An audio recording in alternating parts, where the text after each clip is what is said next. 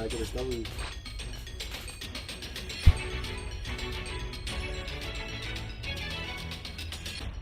Can you hear me? Flying Nimbus! I've seen a super time machine, as well as a crate of supplies. Here's how to launch. Find the power keys, then place them in the right spots.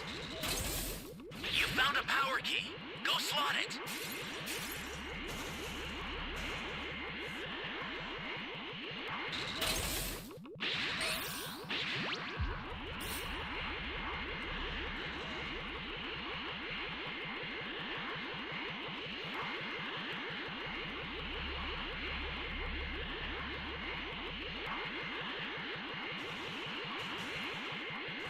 That paltry power of yours isn't enough to catch me.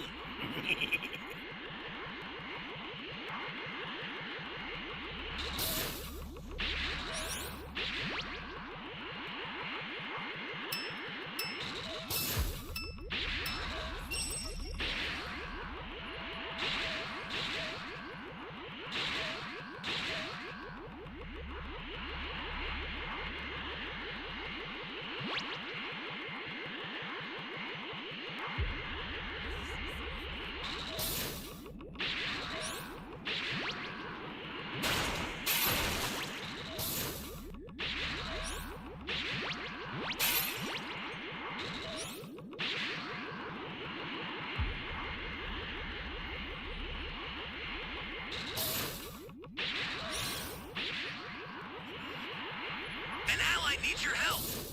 We don't know what danger awaits. Think before rushing in. That paltry power of yours isn't enough to catch me.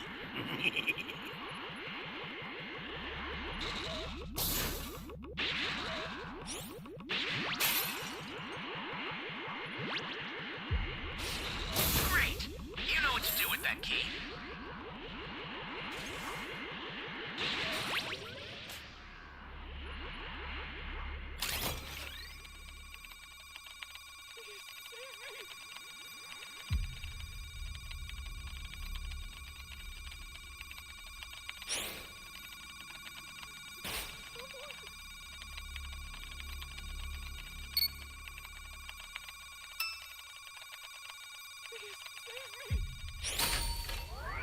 Flying Nimbus!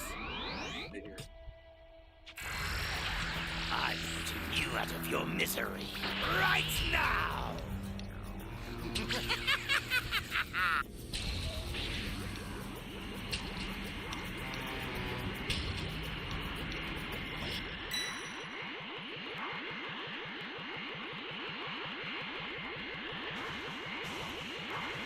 That's a new power key. Place it now.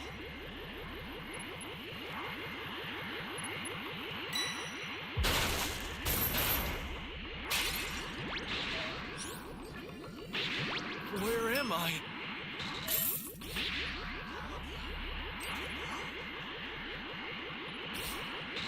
Hey, great! You found another power key. Use it quick.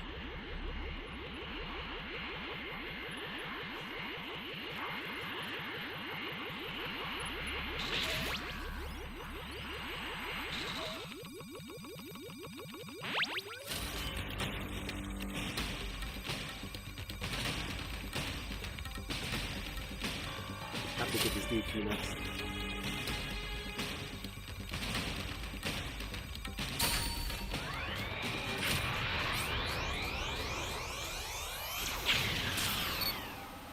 Welcome.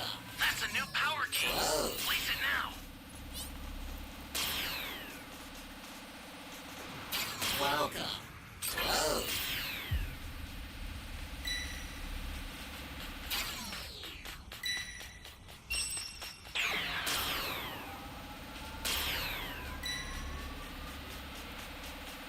We got 4 Dragon Balls. I need one more cube.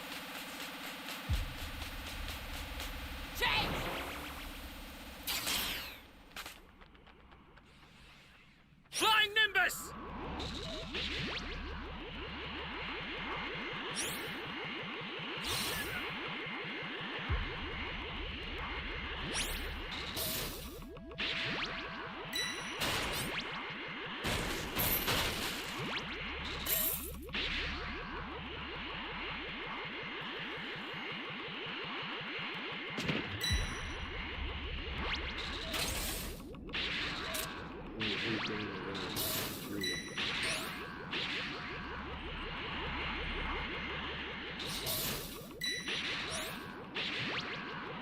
No one's planting that cube. With a jump on that.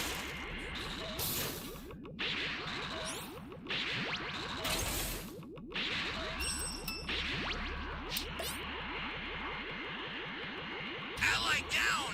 If you intend to rescue them, watch out for enemies.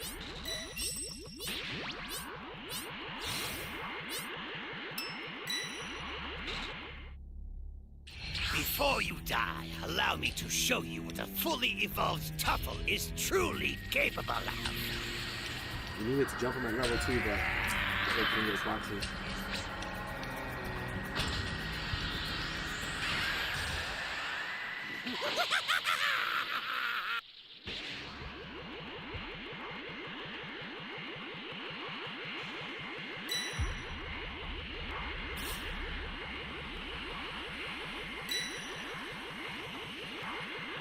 To get one more Dragon Ball. An ally needs your help. You don't know what danger awaits. Think before rushing in.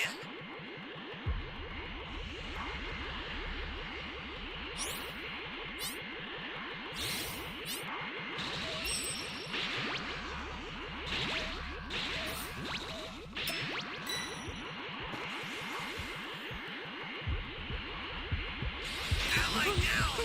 If you intend to rescue them, watch out for enemies. Oh, man.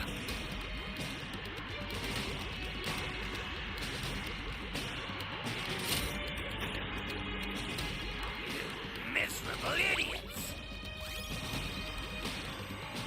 You put a thumbs up and this shit wasn't even real.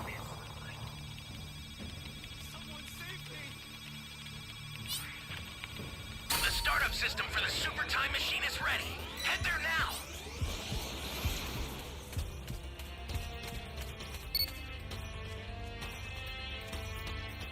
Flying Nimbus! This is bad. Somebody's down. Exercise extreme caution if you're going to help them. These guys need to go to the time machine. I'm kind of stuck right now.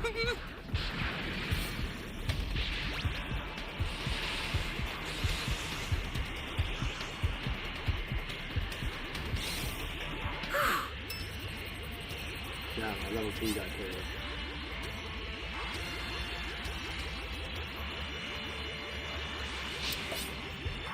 Stay calm.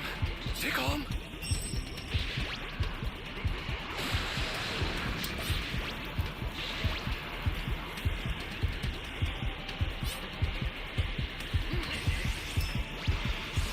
An ally needs your help. You don't know what danger awaits. Think before rushing in.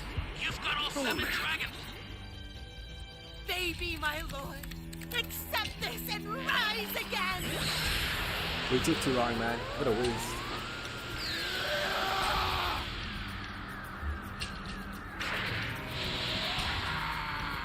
Boss, summon Shinron at the altar. I've included some ultra-divine water with the supplies. It should purify any abnormalities in the body. Ally down!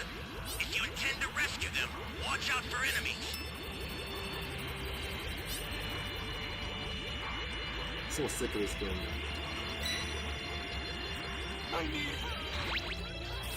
An ally needs your help. Done! You don't know what danger awaits. Think before rushing in. Oh, come on!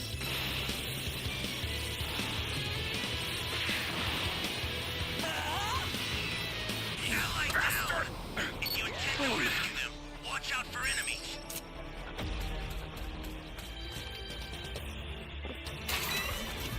Stay calm. Stay calm. Faster! Ah! This is it.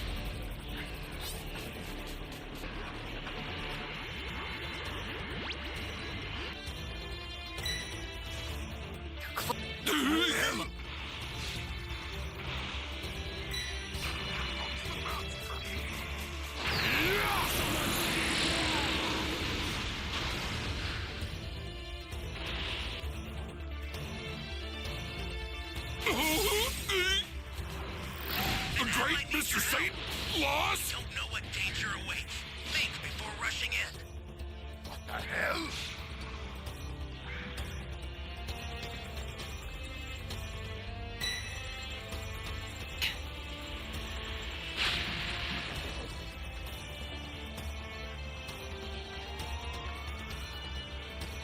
The startup system's under attack. It's dangerous, so tread carefully if you want to get closer. The startup system is under attack. Stop it if you can, but retreat if you need to. Got it? The startup system's destroyed. Tell you what, as thanks, you've earned it. Just leave this to me, everyone. By a blue light.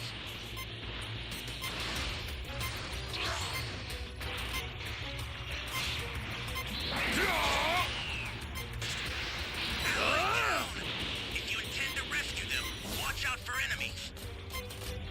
Hey, give me a lift. What in the world is going on here?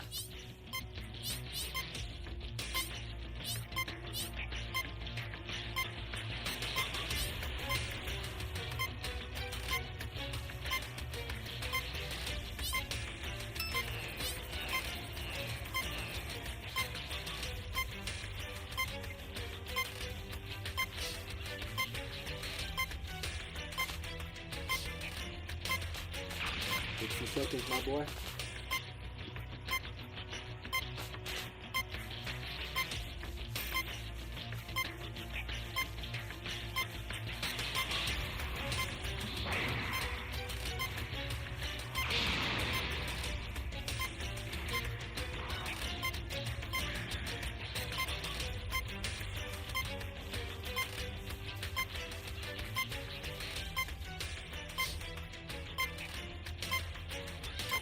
Dare make a fool of me.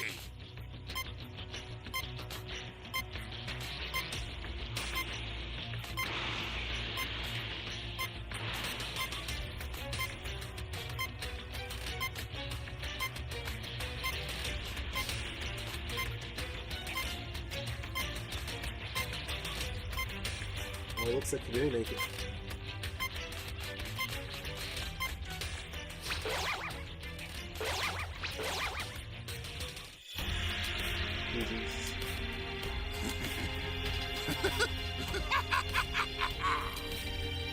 Now then.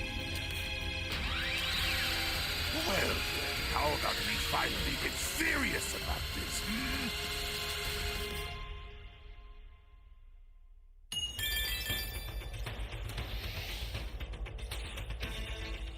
He himself would never even dare to attempt. On the other hand, this could be the very thing to push him to new heights. About 6 minutes later, the 5 pods fill with cryogas, putting the young Saiyans into a 30-day sleep. But even as they barrel towards the Earth with relentless speed, they are the furthest thing from the minds of our heroes. For at that moment, Earth has an even bigger problem. The sleepy little eastern suburb, once bustling with life, now sits eerily quiet. Its residents, all 6,000 of them, have been laid silent. They have all been murdered in their sleep by the same assailant who has committed the same atrocity on several other worlds. Not a scream was heard, not a shot fired. They all went quietly, a courtesy not shown to his other victims.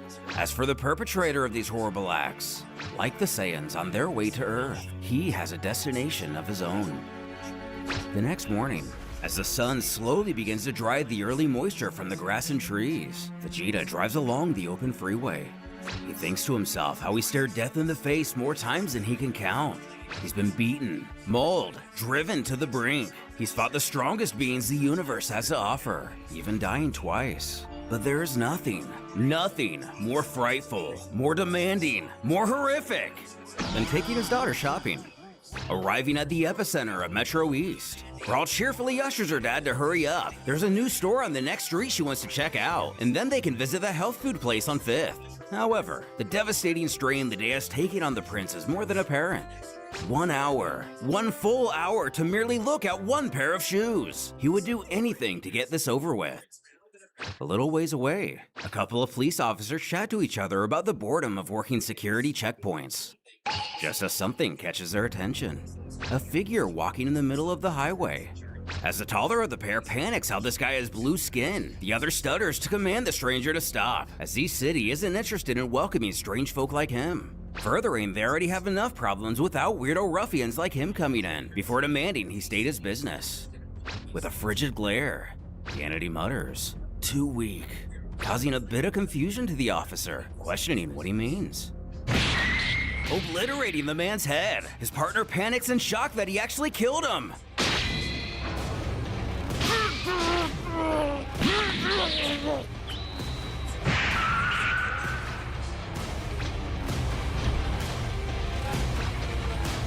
Now staring over the city itself, the villain thinks he should have guessed this world was a poor choice. The people here lack significant Reiki quality, but for what they lack in quality, there's at least an abundance of them. A few cities of this magnitude will prove useful.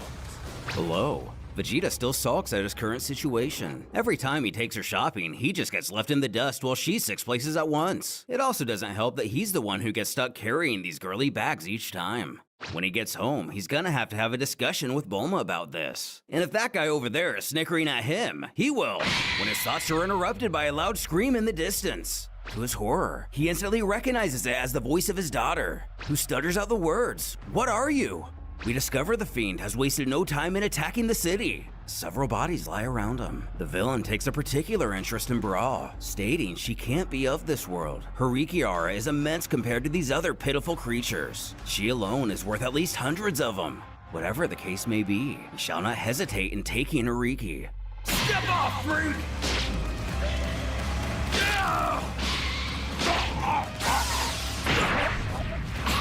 Killing the stranger who tried to come to her aid. The murderer then turns back to Brawl, snidely asking where were they. Finally arriving, Vegeta sends him flying into a nearby building. He snarls whoever he is. He just made the biggest mistake of his life, also his last. His daughter runs to his arms now in tears. Seeing his assailant get up, Vegeta tells her to get behind him now. The evildoer steps over the rebel to commend the prince on that punch. It was certainly more than he was expecting from a world with weakling trash. Who knows, something isn't right. He shouldn't be able to get up so casually after being leveled like that. Even more troubling, he can't sense any ki coming from him. The creep grows a giant smile on his face, sensing the immense Reiki aura coming from this new fighter. Vast and pure. Exactly what he's been searching for. Vegeta barks he doesn't care about any of that, demanding the alien explain what business he has in coming here, as he's clearly not of this world. Though he only taunts, he doesn't answer questions from beings that are beneath him, but this only prompts our hero to escalate the situation, questioning if he prefers the explanation be beaten from him instead. The invader retains his cockiness, stating not that he could, but the Earthling is welcome to try. However, the prince intends to do more than just try. The alien then snarks he's pretty confident for a dead man, but he'll make this quick. Vegeta bellows they will not fight here. This stranger has already done enough to these people. They will take this out of the city. And like many villains before him, this one chides he doesn't care where his foe chooses to die. Brawl asks her father if he really intends on fighting him, but he assures he'll be fine, and she needs not worry. Continuing to brush the Saiyan off, the bad guy just wants to get this over with.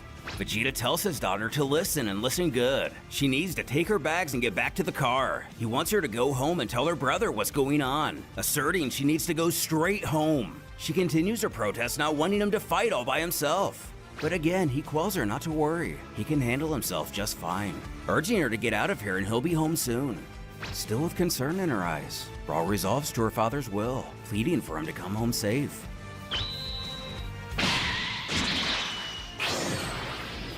Taking off out of the city, the villain states they've traveled far enough. There are no longer any civilians nearby. They will settle their little dispute here whether he likes it or not. Landing, Vegeta takes his time getting comfortable. His adversary laughs. His willingness to surrender his life so quickly is astonishing, yet welcome. But before they begin, he wants to give him something to ponder on in death.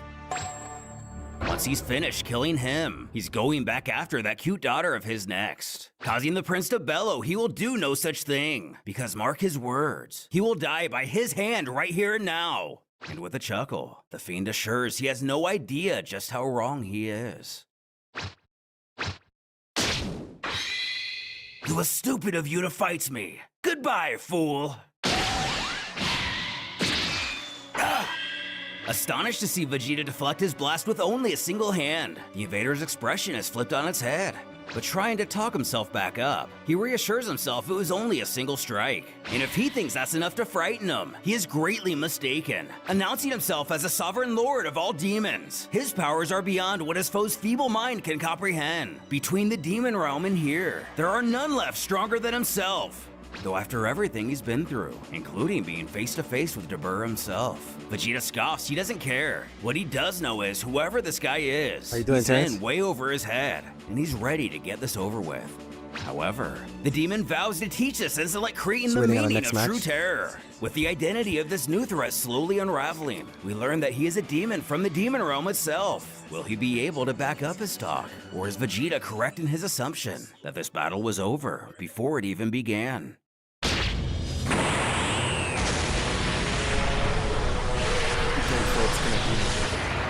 After a swift power-up, the demon questions Vegeta if he's prepared himself for the end. And while he might not be able to sense his opponent's ki, if that first attack was any indication at all, his full power will mean little to nothing. Charging, he screams this fool will not shake him. But blocking with almost zero effort, the prince figured as much. This guy won't even be able to make things interesting. Knocking the invader to the ground. It becomes clear he's growing frustrated. Vegeta alerts that's 2 strikes. He gets 1 more, suggesting he make it count. This mocking causes the demon to go from frustrated to furious. How dare he taunt him? This earthling has no idea who he's meddling with. Now he has to teach him a lesson he'll never forget. He gains some distance while screaming the Saiyan will pay for mocking him, challenging him to deflect this. A strange energy surrounds the villain as he grunts the words, Majutsu, Kokuden Maku, which translates to Demon Sorcery, Black Flame Barrage. Though our hero's lifetime of battle experience tells him this is a sort of incantation, and realizes this must mean his foe can use magic-based abilities. However, what this fiend wields is far beyond any mortal magic. What lies in front of him is absolute command over demonic magic, the most powerful and divine of all black arts. Bidding the prince farewell. With that powerful explosion, the demon believes the skirmish to be over. Even regaining the confidence to laugh at Vegeta for thinking he could take him so lightly. He feels it's a pity he had to destroy him completely. His energy would have been very useful. Although, it is pretty astonishing anyone on this planet could force him to utilize some of his magic. But as the dust settles, Vegeta is revealed to be perfectly fine. Continuing his taunts, he asks even with a magical attack, that was his best? A wave of horror passes through the invader. This is impossible! That was one of his best magical attacks. Surely this can't be happening. He wonders if his demonic energies have truly decayed to such a state.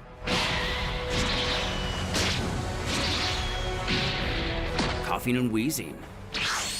Vegeta appears behind him without him so much as realizing, until he speaks, that is, questioning if this is really it. Apparently, that was all he had. Swinging his head around, the demon asks how, but he was told from the beginning, his power will make no difference today. As things currently stand, Vegeta hasn't even used half his strength yet. Turning back around, the stranger appears to tremble, uttering such power is truly extraordinary.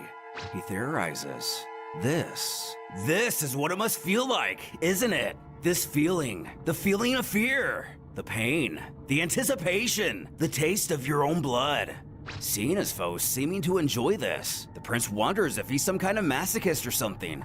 And not exactly dispelling this, the demon mutters that sadly, Vegeta can't grant him that which he desires. And he's afraid only they can grant him such a gift. But there's still much the Saiyan can offer, so much more.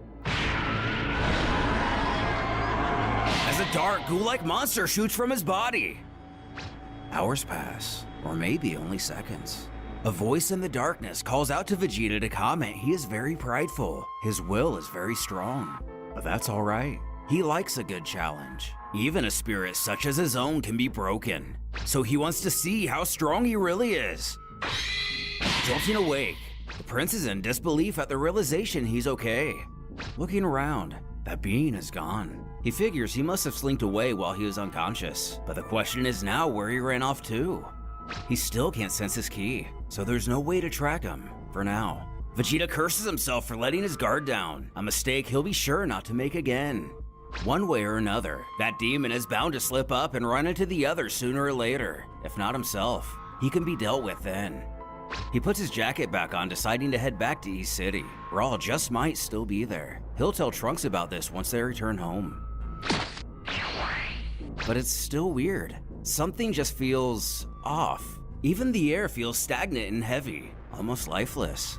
He figures it must have been his magic. It might be affecting his senses a little bit. Though he wonders what that thing was anyway. He's never seen anything like it before. That black fog that came out of him. That horrible sense of dread.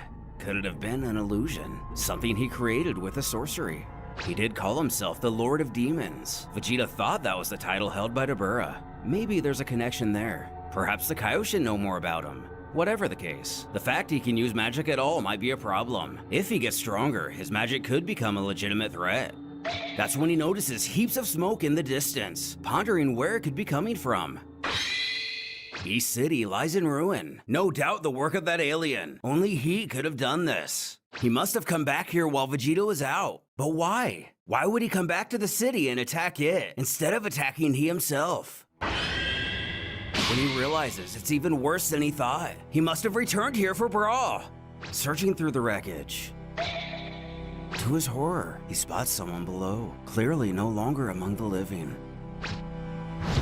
Landing down, it's exactly who he fears it would be, his child. Screaming out in pain, Vegeta demands the coward show himself. He bellows when he finds him. He will make him beg for mercy.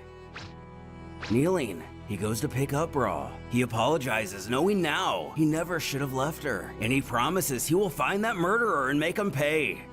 When she reaches out to plant her hand on his face, she whispers to her father it's okay. She forgives him. This sudden happening causes the prince to dart back. Something is very wrong here. He asks her what's going on. Continuing with that same inflection, she questions what's wrong and why he's looking at her like that. But that voice, those eyes. Brawl calls him out for looking so scared, but he shouldn't be frightened. Yet, the real horror is about to come. He stutters for her to answer what she's trying to say and what's the matter with her. She sounds just like, with a smile, she chuckles the mortals here and their fragile minds, so easily polluted by fear and illusion. Letting loose a dark energy all around her father. He finds himself paralyzed with fear and confusion. Brawl screeches, a realm of my sphere, between the darkness of sleep and the delirium of madness. My warped mirror of reality, where traumas abound and fears are on parade. A realm of nightmares, where all your comforting certainties melt away and chaos reigns supreme. Still refusing to move, Vegeta can only theorize what she means by a realm of nightmares. But given what his surroundings have become, it appears more or less safe to assume. Though he questions if she's explaining he is dreaming all this. And, in a manner of speaking, that's correct. But this is far deeper than any normal dream. He's existed long enough to know that even the strongest of mortals tend to leave their minds the most unguarded. Physical strength alone is nothing. The power of the mind is also a necessity. Why continue a fruitless battle in that inferior vessel when he can pull Vegeta's very psyche into a place where he himself can have all the advantage? Now there's somewhere where his own will is sovereign, unshackled by the constraints of that vessel. For all of the Saiyan's fortitude, even he is susceptible to the simplest of illusions, as he has proven since awakening here. Furious, Vegeta simply asks what he wants. Meeting the demon face to face yet again, though this time aware this isn't really his daughter. And what Been the getting villain failed wants to is connect simple. remembers a lot. His so essence we're is still not here yet waiting. solid enough to manifest for long without a body. Until he can restore his power and body, he needs a vessel to inhabit. The stronger, the better. And his will suit that quite nicely. Once again, the demon asks his father if he wants to teach his little girl how to fight. Noticing his assailant is only blocking, the fiend questions what's wrong and why he doesn't want to fight back.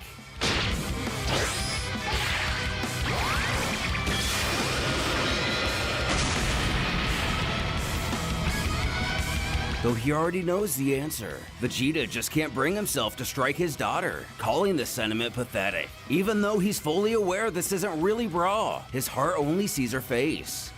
Removing his now tattered jacket. Vegeta assures his daughter hits harder than this.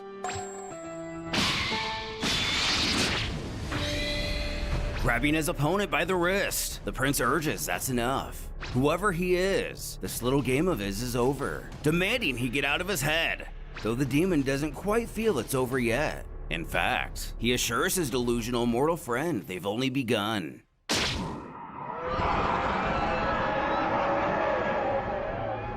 Once again seeing that shadowy figure in his head, Vegeta falls into a state of dread and helplessness.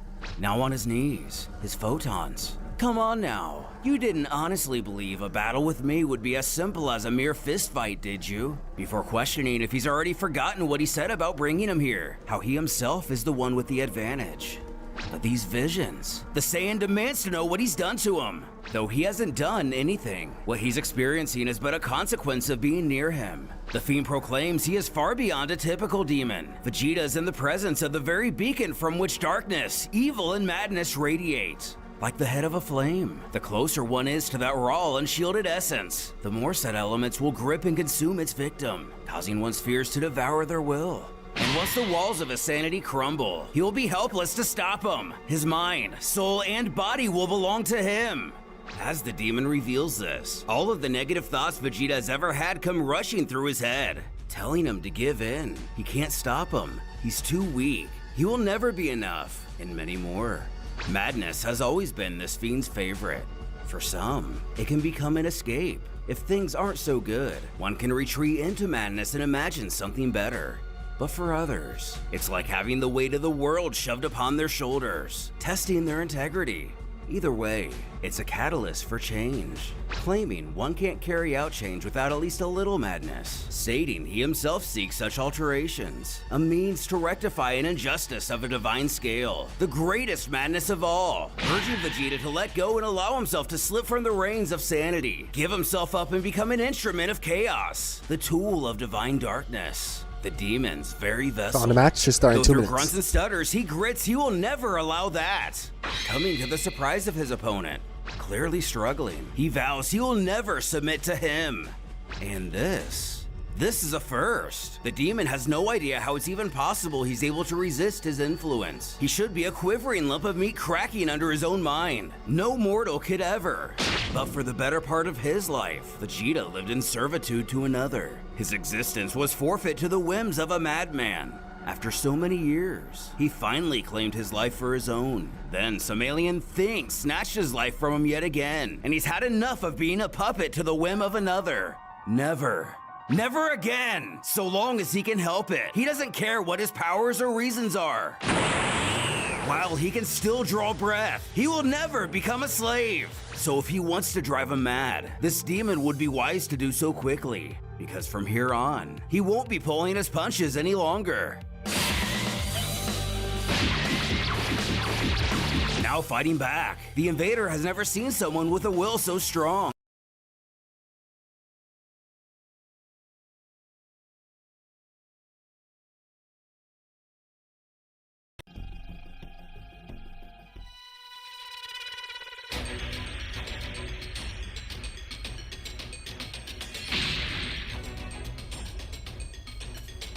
Guys, it's good to go. Can you hear me? Flying Nimbus! I've set a super time machine, as well as a crate of supplies. Here's how to launch. Find the power keys, then place them in the right spots. You found a power key. Go slot it. Thanks!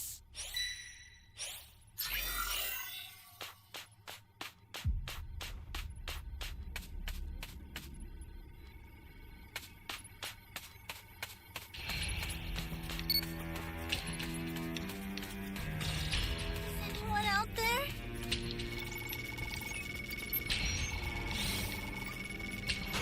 You're my savior.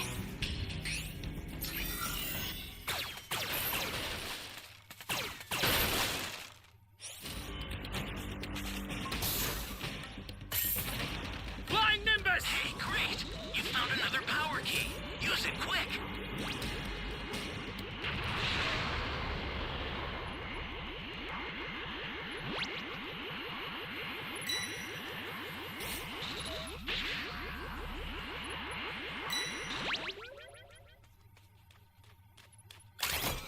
Weak dragon radar. Civilian right there. Or is she dead? Oh, shit.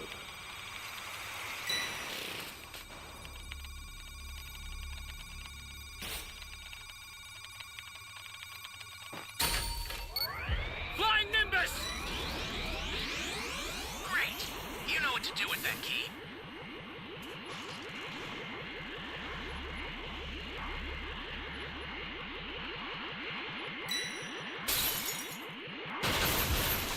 Ally down!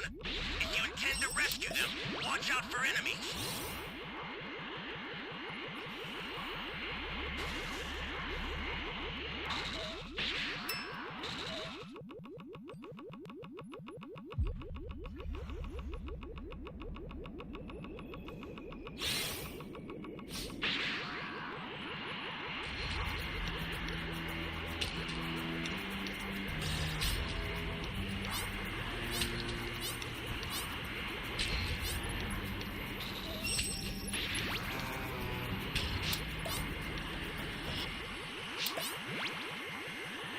That's a new power key.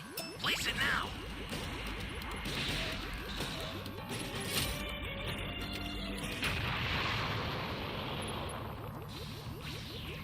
Drop the ball, man.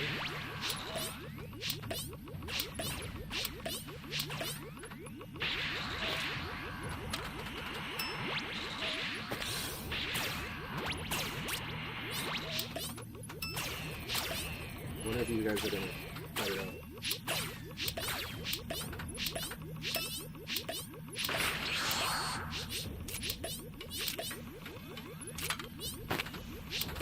Here comes the pain.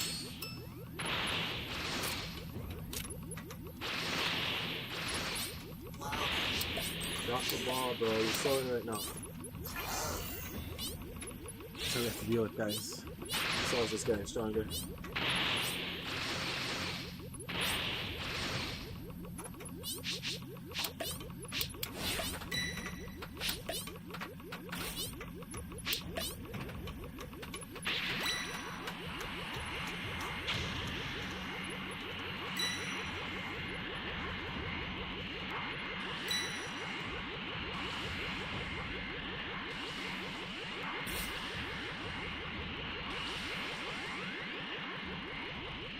That person wasted the dragon souls. Who has the ball?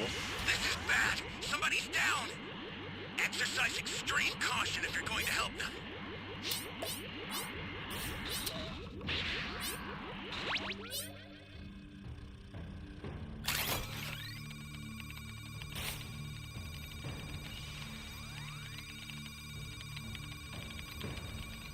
You have to wait for them to die.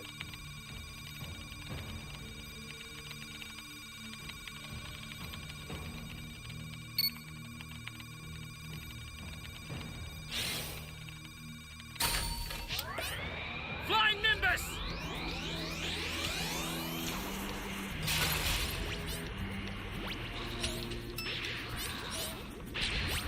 There we go. Dropped it when freaking Cell's level 3. Oh, sorry, level 4.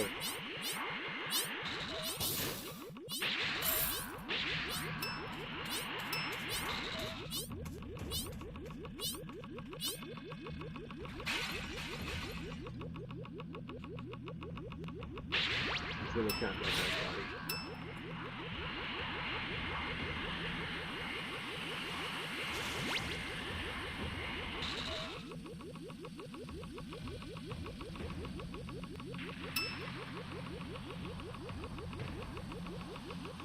What's going on?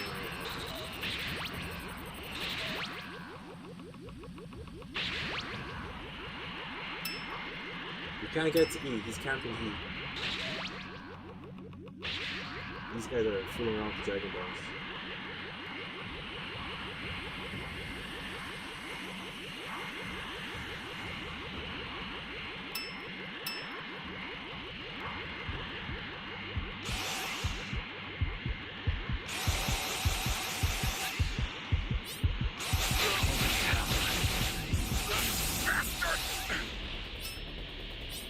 Get me out of this game, man. Game's what?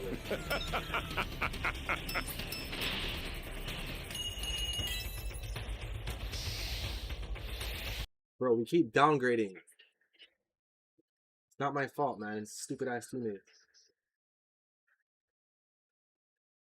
He shouldn't even be able to stand, much less put up a fight like this. And what's with that hair change? It appears to have made him far stronger.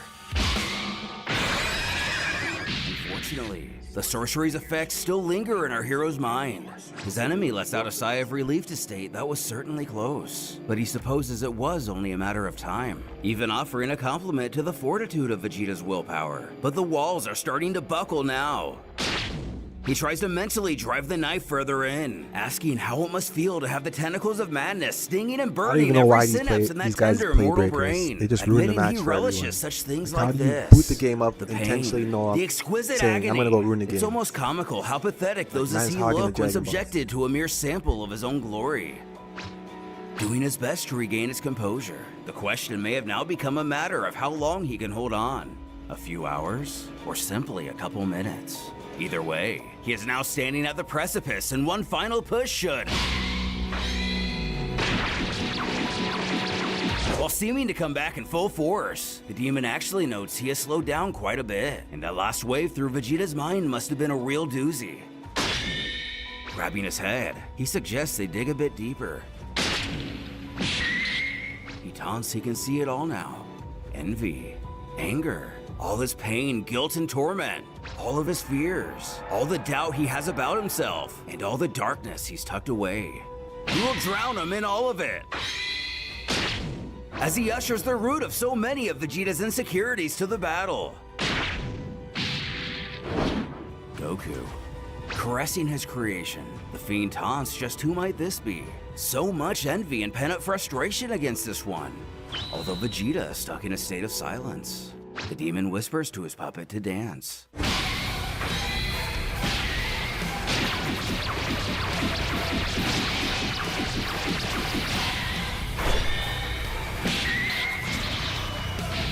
As the Shadow Goku seems to take the advantage, the real enemy merely mocks his opponent on the sidelines. Vegeta has got the fight with Goku he for so long desired, but at what cost? From the outside, one could hardly tell the titanic struggle raging within Vegeta's subconscious. The Saiyan Prince stands perfectly still, in an almost tranquil, trance-like state. But deep within, things are anything but peaceful. Invaded by a dark entity seeking to claim Vegeta's body for its own, Vegeta's astral self fights for survival against a foe all too familiar, but with powers unlike any he's encountered before. And even while he struggles against one foe, he must also contend with the encroaching waves of madness. And just like his opponent, those waves are only getting stronger. Getting thrown around by his false rival. The demon taunts, that one looks like it really hurt. No matter what he does, this thing overpowers the prince at every turn, who realizes the mess he's gotten himself into. He grumbles. What even is this thing? An evil Kakarot? Preposterous. At that moment, in another time. Am I catching a cold?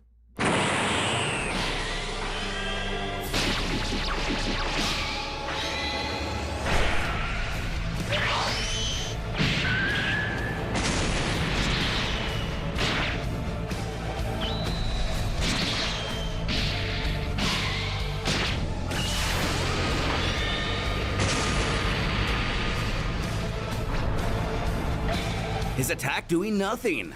The demon taunts. Poor Vegeta, fighting anger with anger. He must really strive to drown an ocean.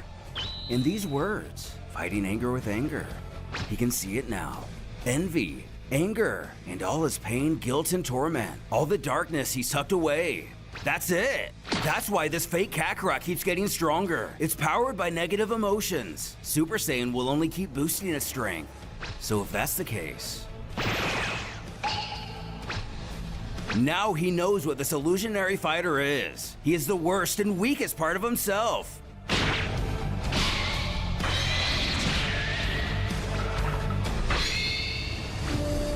With this revelation, the Shadow Goku is rendered powerless. Vegeta admits this husk is indeed a part of him, but the part all twisted with hate. Everything he buried long ago. He wrestled control away from this ages ago. If his anger, his hate is what feeds this, then he simply chooses not to give him its power. Reaching out, he utters the warrior before him as his darkness, and he rejects it. And with that mediocre energy blast, it's over. As the demon cackles at the idea they're done, as madness never ends. The monster then takes the form of Vegeta himself. One can only assume the same trick won't work twice.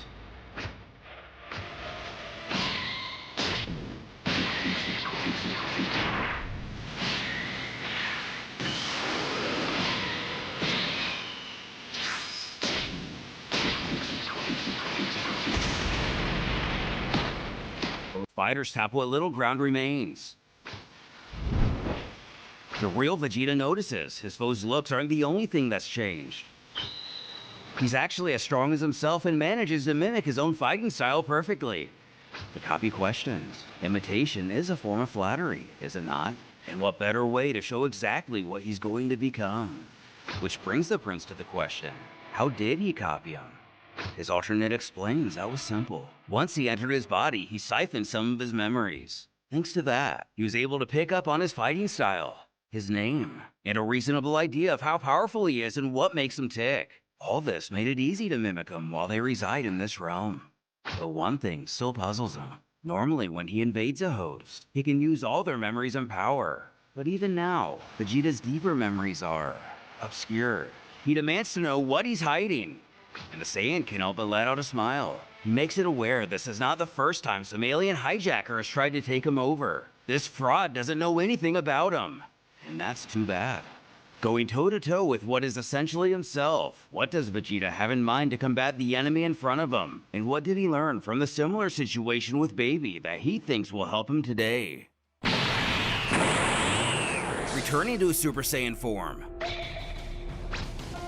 the demon appears to sense something he failed to before. But not giving him a chance to discover what's happened, the real Vegeta questions if he's ready.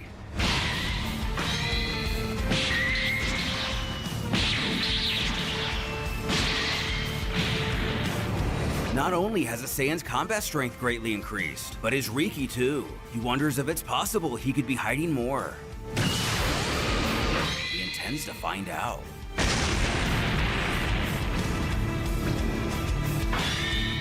Eating Vegeta's most recent attack, he decides to reveal his findings. When his prey here changes into this form, his Riki increases dramatically.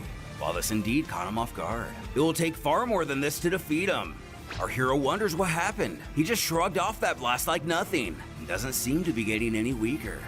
He ponders the possibility he has done something else he has seen before, inquiring if he absorbed his attack. Perking his ears, the fiend compliments his foe catches on quickly.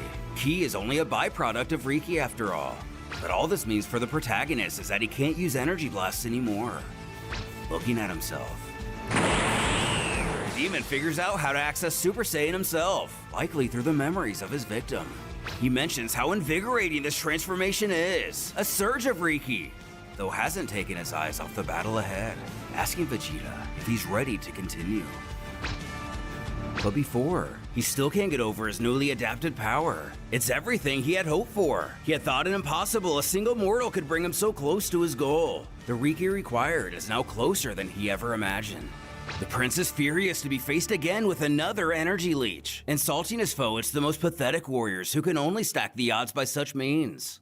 However, the demon states he will do whatever it takes to win, and it won't be long now. This combined power will soon be unbeatable, and he will become whole once more. But for now, there is still much needed, so if Vegeta would kindly just surrender his full power. Though the Saiyan has had his fill of energy thieves, and besides, he has enough left in reserve to claim victory in this battle. Now that he's aware of this technique, he'll get nothing further. His foe doesn't feel the same. Unleashing an attack he calls Demonic Art, Dark Shadow Puppeteer.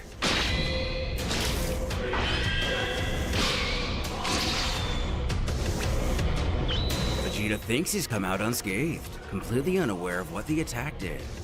When he realizes his shadow is gone, the demon proclaims his shadow now belongs to him. He needn't dirty his own hands any further.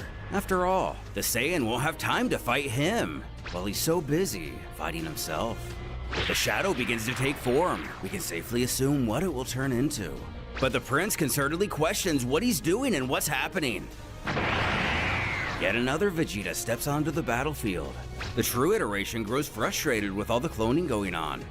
Almost ironically, the demon chuckles at the unique situation. The shade versus the original. He wonders what happens when the shadow is better than its maker.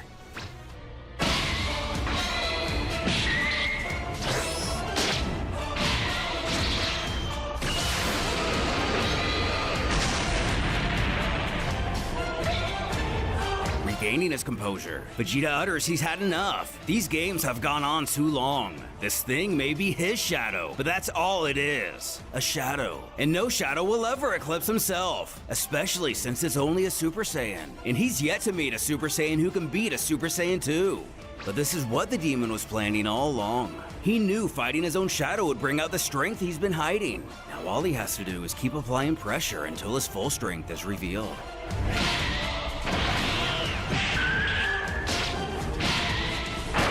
Yeah, Mac, Breaking the shadow in half.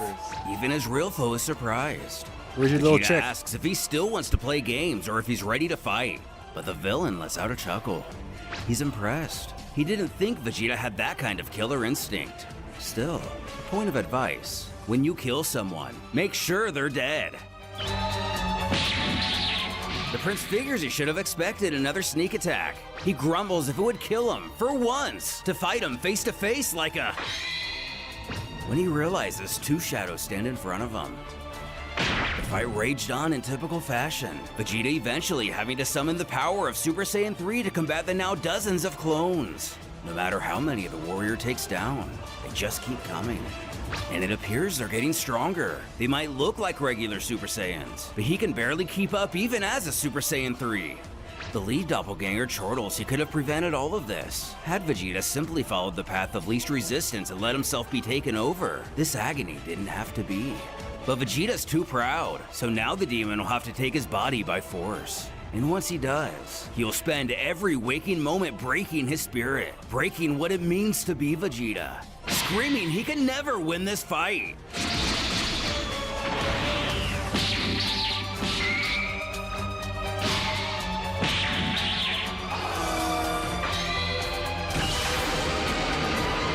Although quite successful, the prince knows he can't keep up this rate forever. He's eventually going to exhaust himself and these things will overwhelm him. If he wants to stop these puppets, he's going to have to sever the strings.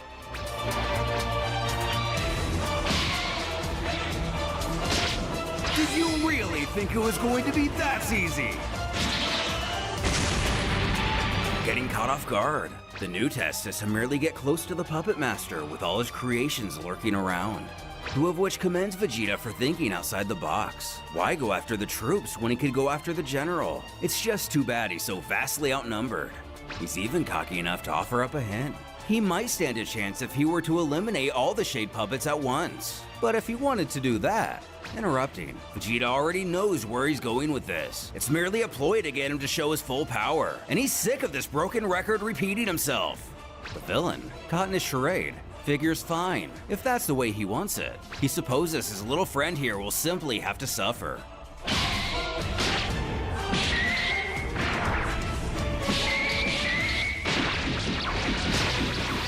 Shouting he's had enough. What is...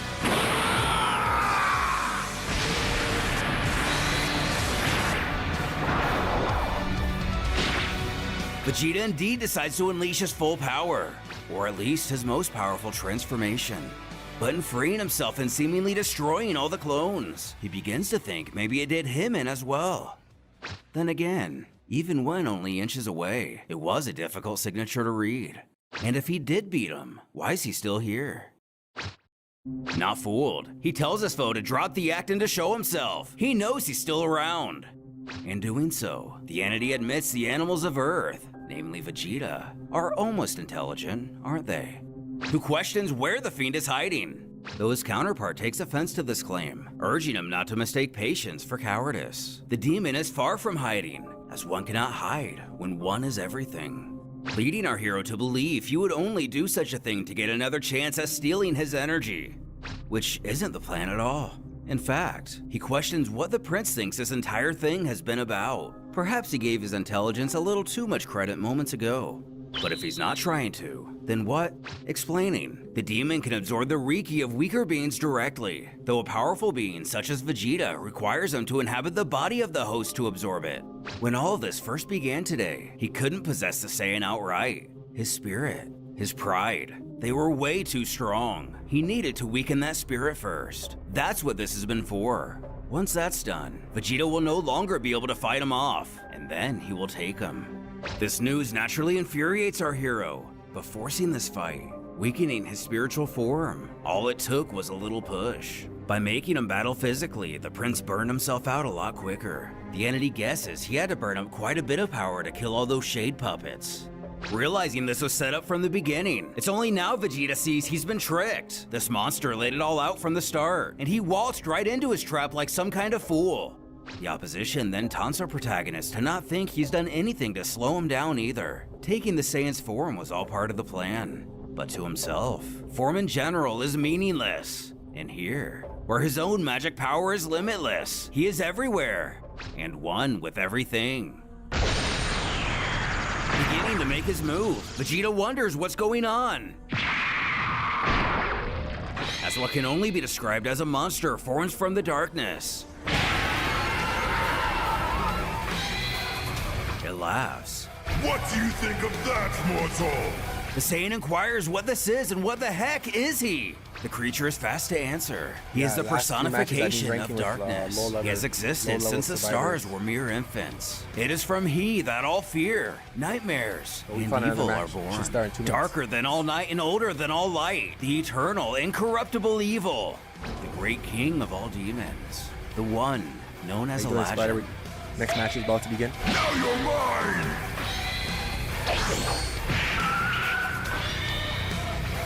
What's this? Seems as though your spirit has grown too weak to keep up with me. It's time to end this little game.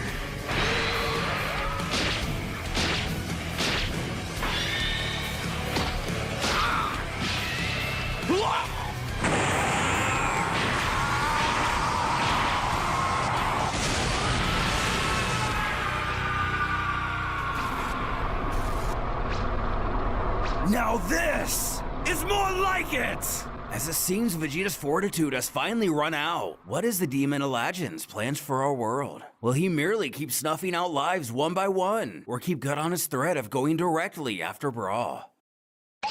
Meanwhile, relatively far away, a mistaken Goku exclaims, "Vegeta, you did it!" Who appears to be having a family gathering. Gohan questions what he's talking about.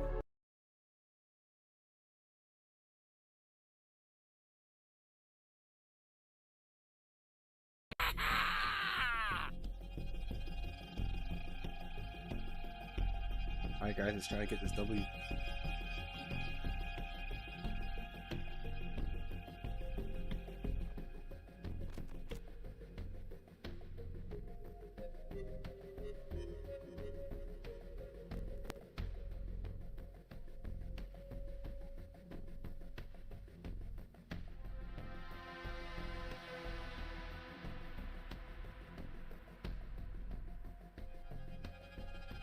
What's going on with this internet?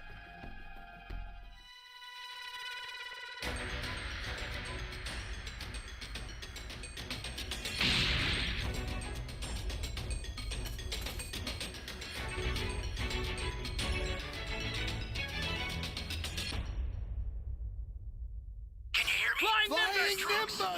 I've set a super time machine, as well as a crate of supplies. Here's how to launch. Find the power keys, then place them in the right spots.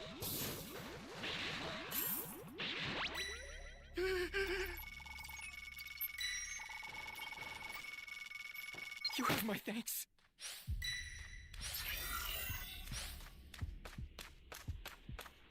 This guy coming over here.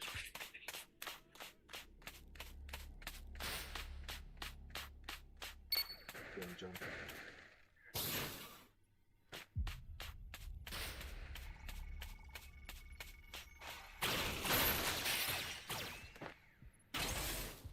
If we get a power key right now, we can just rush him.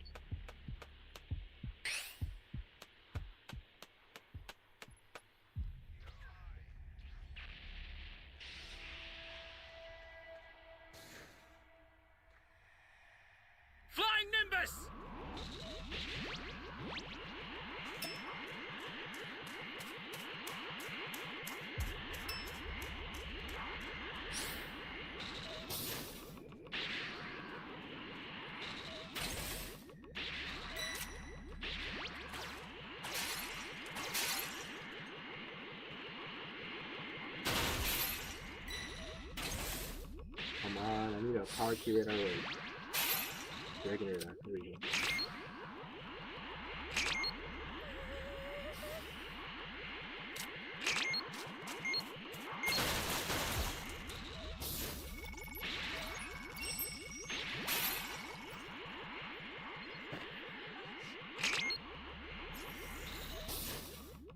We haven't found no keys yet.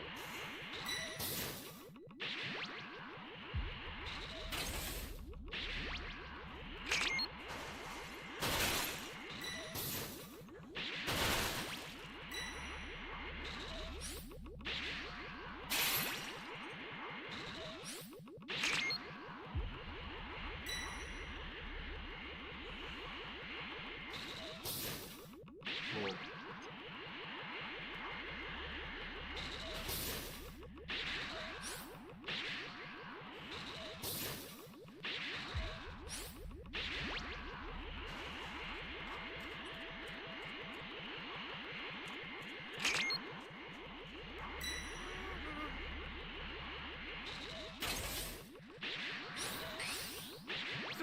Someone!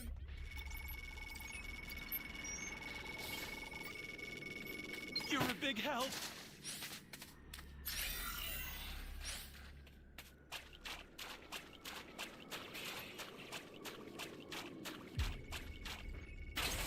Guys, still no keys.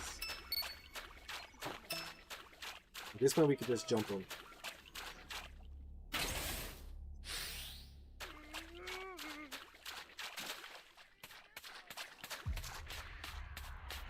Flying Nimbus!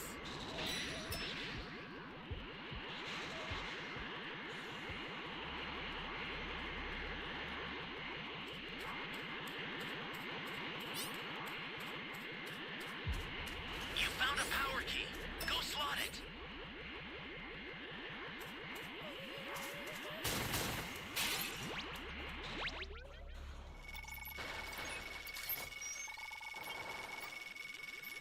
You're a savior. One more key.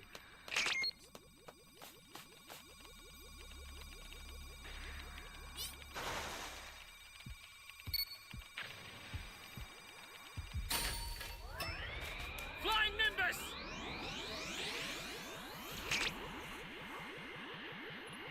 Great. You know what to do with that key.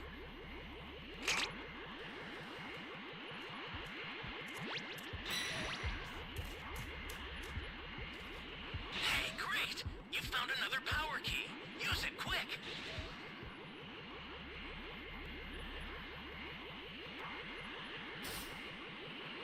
Going back to E. The guy needs one more Dragon Ball.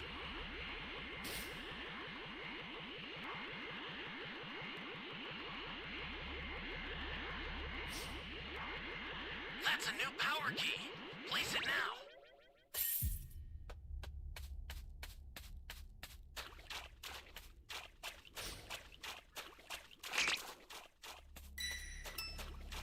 Hey, great. You found another power key. Use it quick. Alright, someone found it.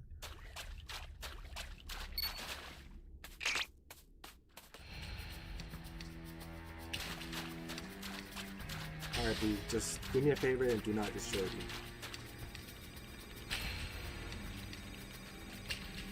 Okay, you destroyed C. So no, you're destroying B.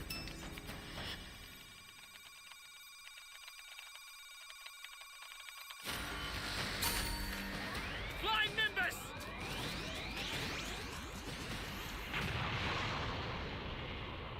Access the startup system from the central area. Just a little more to go, then you're done.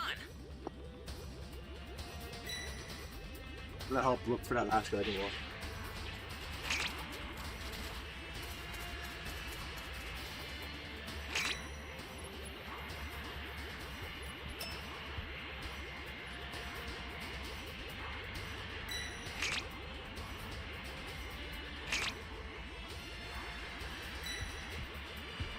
Stay calm. Stay calm.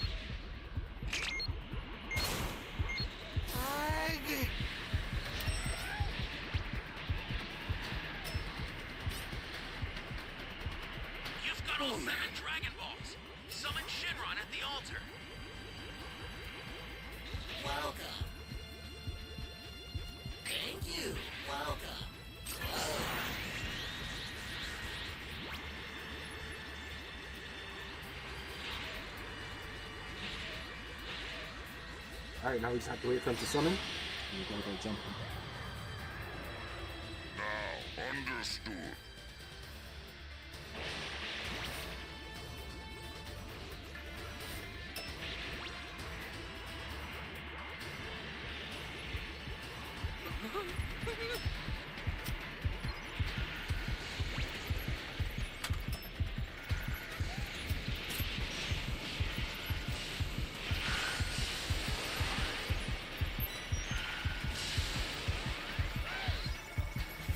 Here comes the pain!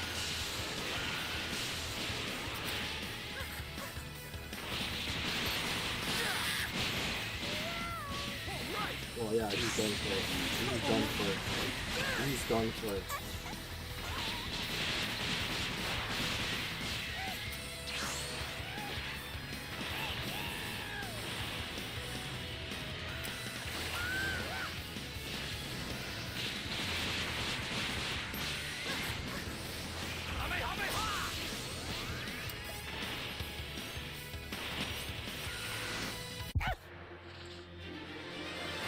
I'm talking about teamwork.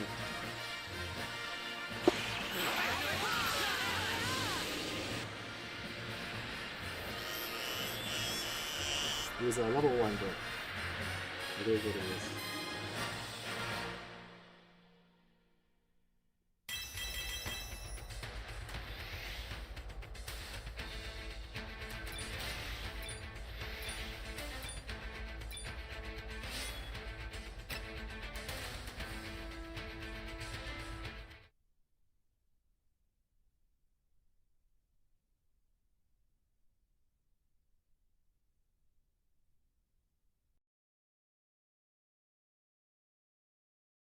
He explains his longtime rival just broke through the wall, like he did years ago. He has ascended, telling him to just feel that key. Though he felt it too, and compliments the prince. He's always been a genius when it comes to being a Super Saiyan. That weird energy disturbance a while ago must have just been him training. Further commenting, he guesses the two of them aren't the only ones making strides. Pan asks her grandfather if he's gonna go see him after lunch, but he doesn't think so. They all know how he is. He'll want to wait for a more dramatic moment to show off what he can do. His pride always comes first. Gohan mentions he'd love to stay and train some more. He's got to head back to Capsule Corp just as soon as they finish eating. His dad only ushering him to say hi to everyone for him. But with Vegeta, Alajin gazes upon his new form. He mentions that releasing the Saiyan's dormant powers has altered this transformation a bit, referring to Super Saiyan 4. He lets out a chuckle to quip. It's not like he's complaining or anything, before bellowing out with laughter. He loves this new body. The power is magnificent. It burns through his veins like fire. With strength such as this, surely there are none who can oppose him now. Something else gets his attention. He notices, somehow, Vegeta is managing to block a portion of the memories of his friends and family. Furious, he reminds the prince he has broken his spirit and his body now belongs to him. Yet he still dares to defy his wishes. In the end, it's no matter. Alajin knows he's bound to run across someone Vegeta cares about soon enough. With the power he now possesses, challenging the great demon would be a fool's errand. There are likely no others in this entire world with an even comparable power to his own. Nonetheless, to complete his ultimate goal, he will eventually have to find a body with more power than this one. Only then will this meat shell outlive its usefulness. Once he has the necessary amount of Riki, he won't require a vessel anymore, though this body has given a significant boost. With the addition of the rest of this planet's population, it shouldn't be long before he has everything he needs. And since there are a few billion insects here, he will just take his time and enjoy his stay on Earth. When the slightest of movements catches his eye, his previous body still lives. To the subtle shock of the demon, he admits he's genuinely surprised. So few manage to survive through the spiritual extraction process. But since he no longer serves any purpose, he has no further need for his pathetic body. And given Vegeta has quite the library of attacks, he'd like to try one out. Big Bang Attack!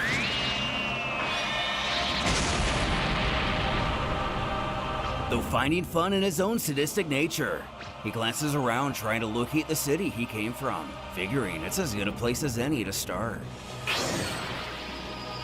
Quickly finding it, he stops on a ledge overlooking Metro East. He declares there are so many insignificant beings, mindless, half-evolved worms skittering about their lives which begin and end in the blink of an eye, the universe never shedding a tear for any of them. These specks of dust should feel honored that he's adorning them with such purpose. The end of their lives shall return him to his glory. Through their sacrifice, he shall be reborn anew. And dealing with them one-on-one is entertaining. It does get a bit tedious having them running away and all. And with the addition of Vegeta's power to his own, he should have unlocked more magic. Rejoice, insects! Your lives are mine! This mass execution doesn't escape the senses of Goku. His son only put off by his father's demeanor. But hundreds of key signatures just vanished. Now catching Gohan's full attention, he asks where and what he means by vanished. It happened to the east, nearby where Vegeta was a minute ago, which is the other weird thing. He can't feel his ki at all anymore. And now that he mentions it, he's right, as Gohan notices the missing signature too. Cutting to the chase, Goku senses a few faint energies left in the area near there, so he's going to check it out. Sipping away without a second thought, Videl holds her husband, stating she has a bad feeling. Her better half feels the same. Reappearing only seconds later, they inquire of our hero what he found. But to their horror, they're all dead. Everyone in East City is dead. Though, in his shock, Gohan asks how it could be possible they all died at once. Goku doesn't know, but he didn't find Vegeta's body anywhere. Something bad is definitely about to happen, and he gets the sensation something's happened to him. What's even worse, this is likely only the beginning. Urging him to elaborate further, we know Goku not to be the talkative type. He tells Gohan to take everyone to Capsule Corp in West City and hunker down until he figures out what's going on. If things go south, it'll be up to him and Trunks to protect everyone, leaving his son in silence.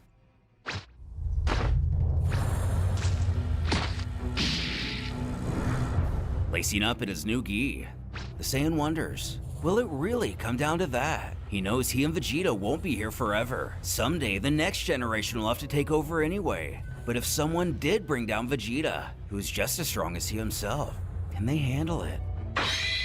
When he senses a key disturbance, not wasting any time, he locks onto a desolated village, where we spot a legend holding a survivor in the air. Or perhaps that belief was predisposed. As we get a closer look, he doesn't appear to be among the living. The demon chortles he sees now he was wrong. Killing each one at a time is way more fun. Supposing he's gotten the last of them in this location, he better get moving. These small villages aren't as much fun to massacre as the big cities. They don't last very long. To our hero's astonishment, he can't believe he's come face to face with Vegeta, unaware of the changes that have occurred within his rival. He demands to know what he's doing and what's up with his face and eyes. The monster before him only gently laughs. Having to apologize, Vegeta's not in at the moment. His other surprise comes to no shock. If the tables were turned, he thinks he himself would be bewildered too. But Vegeta's body had far too much power to pass up. Goku questions if he's not Vegeta, then who is he? Who quickly introduces himself as a legend. But that wasn't what he had intended. He was planning to keep this conversation on his own terms. Surely this must be Vegeta's doing. Name aside, our hero then asks. Keep this conversation on his own terms. Surely this must be Vegeta's doing. Name aside, our hero then asks. Keep this conversation on his own terms.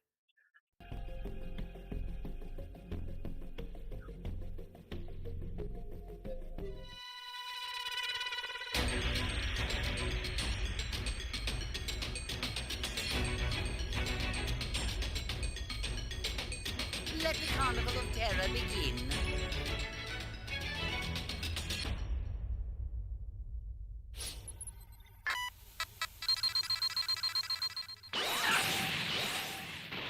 Give me the Dragon Ball. Even if I had one, why would I give it to you? Very well then. Give me the Dragon Ball. I'm sorry, everyone. You have my thanks.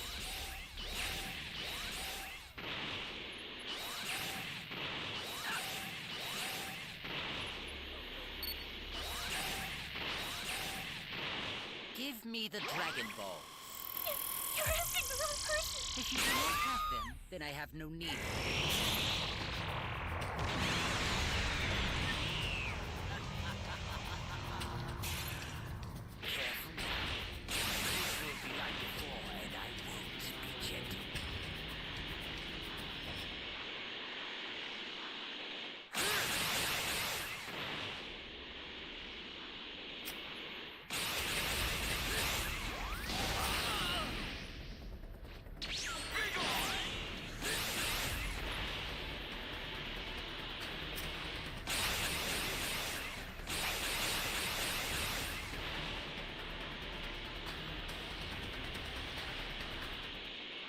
gone.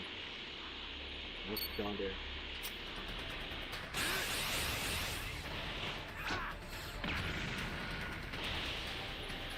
Eradicate them!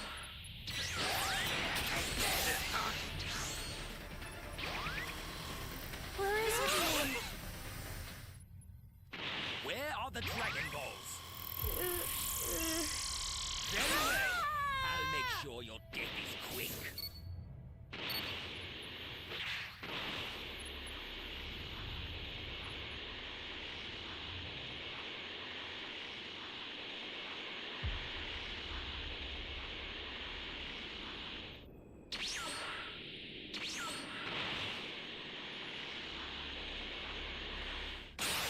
We get more sodas. Make sure there's no civilians over here.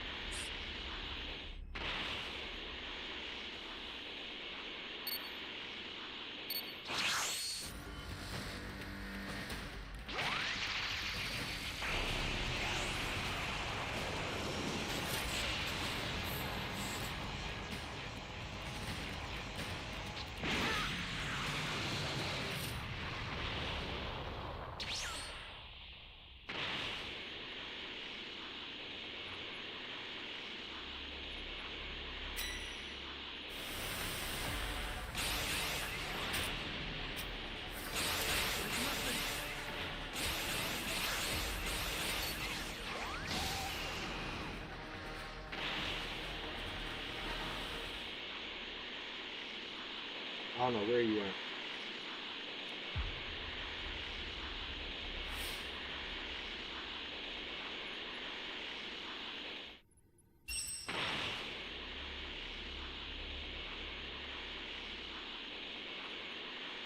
Eradicate them!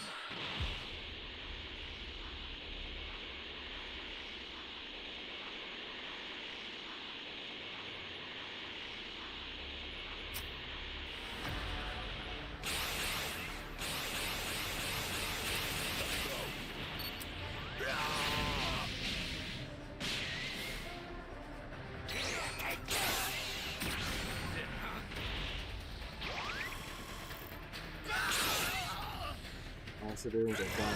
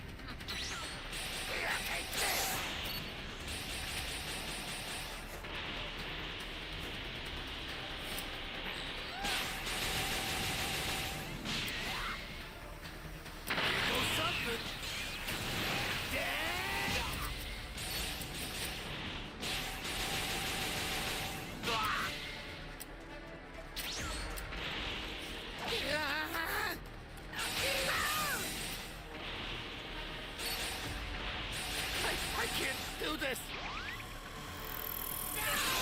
We got a key rush.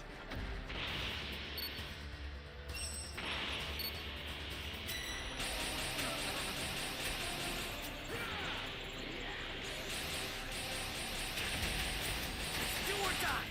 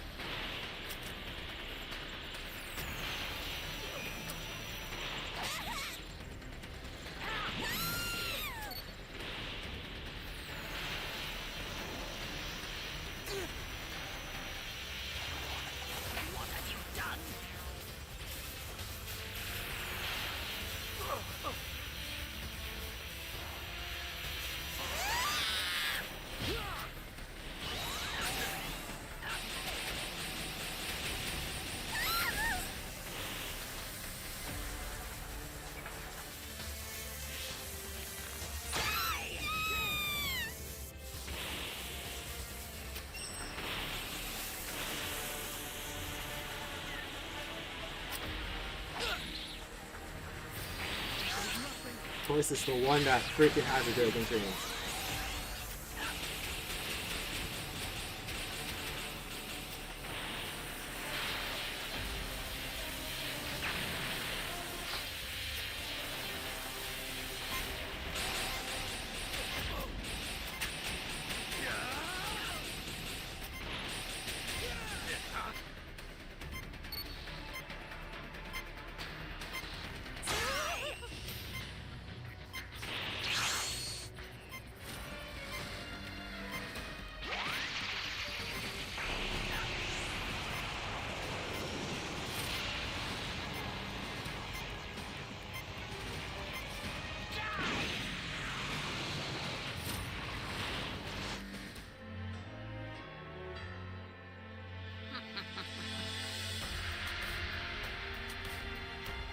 Sorry, man.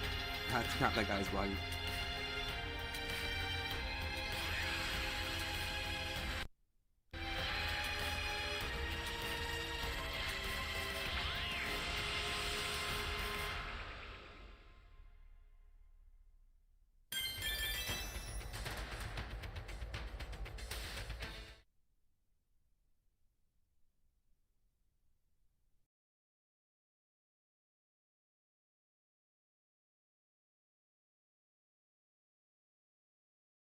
Asks how he managed to take control of him. Hypnosis or something. Though that isn't quite the case. He has taken over as this body's owner for now. He can have it back when he's done with it though. Should he survive, that is. Bringing us to the question of what happened to the people here and to V-City. The Fiend doesn't see any point in explaining. In a few moments, he'll be joining them.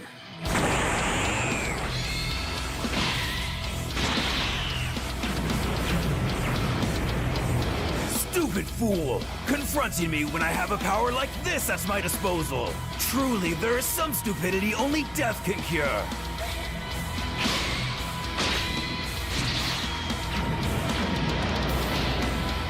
What?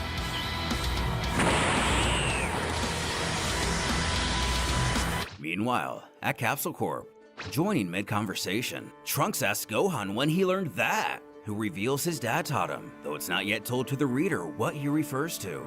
Either way, the former asks if there's any idea what they're dealing with. Unfortunately, there is none, but his father has his suspicions. That's why he had to come here. He was acting pretty strange. Speaking of strange, he should have heard what Brawl told him when she came home a few minutes ago. She said something happened with their dad in East City. When a rumble echoes through everyone, wondering if it's an earthquake, Gohan knows it's in fact two enormous keys fighting.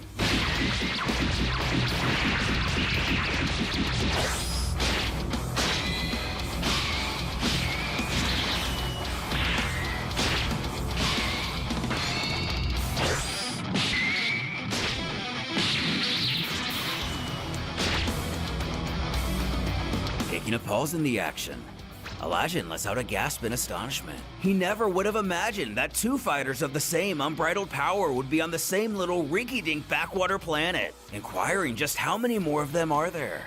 But there are none. While there are warriors on this planet who are powerful, himself and Vegeta are the only ones at this kind of level. Foolishly revealing this information, the demon takes an interest in the reality of other powerful fighters here, even if they aren't this strong. Fact is, this all works out very well for him. Goku admits hijacking Vegeta wasn't exactly an original idea, but a smart one nonetheless, asking if that's why he went after him. Though Elijah takes an odd offense to the idea it was an intentional plan. It was merely simple dumb luck that he happened upon him, and he just happened to be stronger than his previous host. That's all. But as far as the two of them being equals, he warns Goku not to get his hopes up. But on the contrary, our hero wonders if he's bluffy or just illusional. There is virtually no difference between their powers. Though the monster chuckles, he certainly hopes his foe here has been holding back.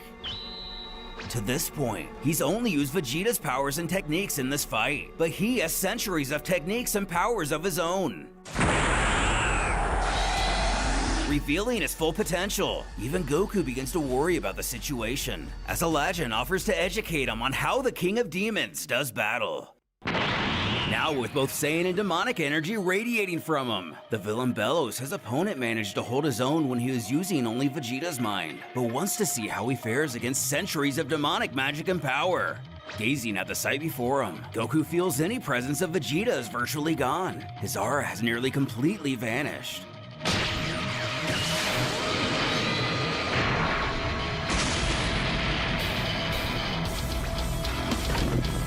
Taking the attack head on. Legend states that hurt a little more than he thought it would, didn't it? So he'd like to give his aggressor a quick lesson about magic. It's a bit different than using a normal energy attack. Once the magic reaches a certain level, you can't defend against it no matter how strong you are. In other words, even though the two of them have a similar strength, once he starts using his magic, the Saiyan is no more threatening to himself as an ant is to a mountain. Our hero is not so convinced. He utters, "We'll see!" But the demon snorts for him to take his best shot. After all, who knows which one will be his last?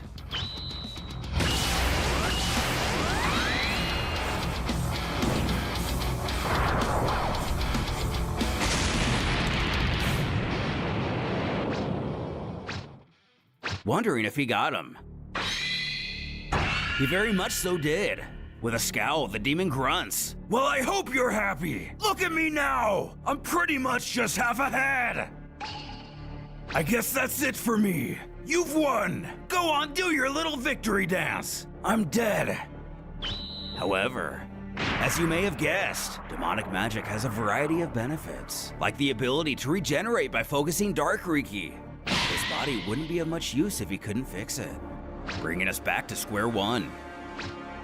Seeing our hero still huffing and puffing, Legend notes even if they do have equal strength, it seems only one of them is running out of breath. Focusing his attack to a point, Goku's left arm begins burning like it's on fire. Not only that, but he can't move it either. The monster reveals he focused his demon energy into his fingertips like a scalpel. Then he punched it through a pressure point, one that covers the key pathway going through Goku's arm. Once that pathway is severed, it causes instant and very painful paralysis. Though quelling need not worry. It's not like he's lost actual ki or anything. He just won't be using that arm anytime soon. But they can continue now, unless he's scared. Hitting the Saiyan with a staggering technique in his chest. He drops to his knees. Legend guesses that one felt like a hot knife in his abdomen. What he did is trap all of Goku's Riki within his main ki reservoir. Without it, he has about 10 seconds before all his strength leaves him. The demon reminds he told him earlier, once he starts using his magic, it wouldn't matter how strong his opponent was. And he's right. As our hero appears to be out of energy and ideas, he can't even transform anymore. As a matter of fact, it's probably taking everything he has simply to stand. He's completely drained. That last shot really blocked all of his ki. He knows he can't fight like this, so what is he going to do? His foe asks if he sees now. He never had any hope of winning today. Had he himself chosen to, he merely could have ended the Saiyan before the fight even began. But next to Vegeta, Goku is the strongest warrior on this planet, and he wanted to see what he had to offer. However, he is not impressed. Finally speaking, the Protector of Earth questions that he said he was a demon earlier. He just wants to know why he's attacking these people and what he wants. He scoffs. These people are nothing but livestock. He preys upon them just as they prey upon beasts. It's simply the law of nature. The strong devour the weak die. As far as what he wants, that too is simple. He wants his body back, but to do so, he's going to need a vast amount of Riki. He and Vegeta possess so much, it'd be a shame to waste it. Once his original body is restored, there are no plans. Perhaps he'll return to ruling the demon realm, although there's little point in doing so now. Keeping him talking, Goku asks, then what? And like he just said, who knows? He had planned on killing Dabura, but he's already dead. Maybe he'll just wander the universe to enjoy the death and suffering of all living beings to his heart's content. Calling him a monster, our hero urges that he has to know that somehow, someone will stop him. Legend smiles. Even if I could be stopped.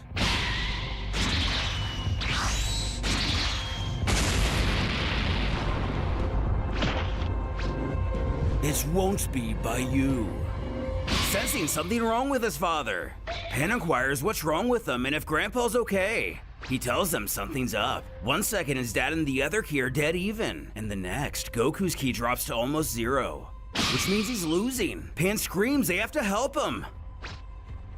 At the same time, Alajin cackles he's done here, but he still does have some use for the battered fighter before him. Adding his Riki to his own will give him almost all he needs. Goku stutters he might not be the one who does it, but this demon will be stopped. He won't win. As the villain calmly exclaims, "Yes, I will." With such a large amount of Riki, he can't guarantee that extracting all of it will be quick. But what he can guarantee is it will be extremely painful. One could equate the sensation to having their skin peeled off with a dull, rusty spoon. He psychotically laughs. Doesn't that sound wonderful? But Gohan isn't going to lose his father again. And as Goku's Riki is nearly depleted, it won't be much longer. As the Fiend feels a disturbance from within, Vegeta screaming at him to let Goku go. Again, he returns to defy Alajin. He wonders how this could be possible. As Gohan arrives to save his dad. Running over, he clearly sees how bad the situation is, but he plans on getting him out of here. The demon turns to growl, how dare he interfere? While initially shocked to see Vegeta, he knows it's only a fraud. Gohan grits he doesn't know who this guy is, but if he can beat his father, he himself stands no chance. The villain snarls if that means he's going to run away. He won't allow him.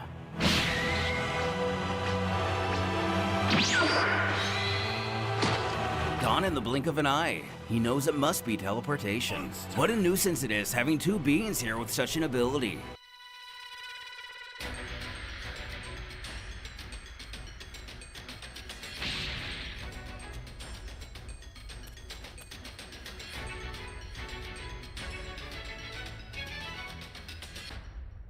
Should be good. Can you hear me? Nimbus! I've set a super time machine, as well as a crate of supplies. Here's how to launch. Find the power keys, then place them in the right spots. Someone!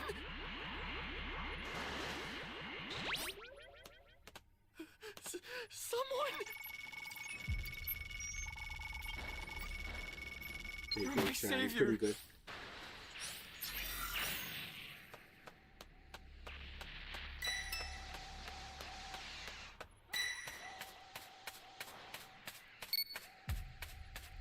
Flying Nimbus! Perfect!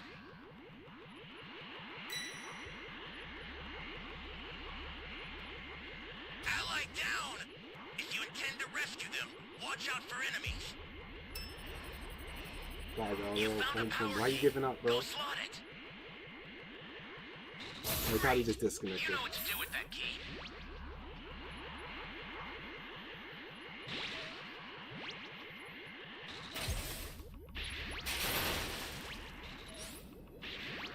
That's a new power key. Place it now.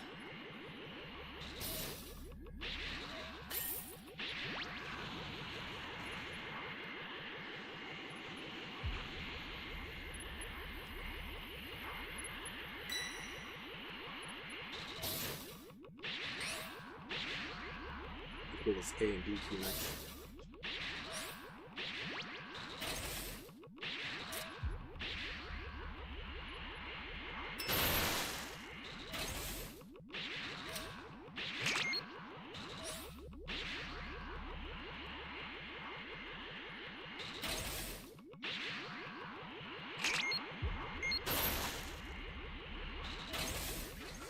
Someone! This is bad. Somebody's down. Exercise extreme You're my caution if you're savior. going to help them.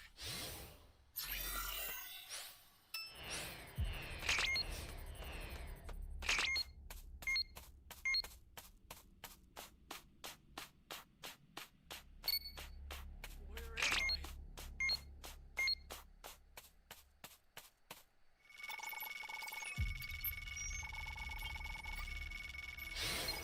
Thanks. Down 2 players. We need 2 more keys. Flying Nimbus! To get more Dragon Ball.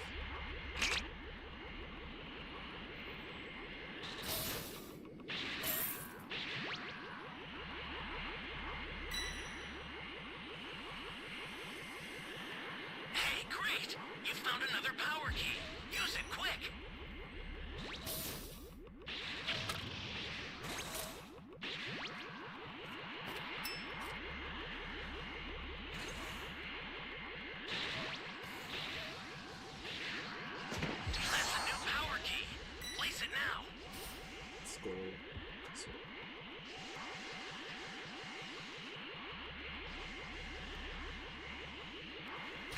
down!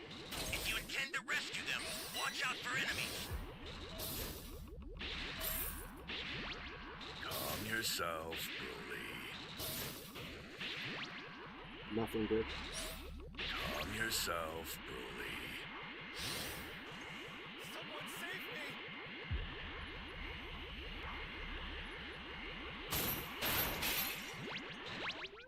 We'll save homeboy after. You be careful too, okay?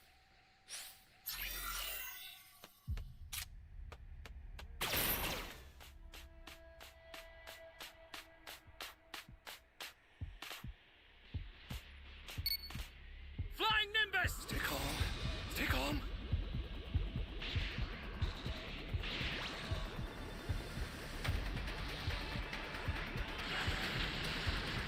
Oh, man.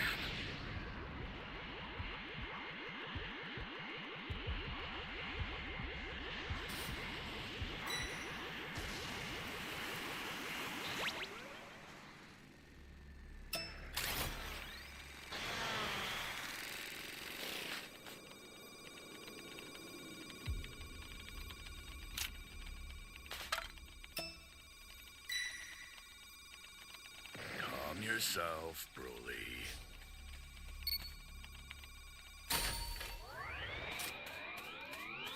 Flying Nimbus! An ally needs your help. We don't know what danger awaits. Think before rushing in. This is bad. Somebody's down. Exercise extreme caution if you're going to help them. Access the startup system from the central area. Just a little more to go, then you're done. Welcome. The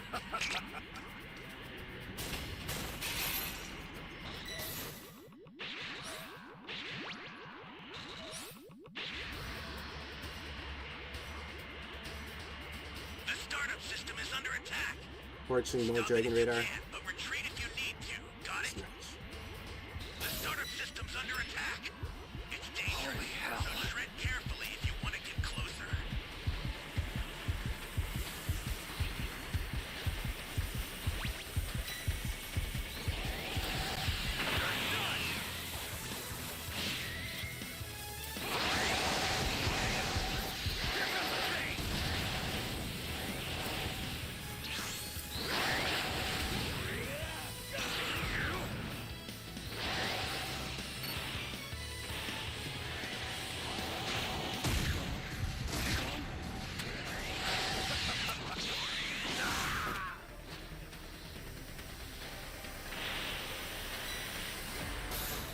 I'll send some supplies to help. Make good use of them. Doesn't look like anyone has a Dragon Radar this match.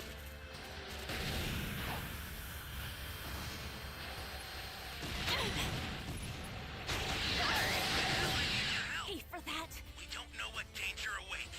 Think before rushing in. That was intense.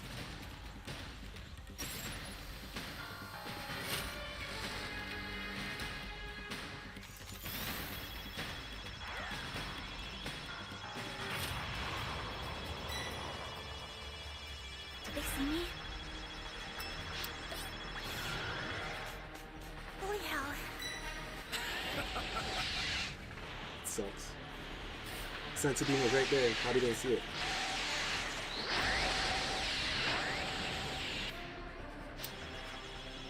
I owe you one.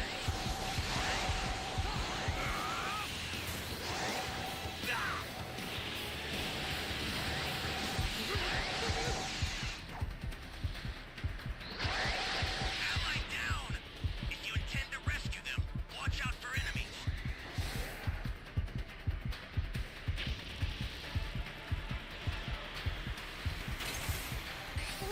Oh, man. Could be getting a chance for this soon.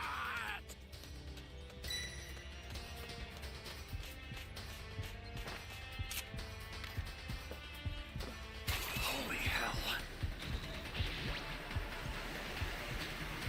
Oh, man.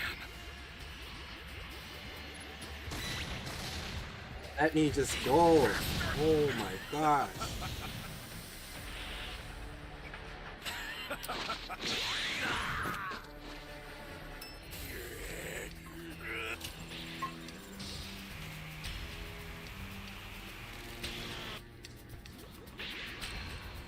This guy could have destroyed a time machine so long ago.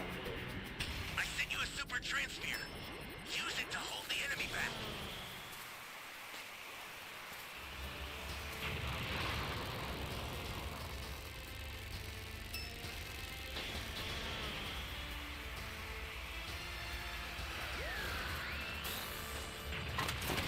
A monster! No! It's on them! I'm the devil himself!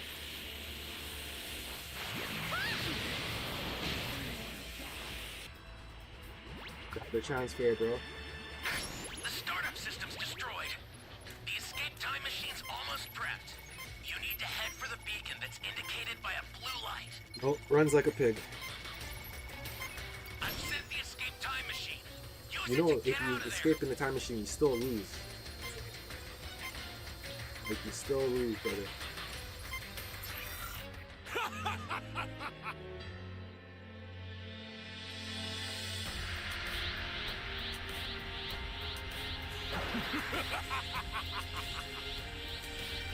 If you'd only chosen death, you could have avoided more suffering. The end is nigh! You need to go down.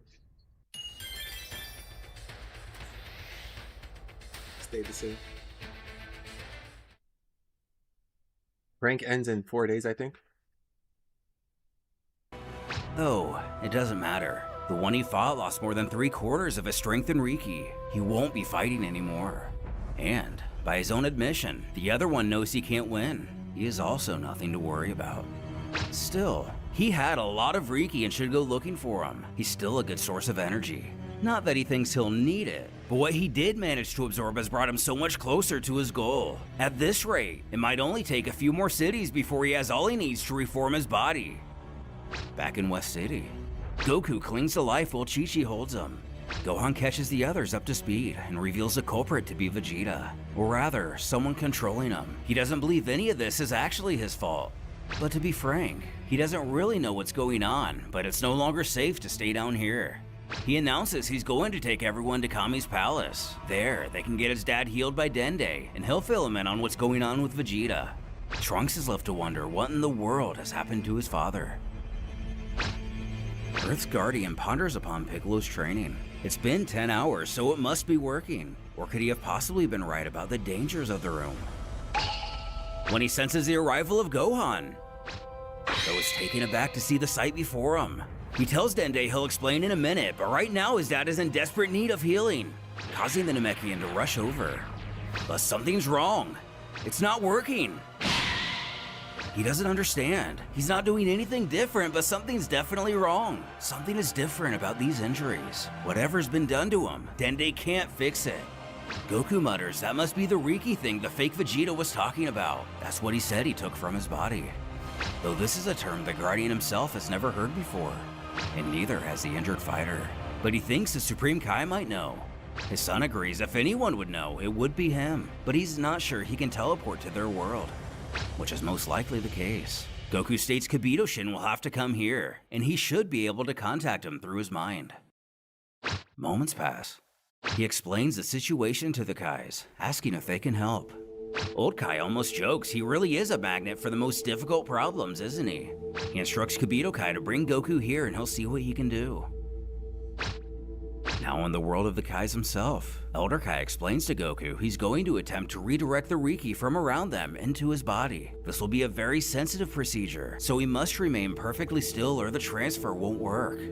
Gohan questions one of the deities if his dad will be okay. Kabuto Kai admits losing Riki to a demon is a bit of a nuisance, but for an upper-level god like the Great Ancestor, it'll be no trouble. He has every bit of faith that Goku will make a full recovery. As the air begins to move around the Saiyan, Old Kai utters the words, Kaioshin, Riki, Tensauha, meaning God King of Worlds, Universal Energy Transfer Wave. Our hero feels the strength returning, when a jolt of pain shoots through him. The Elder frantically wonders why the transfer resulted in such backlash. As a Kaioshin, such a thing is well within his authority and power. The only way it wouldn't work is if, when it dawns on him, he asks the name of the demon who did this. Who remembers it well? Uttering, he said his name was Alajin. causing the god to break out in a cold sweat. It is the Great Demon Lord. But what do the Kais know about this villain? We don't already. As Elder Kaio learns, it's no mere demon that did this to Goku, but a Lajin. He expresses his horror in questioning why it had to be him of all foes. The Saiyan asks what's wrong and if he knows him. Kibito Kai cuts in to explain this is quite a troubling situation. Goku's wounds are beyond the Great Ancestor's ability to treat. Unfortunately, their cosmic authority has been trumped. This is no mere demon they're dealing with. This is beyond all demons and even Makaioshin, beyond anything they're prepared for.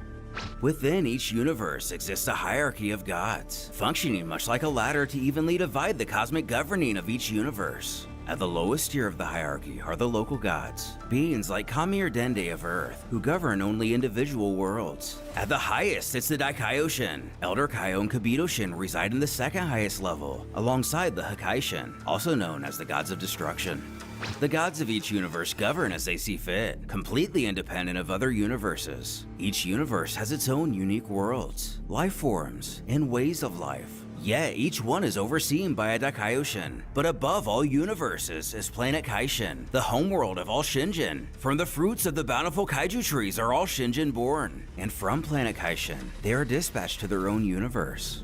And it's there, in a temple floating high above the surface of Planet Kaishin, that the highest authority of all existence resides. Though each universe possesses its own gods and Daikaioshin, the entire divine hierarchy of all universes is dwarfed in the authority and power by a single group of beings. Elder Kai interjects, Shinjin Sakumen, or the Aspect Lords. As Goku is confused by what this means, he elaborates. The Aspect Lords, the gods of all gods, they are the sovereign authority of all 12 universes. It was they who divided the entirety of existence into 12 universes, who cultivated and grew the kaiju trees of Planet Kaishin, and who determined what universes the Shinjin would govern. In a way, the Aspect Lords are he and Kibito Kai's parents. There are 4 Aspect Lords, and each one looks after 3 of the 12 universes. They are the cycle of all, the functions of the universe that, without which, reality would cease. We're just waiting for the Good next and match evil, to start. life and death, light and darkness, positive and negative, order and chaos. The smoking creation icon was because we and smoked destruction. Majin Buu in the And last match. Alajin is one of them. He is the Aspect Lord of Darkness. He is the wellspring from which all darkness, negativity, chaos, and evil are born. The sole practitioner of demon magic and the source of all black magic. His power is such that he alone created the endless void of space.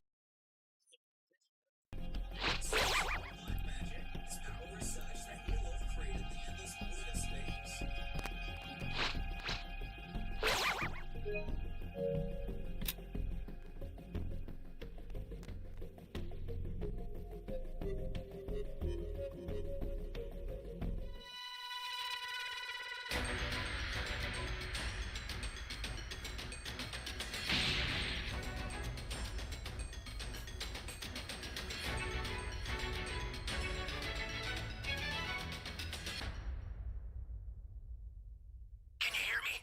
It's Trunks. I've set a super time machine, as well as a crate of supplies. Here's how to launch. Find the power keys, then place them in the right spots. You found a power key. Go slot it. Make a plant that key quick. So he comes over. Save me! That won't work.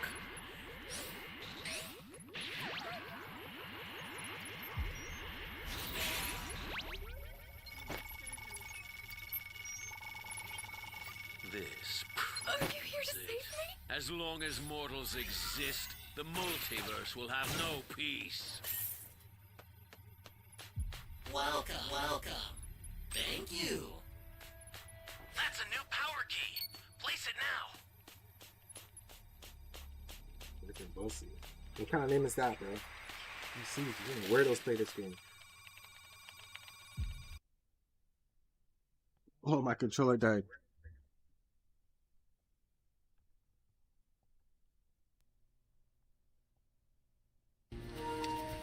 Great. You know what to do with that key.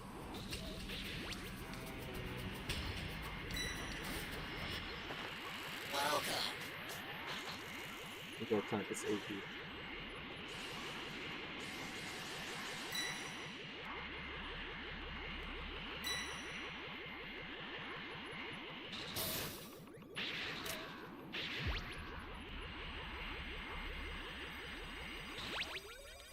This ain't no Hell out of here! Think I'm gonna make it? Nah, I'm not gonna make it. Break.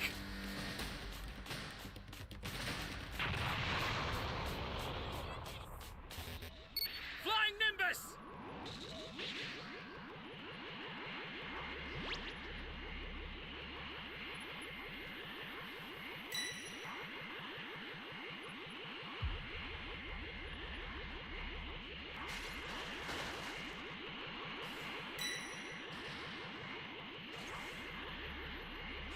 Someone save me! Ally down! If you intend to rescue them, watch out for enemies. What?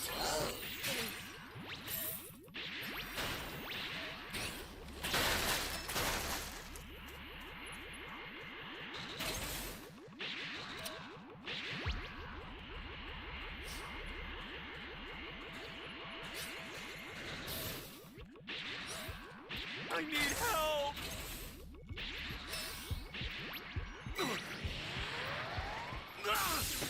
You bastard! Shall we strike? Zamasu? Of course, Zamasu. You're pitiful.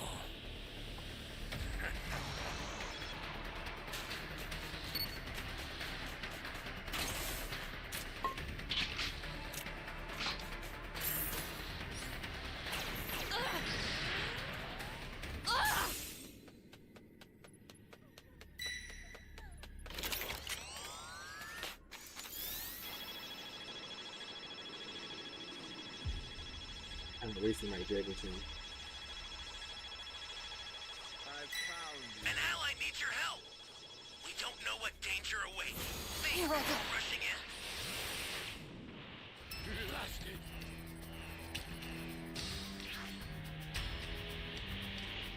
I owe you one.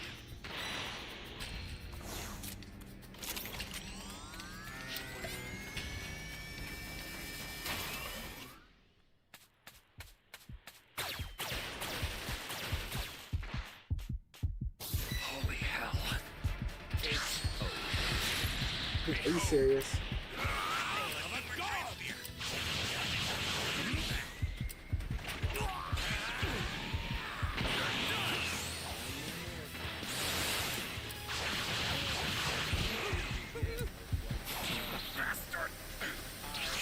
This is for our utopia.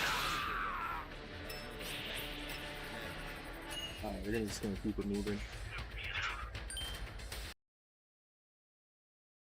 In the Makai realms of all 12 universes, the great demon lord of all Makaioshin in Makaio. More than 6 million years ago, Elijah abandoned his post. He let go control of his 3 universes to control instead all 12 Makai realms. He would openly accept challenges to his throne and delighted in the slaughter of his opponents. Then one day, more than 5 million years ago, the warlock Bibbidi came to Elijah with a proposition. If Elijah would grant him the means to destroy his enemies, then the wizard would pledge his life, as well as the lives of all of his descendants to come, to Elijah's favor forever. And he accepted.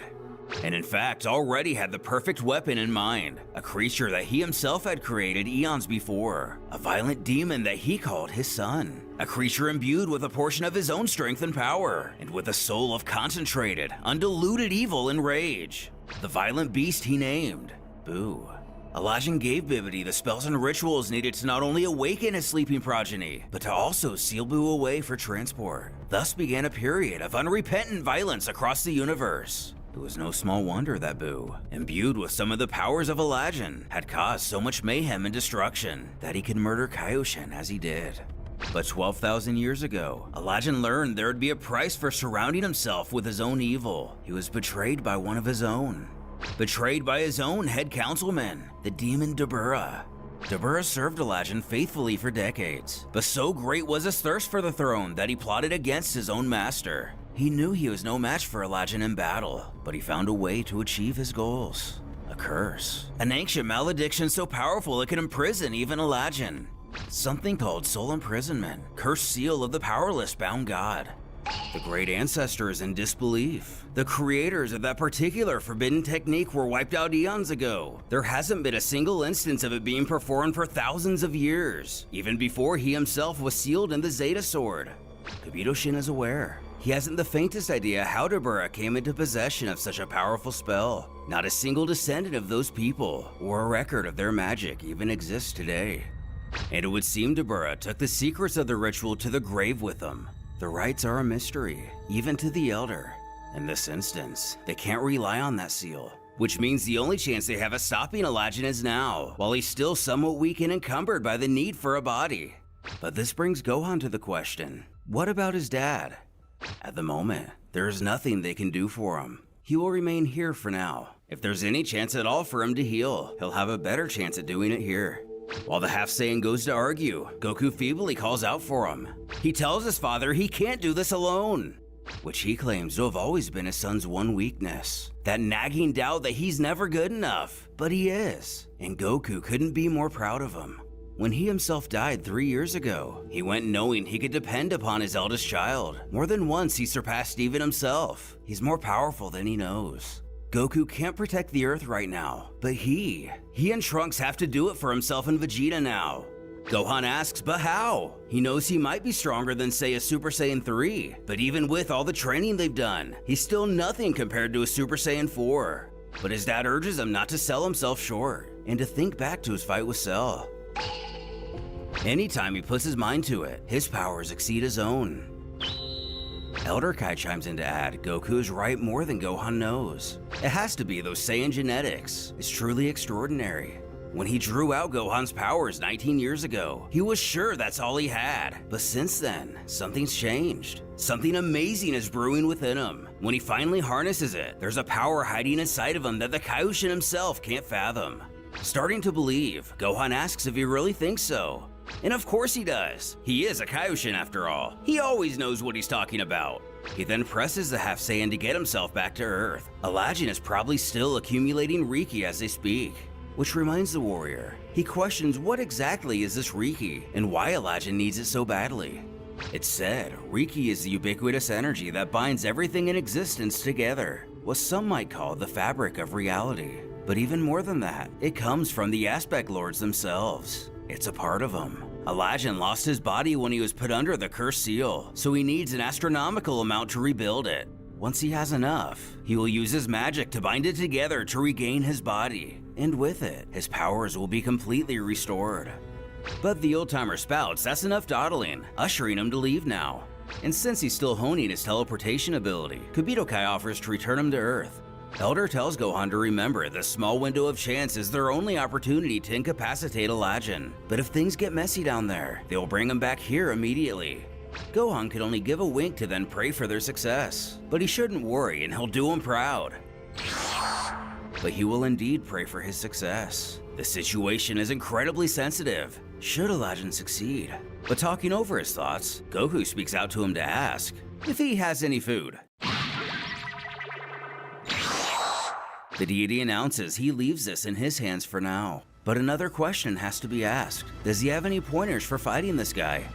He explains Alajin is a victim of vanity. He loves to talk and show off. If he finds himself in a bind, make him talk. It may buy some time. He also has very powerful magic at his beck and whim. He'll use it however possible to twist the odds and manipulate. Always be on guard. Understanding, he then questions if he has any more. Goku. And he does, urging him to mind his emotions. Alajin is the well of negativity. If it suits him, he'll try to assault one's willpower and turn their emotions against him. He thanks the Kaioshin for the advice, telling him to take care. Who mirrors these words? Spotting Trunks, he walks over to touch base, first inquiring if everyone else is within the palace, and Trunks thought it might be best they not see what's going on below. After a short pause, he knows something's up, bluntly stating Goku can't help them this time, can he? And he's afraid not. The realization hits like a freight train. He then questions what they're going to do. Placing his hand on his shoulder, Gohan quips that's simple. They're going to do what they were born to do, what their fathers meant for them to do. They protect the Earth. With Goku out of commission, and the villain not only wielding the power of Vegeta, but one of the most powerful evil gods in all of history. What training will Gohan and Trunks undergo to follow in their father's footsteps? And how will they face a foe who considered Majin Buu merely a child? In his frantic desire for the Riki he needs to reform his lost body, Alajin slowly decimates the populace of the planet. But high above the Earth, humanity's final line for defense readies itself for battle. Looking down on the world, Trunks feels utter frustration at the thought that his own father's body is the instrument of such brutality. Donning one of Son Goku's old uniforms, Son Gohan mentally prepares himself to step into the role his father had prepared him for, telling Trunks it's time. His partner admits he can't deny that he's more than a little nervous about this. This guy has his dad's body and he's beaten Goku. What are the two of them supposed to do against that? While Gohan is nervous too, his confidence comes from his father having faith they can do this. If he believes they can, he himself does too. Their fathers put their faith in them to defend the Earth and their solace when they're gone. This is a chance to prove their faith wasn't misplaced. Away. Alajin notices he hasn't seen another living being for miles. Surely he should have come across another village or big city by now. He thinks perhaps he should try another direction. Instead of training, it looks like our heroes have decided to confront the fiend here and now. Chortling, well, you again. The demon is happy to see Gohan brought a friend this time.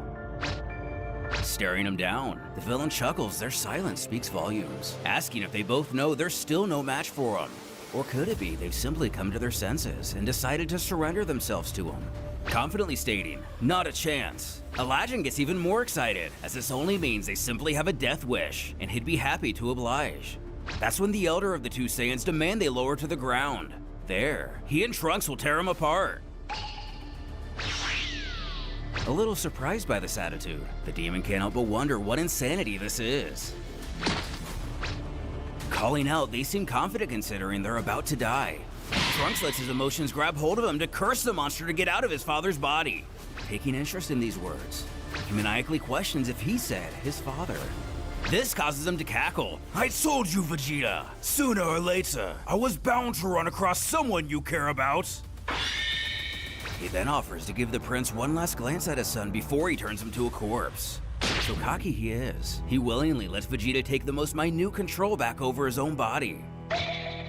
Painfully, he struggles with each word. He tells his son he has to get away. They're both in terrible danger. Remembering the advice from Kabuto-shin, Gohan urges his friend to calm down. Vegeta continues, pleading for them to get away, far away. This is something he himself can't fight. He can feel them like knives in his brain telling him to hurt the pair.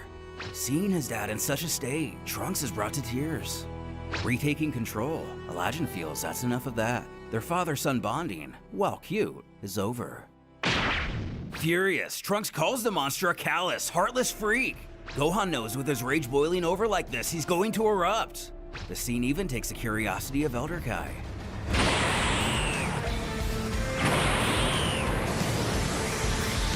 As far back as Gohan can remember, every time he snapped, whenever his rage took over, he would unleash tremendous power.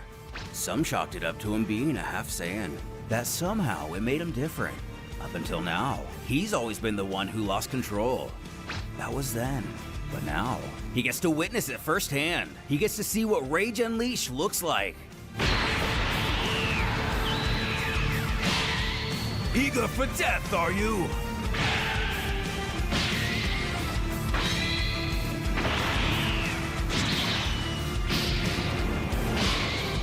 Ugh, why, the miserable little nuisance! I'm going to...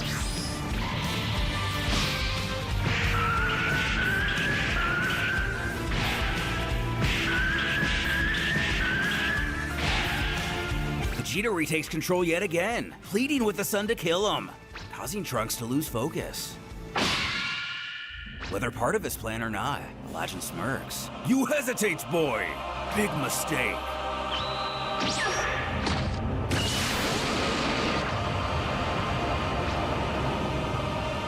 The villain admits his evasion is quite impressive. He didn't think he'd have time to teleport. taking a moment to thank Gohan for the save. The demon commends that actually hurt, but inquires why he stopped. Did he not want to hurt his daddy? Lowering his head, that's exactly the case. He explains he can't fight him, not like this. That thing inside his dad, he knows it's evil, but that's still his dad. He just can't. Gohan tells him it's okay. He'll handle it this time and to just back him up.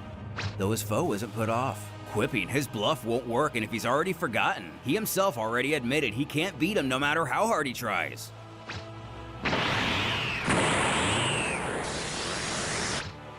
Hearing in, Kubito Kai fears Gohan isn't strong enough. And that may be the case, but Elder Kai assures all isn't lost. Asking what he means, Gohan may yet tap into his brewing strength. If he should, he may prove a match for Elajin, but even if he can't do this alone, he thinks he himself might have an idea. Wanting to know more, his senior ushers in time. For now, they just watch, though he needs to be ready in case Gohan needs him. Elajin supposes he wasn't entirely bluffing after all, but he's still delusional if he thinks he has the power to win. He won't even need this body's full strength. And our hero was afraid of this. Vegeta's Super Saiyan 3 strength is greater than the last time they sparred. His foe taunts him. Come now, boy. Show me that you're not a weakling, like your father.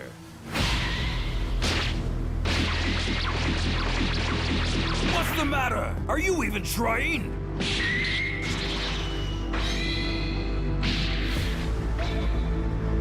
Oh, come on now! Don't tell me you're done after a broken nose! You're the one who challenged me! Make it worth my while! I want to enjoy this fight!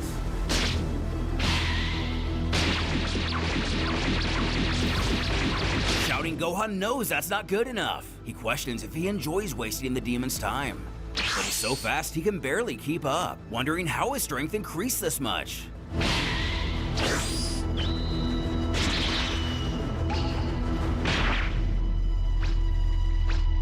Fending off the Saiyan yet again, Gohan tries to figure out a way to sneak the advantage.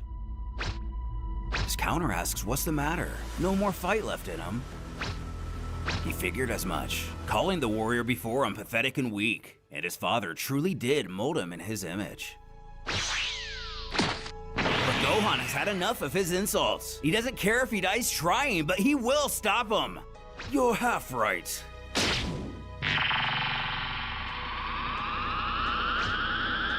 Beginning to power Kamehameha. The demon smiles they never learn, but even Trunks realizes it's not enough.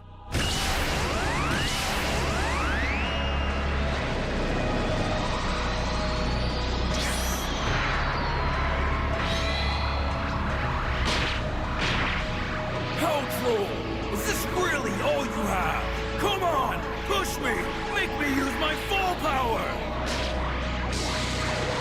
I will say this, after dealing with the likes of you, killing the rest of the weaklings on this world is such a bore. No, I will not let you hurt anyone else! What the?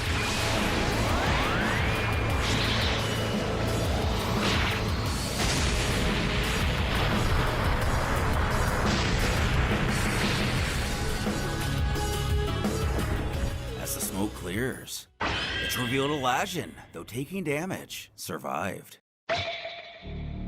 Looking up in terror, the villain is impressed. It seems there is more to Gohan than he initially thought. He never expected him to actually do any damage, but it looks like all that power is gone.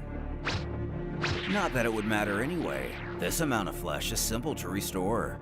So much for tearing him to pieces. The two of them are as disappointing as their fathers were. On the lookout.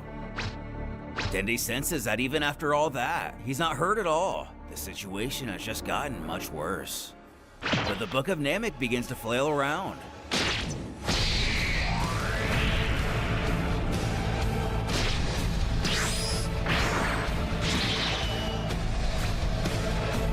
Elajin knows that he should have guessed for all their effort. They would prove naught but pitiful results. They're just pathetic, useless sacks of blood and sinew.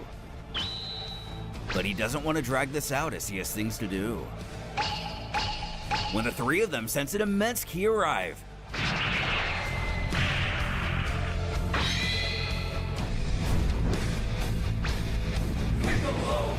Piccolo, of course, who tells Gohan they will speak in a moment, but he needs to take care of this first. Elder Kaioshin calls this fascinating. This isn't the same Piccolo as before. The successor sees it too. He does seem to be different, but what can he possibly do against a legend?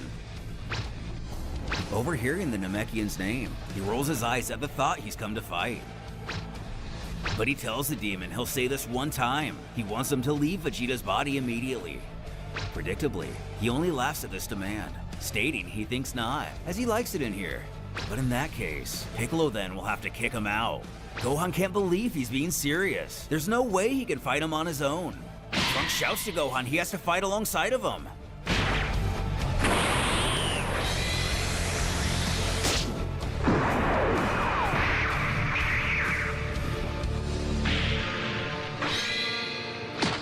Powering up and giving his foe a taste of the dirt. He growls how he managed to do that. Getting up, he assures that was only a lucky shot, and the only one he'll get. Looking towards him, Piccolo merely mutters, "We'll see," causing the demon to wonder where this confidence comes from, and just who he thinks Still he here, is. guys. Still waiting. Retaining his attitude, he tells, "No one of consequence." In amazement, Trunks stammers Piccolo must have done some crazy training. He's gotten incredibly strong. But Gohan says there's more to it than that. He's gotten much stronger, that's true, by an incredible margin. But he isn't much stronger than Trunks was a bit ago, and much less strong than himself. This is something beyond normal training. Almost everything about him has changed, so he must have a reason to think he can win. Elijah notices similar. Something is off about this one. He isn't like anyone he's faced so far. Something about him feels disjointed, in flux somehow. Perhaps his Riki will tell him something. That's when it hits him. His Riki is immense, blinding even. It's been eons since he's seen one so vast. Only two beings produce an aura of such gravity: gods and sorcerers. So tell me, what business does one of your stature have in the lower realms? Completely amiss how he could possibly know this. Piccolo enlightens him. He can read the thoughts of his comrades, and he knows who he is. As a former god himself, it pains him to have to stand against him. But he does what must be done. Thinking, a former god. The Namekian laughs. It's actually kind of funny. Any day before today, standing alone against Elijah would have been suicidal. Facing against a Super Saiyan 3, he would have been completely overwhelmed. The fact that it's Vegeta would have only made it worse. But the demon wants to know what makes today so different. He explains that some time ago, a warlock came to this planet to start trouble. He wasn't much for physical power, but he remembers even the gods were leery of his magic. Wondering what that has to do with anything, that it hits Elijah. If he isn't mistaken, gods, even ones beyond the gods, like Elijah, have a bit of an amenability to the likes of magic, don't they?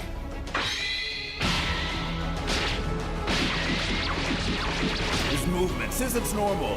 He must be a combatant-type mage, using his magic to enhance his movements and fighting abilities. If he's a combatant type, then I have nothing to fear. All his magic is focused on himself. He can't cast or counter spells like I can. Above an enemy, Ignomisu! He caught it?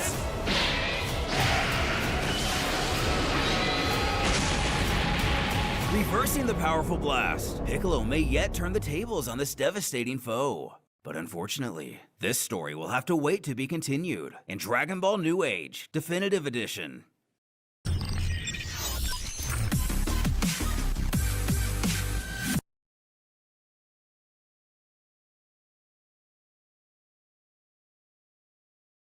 What if Gohan of the future timeline wasn't destined to fall to the androids? What if a singular event caused him to ascend to a state he could take on 17 and 18 with ease? What would happen with Majin Buu? And where could it take us in the future of the series? At Mount Paozu, a young Gohan is devastated to find his father has passed away. Son Goku has died of a heart disease, and with his demise came the rise of the androids 6 months later. The Z-Fighters died in battle, one after the other in this conflict. Around 13 years later, a new story that nobody knows was about to start. In the city, a young girl loses grip on her balloon as it floats into the sky, shouting, "Oh no, my balloon!" It floats ever higher. As dozens of feet in the air, somebody grabs it, bringing it back down to Earth. Gohan. Handing it back to her, he says, "Here you go." The young girl exclaims, "Yay, thank you so much, mister," as her mother thanks him as well, reminding her not to let it go this time. Then saying, "Well, we'll be off then." Tensing up, the young girl says, "Big brother?" to the confusion of Gohan. Elaborating, she shouts out, "Please be my big brother," which leaves Gohan kinda speechless. Interjecting, the mother says, "Excuse me, this girl, Mirai-chan, he's really busy. He doesn't have time to play," which leaves her devastated. But ever the pure-hearted person, Gohan comes to the rescue saying, "Okay, let's play together." Elated by this response, she asks, "Really?" "Of course." So Gohan and the girl play in the park for a short while. Gohan even gets a totally pretty crown of flowers in the process. A while later, he sits on a park bench with the mother, thanking him for taking so much time out of his day to play with her. Gohan says he should be the one thanking them. He needed a break. The girl's mother then explains she used to have an older brother, and Gohan must have reminded her of him. He was one of the many casualties of the androids. Staring on, Gohan didn't think there was that much of a story behind her wanting to play. The girl's mother says that it's been such a long time since she smiled like that, asking if it's not too much trouble if Gohan could play with her again sometime. And as long as she's okay with it, Gohan would be happy to. He then calls over to the young girl, promising her he will make the world a better place where she can live safely and happily. Reaching out for a pinky swear, she asks if he'll also promise to play with her again sometime, which he naturally agrees to. While the mother is clearly touched by this moment, the androids are still on the attack. Pointing his finger, 17 says he'll give everybody 10 seconds to run away. 18 quips, like any of them will get very far. Counting down, everybody's in a mad panic, eventually reaching 1 and then 0. Firing, it appears they take out everybody within a mile radius. An old man about to be caught in the blast can only call them monsters, as he too awaits his inevitable fate. Bulma and Trunks drive along listening to the radio. Suda Town's remaining residents are still fleeing in panic as the android menace continues to decimate the populace. Oh god, body parts are flying everywhere. Bulma says they have to pay, then asking what are they thinking? Killing their creator Dr. Dro was one thing, but now it seems they're just taking delight in killing innocent people. Trunks asks his mother how they could take pleasure in doing something so morbid. How do they not see what's wrong with that? Then asking her to go on ahead, and he'll come back later. Asking her son what he plans to do. She sees how tense he is and instantly knows the answer. Just as she says, "You wouldn't," he takes off towards the androids. 17 is out for a joyride, calling it the Circuit of Death. Anybody who gets hit goes to hell, mowing down several innocents in the process. 18 shouts, "I'm getting bored, let's finish this town already," which catches her brother's attention. Saying one more time she wants to go, they take to the air. Trunks arrives on the scene shortly after but can do nothing but just look on at the devastation. Picking up a child's doll, Trunks looks to the air to find Gohan arriving. On the verge of tears, Trunks utters, "They were all killed by him, Gohan!" Not long later, at Capsule Corps, both Gohan and Trunks regroup on the situation. Gohan straight up admits they don't have the strength to prevent the androids from doing as they please. With tears in his eyes, Trunks sobs that he needs to become stronger as soon as possible and make them pay, and begs Gohan to train him, arguing he doesn't have time to sit still waiting for somebody else to take action. His mother, the innocent people, he has to protect them. After all, he's a Saiyan too. In silence for a moment, Gohan says that he remembers when he was a child, no matter how badly he wanted to train. His mother thought otherwise, but that didn't stop him. Then telling Trunks the androids are not invincible. Realizing this is Gohan's way of saying he will train them, a smile is brought to both of their faces. That's when Bulma shouts for her son coming through the front door. Trunks quietly requests that he stay silent about the training for now. Walking in, she says she's happy to see him. She was getting worried after he took off for Suda Town. Then asks Gohan if he was just about to leave, to which he replies yeah. Then asking him since he's still here, why not stay a bit longer? She just bought plenty of food and would like to cook them both dinner. Then as only a mother's intuition could, she peeks back around the corner saying, "Oh, and you two better not be planning to go near those androids." But sure enough, a while later, Gohan's training Trunks as he powers up to his maximum. Gohan comments how his ki is very strong, just as expected of Vegeta's son.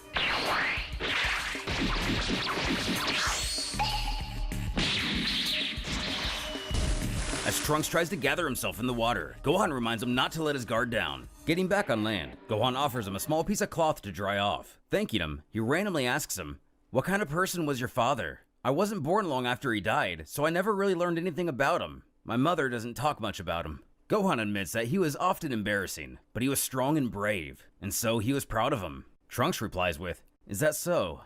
My mother said the same thing," bringing a silent pride to Gohan. Meanwhile, at a carnival, park goers go to board a roller coaster when someone, well everybody, should be familiar with by now, cuts in line. A security guard comes by, saying you can't just jump the queue like that, please get back in line. Snapping, 18 asks, "Are you giving me orders?" And then making his next mistake. The guard says, "What, you think you're special or something, princess?" And 18 does that to him. Proceeding to have a good time, her and 17 ride the roller coaster, the spinny cups, the super swings. But unfortunately, Gohan and Trunks are on the way to try to ruin their fun. Seeing the general direction where the people below are running from, Gohan deduces the location of the androids. Picking out a noble steed for her brother to mount, something catches 17's eye. It looks like Gohan and Trunks have found him. This not being the first time they've met, 17 asks what they're doing here. 18 adds that she was feeling good until now, so she wants to finish them quickly. Going into his fighter stance, Gohan tells Trunks he's gonna go first.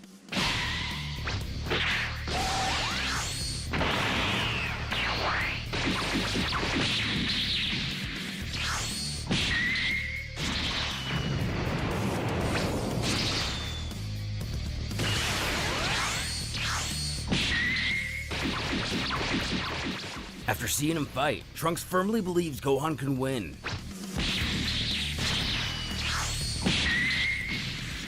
Telling his sister he didn't need her help. 18 says she was bored watching on the sidelines. She wants to do something too.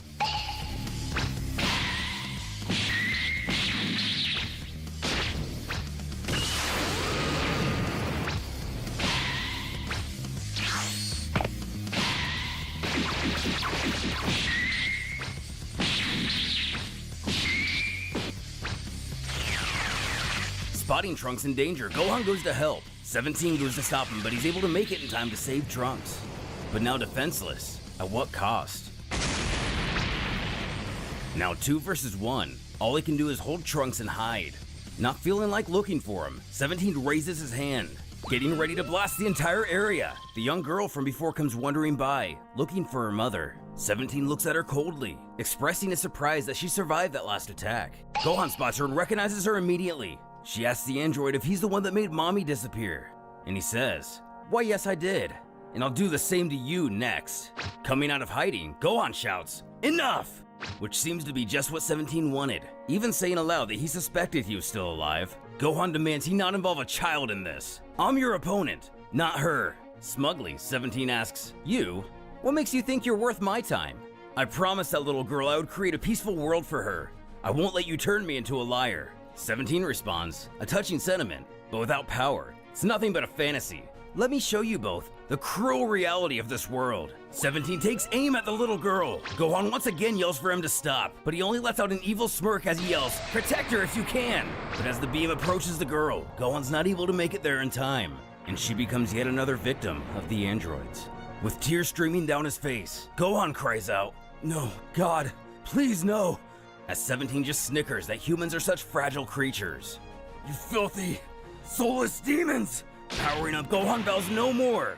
His immense power rattles the entire area. The androids can only look on in awe, as several sparks highlight Gohan's ki. It appears he's broken through his limits, all the way to Super Saiyan 2. In a complete fury, Gohan eyes down 17 saying this is the end, who smugly replies, "Okay, I'm sick of playing cat and mouse with you anyway." With only 2 attacks, Gohan's able to completely disintegrate 17. His sister can only look on in horror, wondering what Gohan has become, telling herself that this is impossible. There's nothing in Jiro's research that says Gohan could be this strong. After losing nearly everybody he's ever cared about, Gohan has achieved a completely new evolution in power. Vowing to 18 that the madness stops here, what will become of the Dragon World? Gohan's encounter with the young girl has greatly changed the future, going Super Saiyan 2 and destroying Android 17. An unknown Dragon World is born. As 18 wonders what kind of transformation Gohan has gone through, Gohan tells her to get ready, because she's next.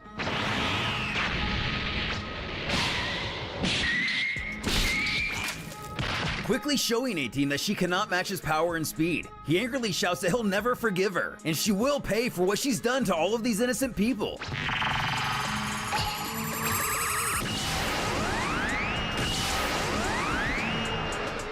charging and firing a Kamehameha. The android is defeated by the blast, as Gohan is left with only the short memory of the little girl who called him Big Brother. He apologizes to her aloud, but promises not to lose anyone ever again, vowing to protect the future for Mirai-chan. This is how the Earth, that was once crippled by the androids, regains its peace. However, in order to maintain this peace, Gohan and Trunks trained hard every day. 6 years have passed since the androids first attacked. Gohan went to see Mr. Popo as a means of meeting King Kai, in hopes of furthering his training, bidding Trunks a short farewell. He asks Gohan if he'd like some company, but Gohan explains that somebody needs to stay behind to protect the Earth while he's gone, and assures Trunks that he's up to the challenge, no matter who the villain may be. He timidly responds, admitting he's kind of jealous. Just when he seems to be catching up to Gohan's current power, he goes off to train with some deity. Kind of smirking at this, Gohan lets him know that as soon as he returns, it'll be Trunks' turn to go to Otherworld, who's really happy to hear this. Popo lets Gohan know that it's time to go. He wishes Trunks good luck before heading out. Trunks was given the responsibility of protecting the Earth while Gohan completed his training. However, Trunks wasn't aware that a mysterious life form was preparing to attack soon. Hiding in the shadows, Cell laments the fact that this more powerful Gohan destroyed both 17 and 18. Thanks to that, he can't achieve his perfect form. Absorbing humans for a few years now, he believes he should have no problem in taking out Trunks. And if he manages to absorb him, there should be no issue taking out Gohan. At Capsule Corps, Trunks takes note of a slew of missing person cases popping up everywhere recently. As he goes to leave, Bulma reminds him to keep his guard up. This is the first time Gohan won't be around to save him in case anything goes wrong. Heeding her advice, he takes off. Just as he begins to take in the tranquility of the city, a strange key catches his attention. Cell, of course. Creepily telling the boy, "I've been waiting for you, Trunks," who is confused by a number of factors. Why has he been waiting for him? How does he even know him? Most importantly, how does he know his name? "Not just you, son Gohan too."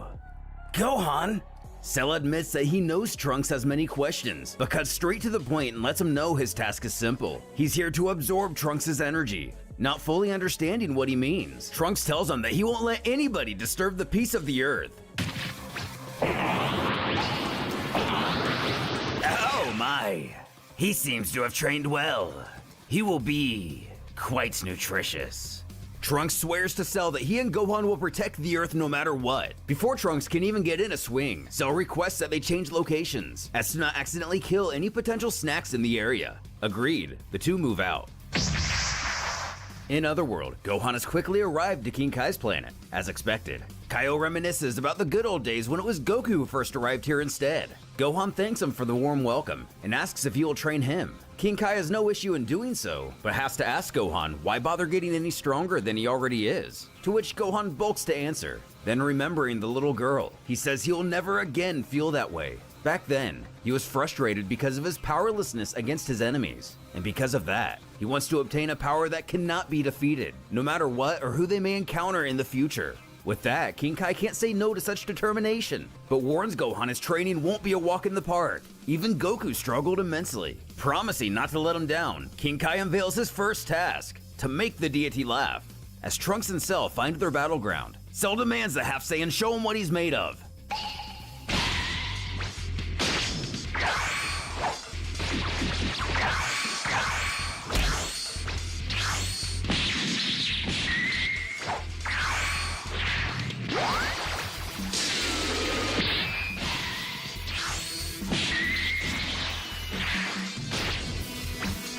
Disappointed, Cell taunts Trunks, asking him if that's all he's got, believing initially he would have made a great addition to his power, but this isn't nearly as much as he was expecting. On the other end, Trunks wonders how someone as strong as Cell could exist on the Earth. If that's your limit, then be prepared. Very soon, you will become part of me. It seems you were keeping an eye on me for a long time. Alright then, let me show you my real power. Huh?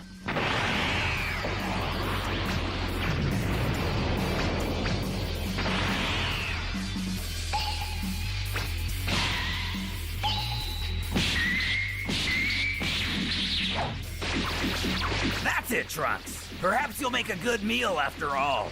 Stop saying stupid things. Let me show you something cool.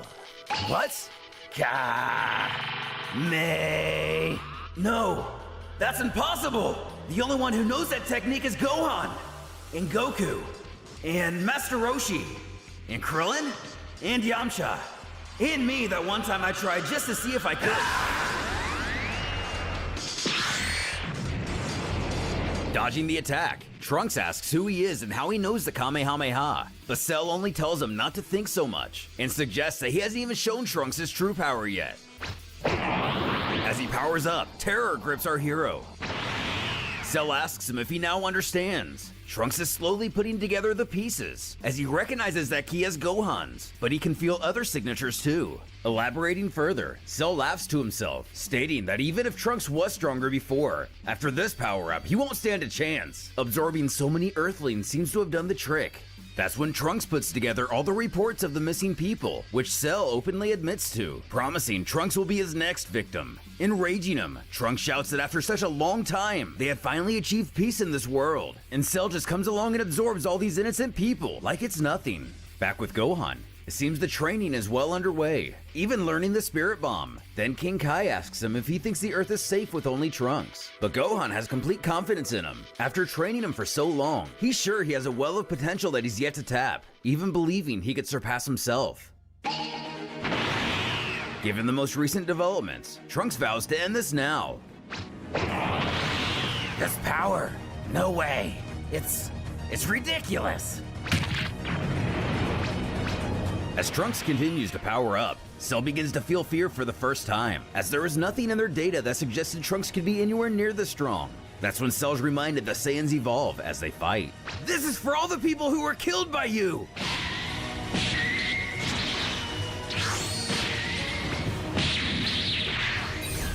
I miscalculated. I must retreat for now.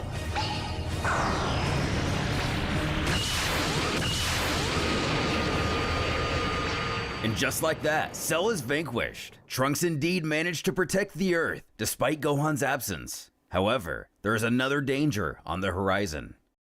A few months after Trunks defeated Cell, Gohan came back from his training. After that, Trunks also went to King Kai's to continue training with Gohan for several more months.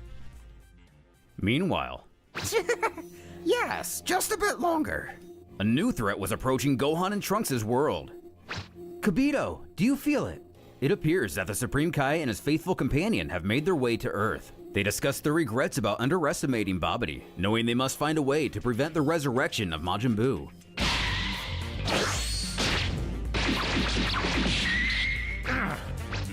You're doing well, Trunks. I can see the result of your training with Kaio-sama. Yeah, I was pretty determined to catch up with you, Gohan. That's why I put everything I had into my training.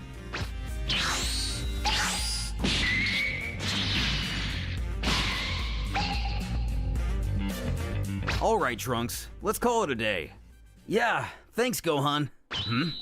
Appearing out of nowhere, the Supreme Kai approaches Gohan, even stating his name aloud, before asking if that's Trunks over there. How do you know our names? Who are you people? Show some respect, mortal. This person is the Kaioshin. The Kaioshin? Yes, the one who stands above all Kaios. Gohan, now showing his usual manners, says he didn't know there was a Kai above all others, and apologizes for the misunderstanding, asking them now what brings them to Earth. Getting straight to the point, the Supreme Kai says he would like to borrow their power. Asking him to elaborate, Kaioshin says he'll explain the details later, but now there are two people closing in on them, and he would like Gohan to just believe in him and not move. While Trunks is obviously a bit skeptical, they don't have time to react as the two villains arrive. Of course, we know these guys as Spokovic and Yamu. Gohan asks who they are, but they have no desire to make conversation, keeping their focus on the device to measure Gohan's ki. Amazed by how much power he has, they say Babidi will be very pleased.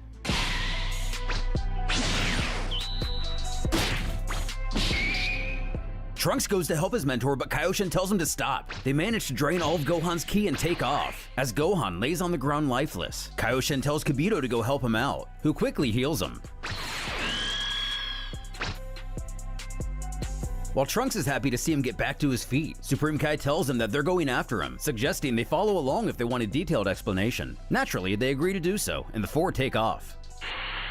First and foremost, Supreme Kai thanks Gohan for letting them steal his energy, prompting Gohan to ask for that explanation. Giving him a straightforward rundown, he tells Gohan that there's a monster on this planet named Majin Buu, a creature so vile, his ferocity was more than even his creator Bibbidi could handle. As a result, Bibbidi temporarily sealed Majin Buu inside a ball, so he couldn't even move. Because of this, they had thought his terror had ended, resolving to just leave the beast be as to not awaken him. But information has recently surfaced that Bibbidi had somewhat of a son, as the wizard was able to separate into doppelgangers.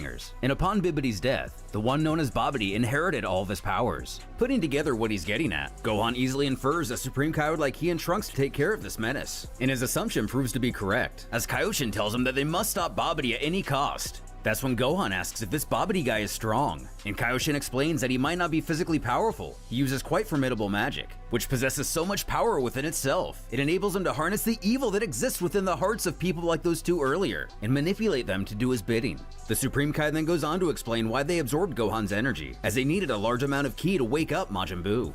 With everything more or less elaborated on, Kaioshin senses the villains descend from the air. Kibito knows that this location is odd, as he's pretty positive they searched it before. As they all take cover a good distance away, sure enough, dead ahead is Spokovic and Yamu. Kibito resolves that Babidi must have buried the spaceship, which is why they didn't see it earlier. Even worse, Kaioshin now believes Babidi knows that they're going to be coming for him. Otherwise, why would he go through the trouble of hiding? Trunks questions whether they should attack now before they have a chance to use Gohan's energy, but Kaioshin tells him to hang tight. Chances are they're going to be using it outside of the ship as to not damage it, so the best plan may be to wait for the moment when they disembark. Gohan spots them coming out. Kaioshin and Kibito begin to panic at the mere sight of the Demon King Dabura. He then explains to Gohan that Dabura being here was a great miscalculation, as he is the strongest warrior in the Demon Realm. While Gohan's ready to get this fight started, Kaioshin stops him once again, saying that if they enter the ship, they'll be playing right into Babidi's hand. But puffing out his chest, Gohan says it doesn't matter if that's what they want. Huh? What do you mean? It's simple. We're just that much stronger. What?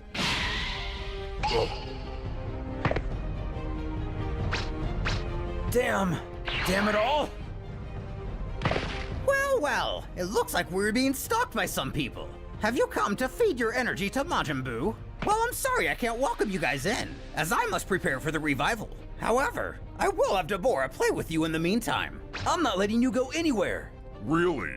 Well, if you want to stop him, you must defeat me, which I believe is impossible for you. Gohan, please let me go first. Huh? Are you planning on coming one after the other? Even both of you together don't stand a chance against me. Okay, don't let your guard down. Got it! As Trunks powers up, promising to show them the power of the Saiyans, Kaioshin implores them to work together, as Dabura is too powerful, causing the demon's arrogance to grow even higher. But not even the wisdom of the Supreme Kai will damper Trunks' confidence. His only desire is to show them the results of his training. Having powered up, both Kibito and Kaioshin can only sit in astonishment. I'll finish you fast, so that Majin Buu doesn't get resurrected. Don't underestimate me, kid.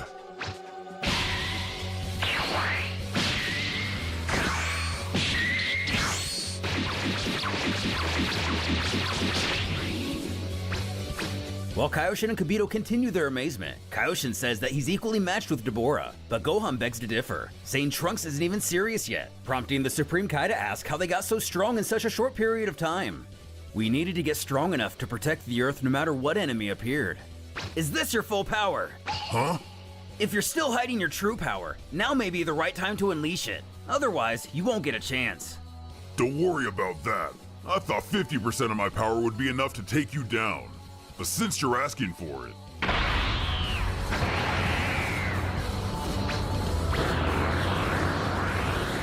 As you wish. This is my full power. Alright, bring it on! Huh, you'll regret this soon enough. Meanwhile, Babidi prepares for the resurrection of Majin Buu, stating to himself for the past 8 years, they've been collecting energy from various planets. And with all that power combined, they only gathered about half of what they needed. My Majin Buu will come out and show me his beautiful face. Impossible! The energy they collected is several times more than I imagined. How many people did they kill to get this much? It's full! At long last, Babidi has managed to gather enough power to resurrect Majin Buu. All that's left to do is to move him outside of the ship, so the process can begin. Immediately recognizing what this means, Supreme Kai knows they're in trouble. As steam fires everywhere, Babidi commands Boo to come on out. Even Deborah gets a little bit excited. Completely overwhelmed with terror, Supreme Kai tells Gohan they must get out of here, but Gohan argues they can't just leave things like this. However, the Kaioshin assures him if they stay here, they're as good as dead. As Babidi laughs maniacally about finally getting to meet his greatest creation, Kaioshin once again tells the procrastinating Gohan to hurry up. Just as he begins to agree with him, the ball opens. But just as we saw in the original series, it's empty. This can't be true! But why? Kaioshin begins to laugh in relief, before saying, "Too bad, Babidi, but it looks like your Majin Buu is no more." Then happily telling Gohan all they have to do is defeat Babidi and Deborah, and tragedy will be avoided. No. Huh? An incredible ki is growing. This is... Kibito asks what ki is he talking about, as he doesn't sense anything. That's when Gohan points to the smoke above that came from the ball. What are they looking at? That cloud. You don't mean... Look! Could it be? And as all of us already know, Majin Buu springs forth.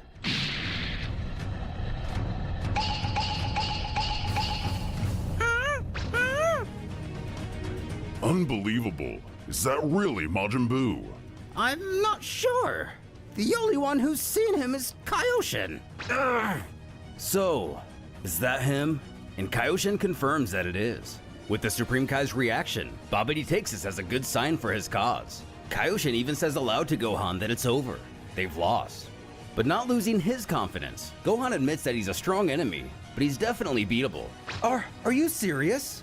Yeah, I think so. As Babidi tries to explain to Buu who calls the shots around here and who created who, Buu gets up to his usual childlike antics. Damn it. He's a complete idiot. I don't know why, but it seems though we failed. He's trash, with no brain or power. Asking Trunks to step aside, Gohan's ready to put his training to the test, assuring Kaioshin it'll be okay, as he's worked very hard for this day. I'll show you what I've got! The evil Majin Buu has finally been resurrected. Can Gohan and Trunks continue to protect the peace of Earth? The previously sealed Majin Buu has finally been revived. Even the Supreme Kai himself believes all hope is lost. Will Gohan and Trunks' training under King Kai be enough to win this battle? Hello, Majin. My name is Babidi. I'm the one who created you. From this day forth, I am your new master. Hey, you can at least say hello. Show some respect to your maker. Master Babidi, I don't understand, but it seems that this is a failure. There's no way such a stupid-looking thing could be so strong. These words getting Boo's attention, he decides to continue his childish antics right in Deborah's face. Is there something you wish to say to me?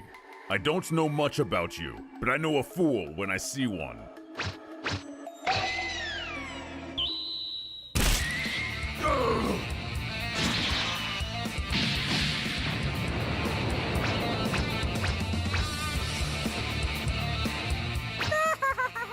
Magnificent! Majin Buu's power is amazing!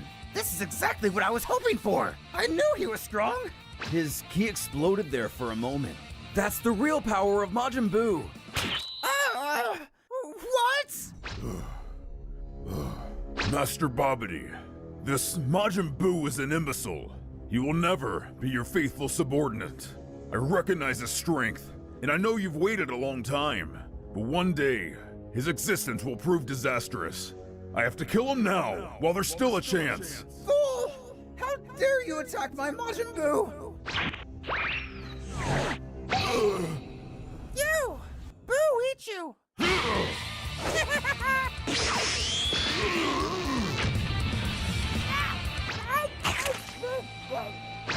He ate him! Splendid! That Deborah had outlived his usefulness anyway. Only now does Gohan see exactly what Kaioshin feared in Majin Buu's strength. But keeping his cool, he tells Trunks he plans to fight him head on. And if he fails, it'll be up to him to stop him. While the Supreme Kai can't fathom why Gohan would want to fight him solo, Gohan seems rather sure of his decision, commanding Buu to now take care of the others too. The Majin has his thoughts elsewhere, mostly on getting some more food, even taunting Babidi, who's quick to remind him that in one fell swoop, while Buu may be powerful, he still has the ability to put him back in that ball. You don't want to go back inside that thing now, do you? Very good. Go, Majin Buu! Yoo-hoo!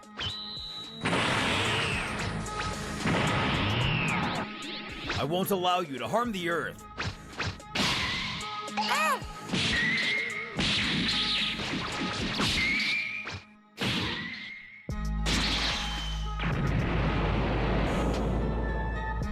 Majin Buu! Amazing. So this is Gohan's true power. Huh?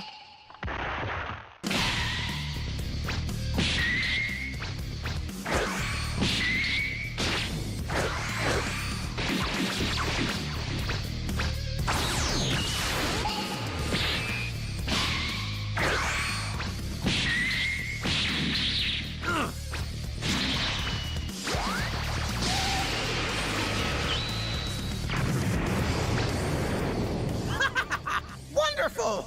Gohan!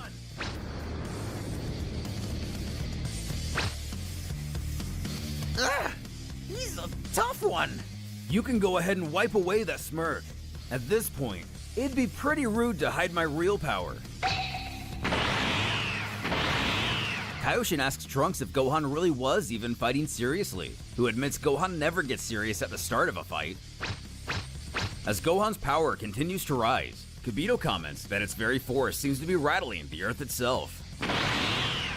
As everything comes to its apex, it's revealed that Gohan has achieved Super Saiyan 3, and given their accumulated reactions, if they were impressed before, now they shouldn't even be able to process such strength. Oh, you look scary, but Boo not scared. That's right. It's just some kind of stupid form change. Something like that could never compare to you.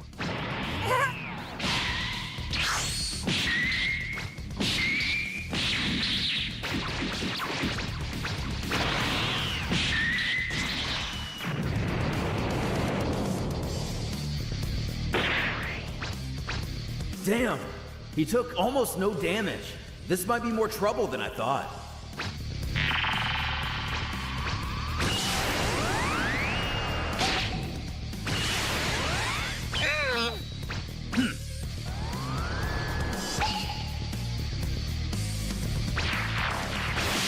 Oh, give me a break. Boo is the strongest in the universe. No one can defeat my Majin. You hurt Boo. Boo don't like you.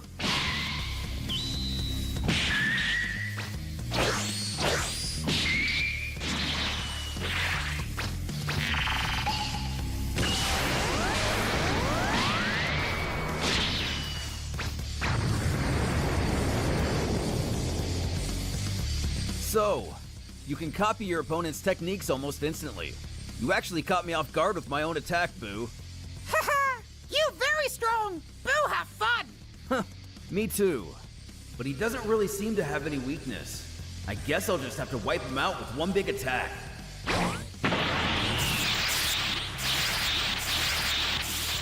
I'm done playing around. It's time to get serious.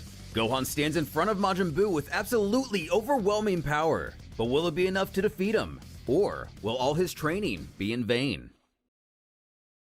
As the fearsome Majin appears to be able to instantly copy any technique he sees, and is capable of inexhaustible regeneration, Gohan is transformed into the third stage of Super Saiyan to combat this. Appearing nearly identical to his father from another reality, he warns his foe this is where the real fight begins. Not deterred, the creature happily giggles, this is getting fun. Meanwhile, on the ground, the wizard Babidi begins to grow more and more concerned how this battle's progressing. Having just unleashed the ultimate killing machine, he doesn't want that Earthling to defeat his Majin Buu. But on the other end, the Supreme Kai is equally concerned if Gohan will be okay fighting that thing on his own.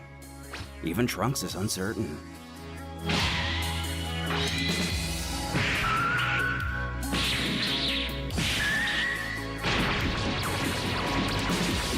After witnessing Gohan lay down the hammer, a newfound wave of confidence overtakes the Supreme Kai, amazed to see the Earthling completely overwhelming Majin Buu. The opposite effect washes upon the wizard, believing surely there must be something wrong with the Majin. And mysteriously, Trunks remains completely unchanged.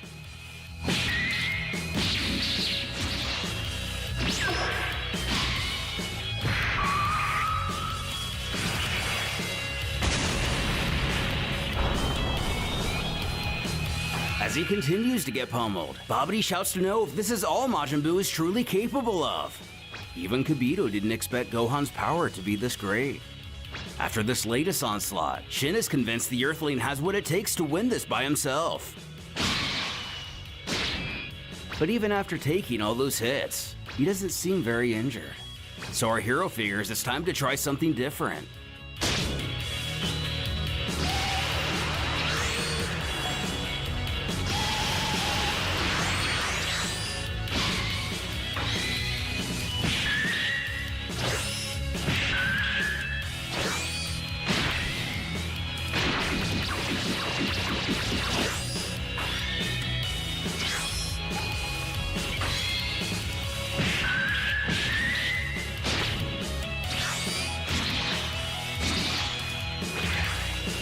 The action comes to a stare down, both assessing each other after Buu returns with a vengeance. Grabbing a piece of his body and ripping it off, the demented creature begins to laugh like a child as he stretches it several feet like pizza dough. Never seen anything like this before, Gohan wonders what on earth he plans on doing.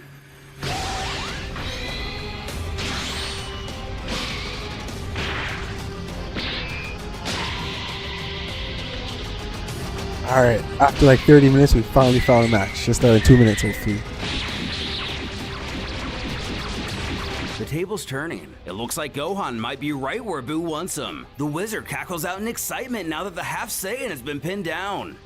The Lord of Lords now finds himself in a state of panic, watching the universe's only hope now helpless to defend himself.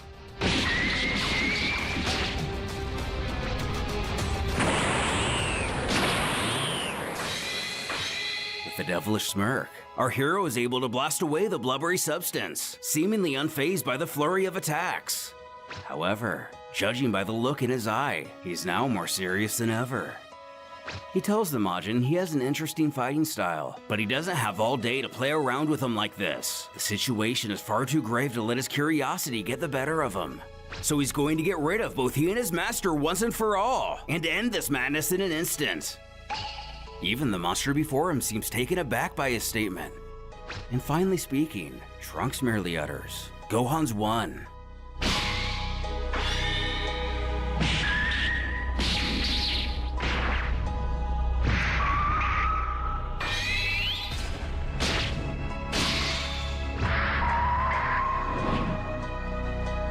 As Babidi's creature struggles to regain his composure, the wizard himself frantically questions what's wrong. He's supposed to be the strongest being in existence, untouchable by even the gods themselves. A feat he even once proved with ease. There's no way he can just lose like this. To a mortal, to anyone. Reiterating their previous thoughts, Shin didn't believe Gohan was this powerful. It's unreal. Scary even. He never thought he would see the day that Majin would be put down. Trunks informs the others Gohan couldn't forgive himself for the promise he failed to keep that day, back around when the androids were destroying the world. They've learned the hard way they can't rest on their own previous achievements. They have to keep everyone safe so no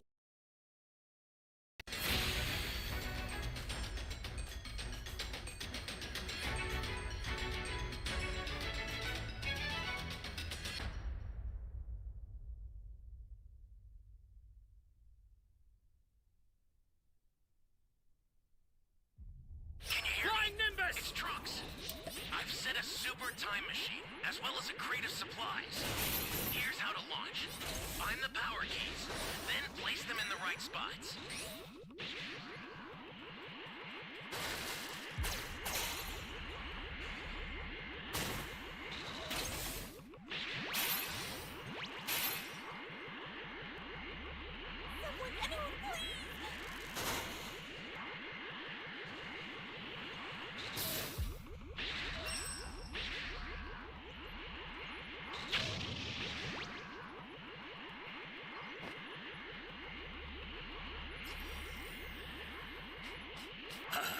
Excellent.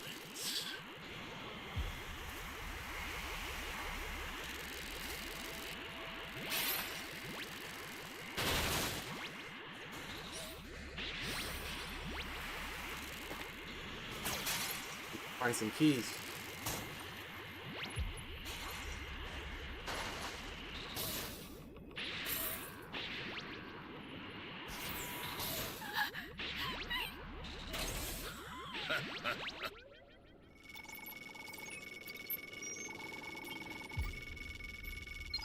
to save me? 3 Dragon Balls so far.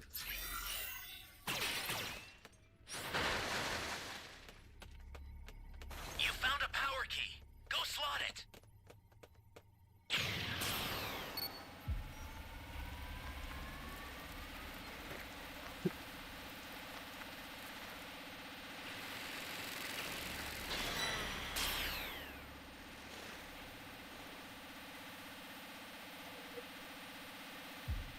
Add to A.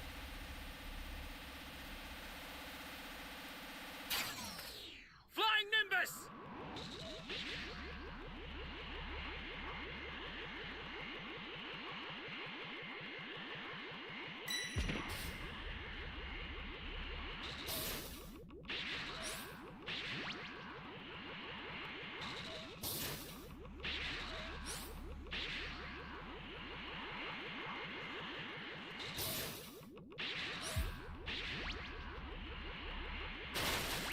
Great.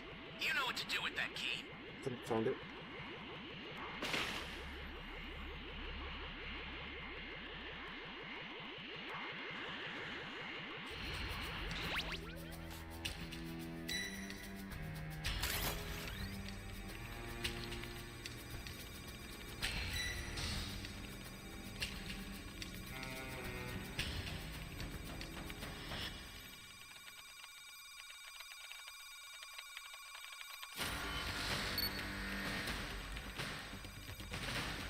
That's a new power key.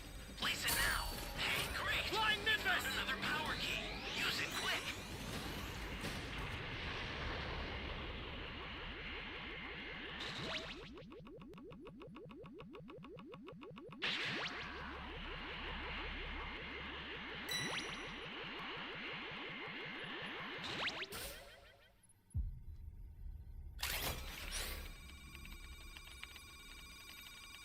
First is probably coming for the Dragon Ball. Ally down! If you intend to rescue them, watch out for enemies.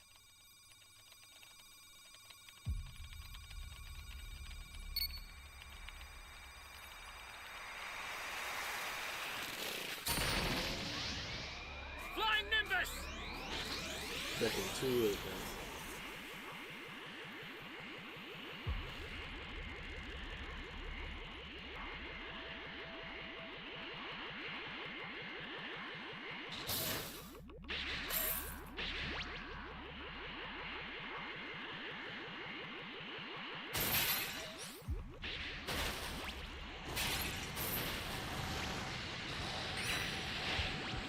Holy hell. You're done!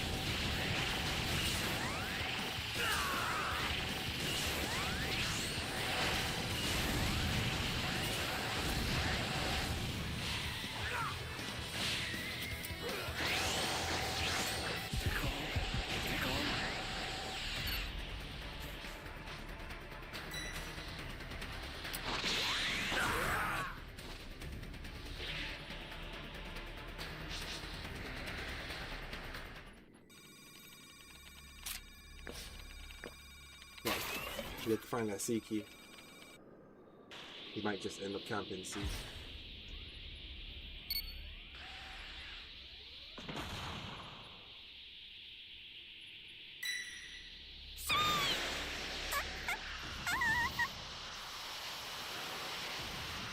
That was scary!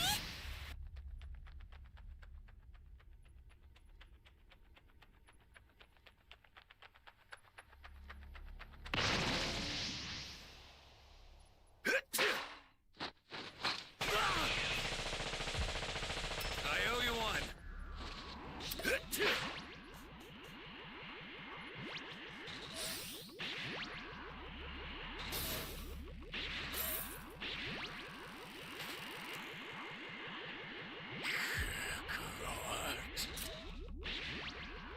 Unfortunately, don't have a power key right now.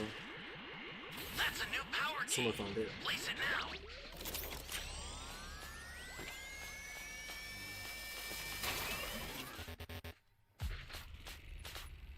The startup system for the super time machine is ready. Head there now.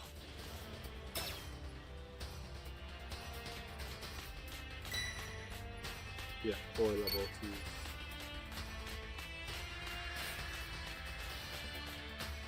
Flying Nimbus!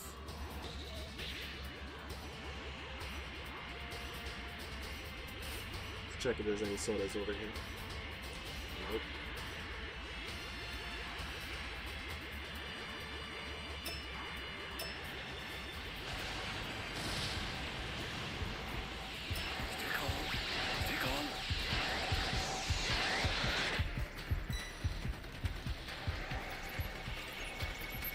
Oh man. Too close for comfort.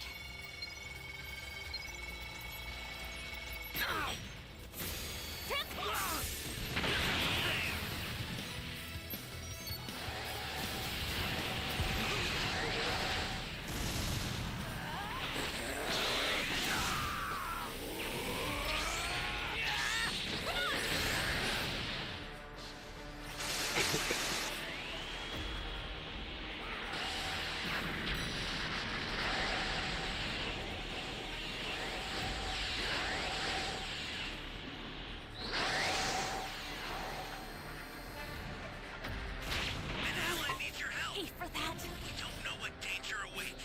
Think before rushing in. I'll send some supplies to help. Make good use of them.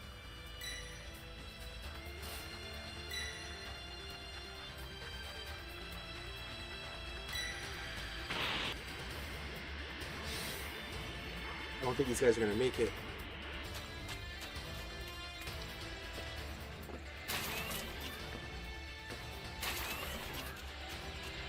Maybe if they got all the Dragon Balls.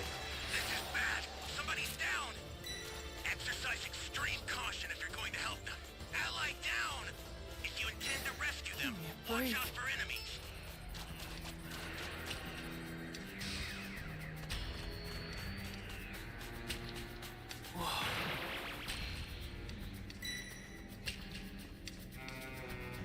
A super transfer is headed your way. Take it now. This ain't no picnic.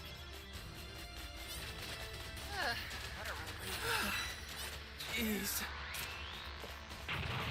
I would have taken the transfer and made it. Oh crap. The startup system is under attack. Stop it if you can, but retreat if you need to. Got it?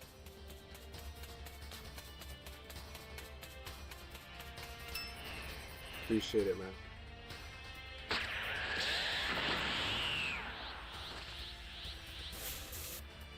The startup system's under attack. Tread carefully if you want to get closer.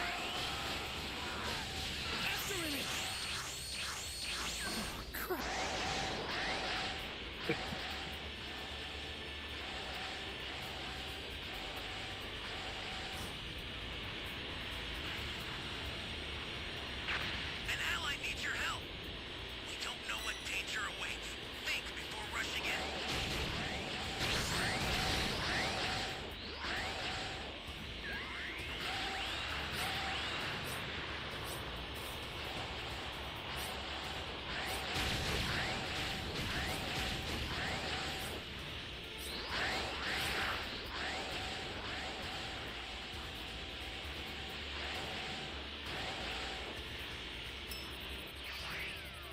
Who you left?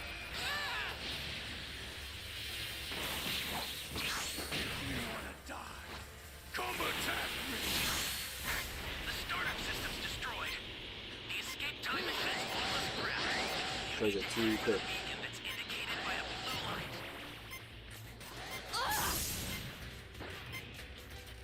Jeez.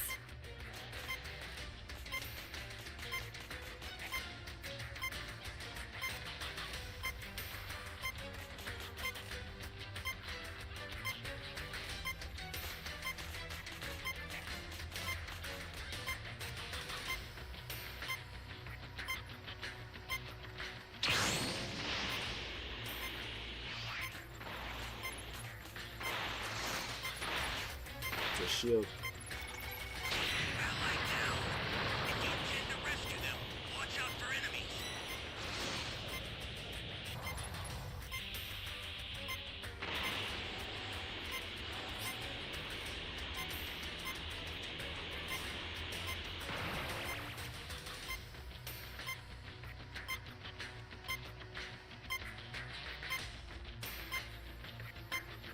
going for.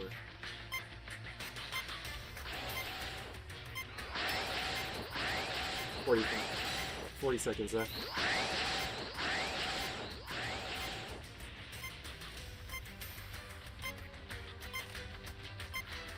Payload, man.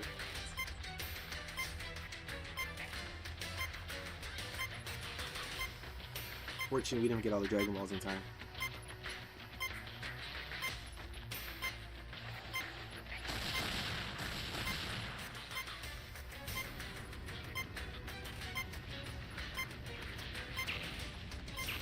We'll break down a player. Too long. I've set the escape time machine. Use it to get out of there.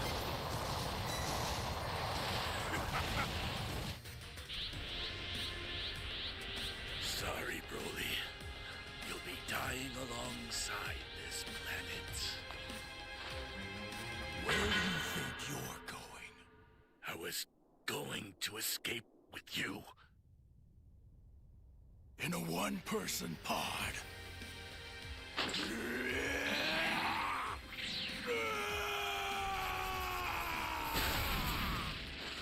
Well, GG's. No one has to suffer through that horror again. If we remember, Gohan was able to surpass the androids. He had developed a brotherly bond with the young survivor of the cataclysm they had caused. However, being the wicked beings they were, they struck her down right before his eyes, while he was helpless to save her. Gohan decided on that day he could never let another innocent life be snuffed out right before him. His heart can't take any more mindless bloodshed. Cuffing his hands, he tells the creature this is the end. As the cadences of an all too familiar attack ring out in the sky.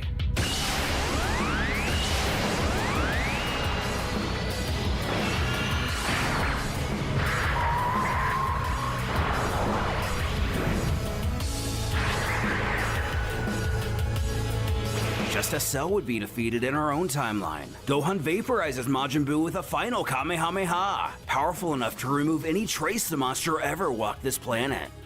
His worst fears realized, he managed to summon the ultimate subservient henchman, only for it to be defeated within mere minutes. The wizard trembles, not knowing what to do. This is impossible! This can't be happening! When the Supreme Kai decides it's his turn to step in, since it was Babidi's father, or rather creator, who started all this, the one who ordered the extermination of his fellow Kaioshin, it's only fitting he be the one to end him. Extending his arms, he shouts, Babidi's dream is over!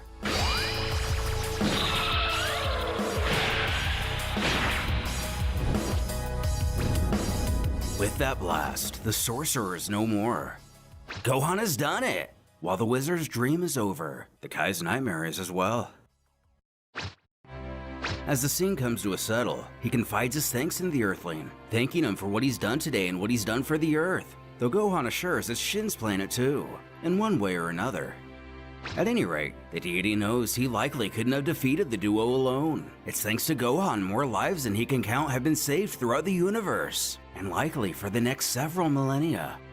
That's when he tosses our hero a curveball. He asks him to allow he and Kibito to help develop his power further.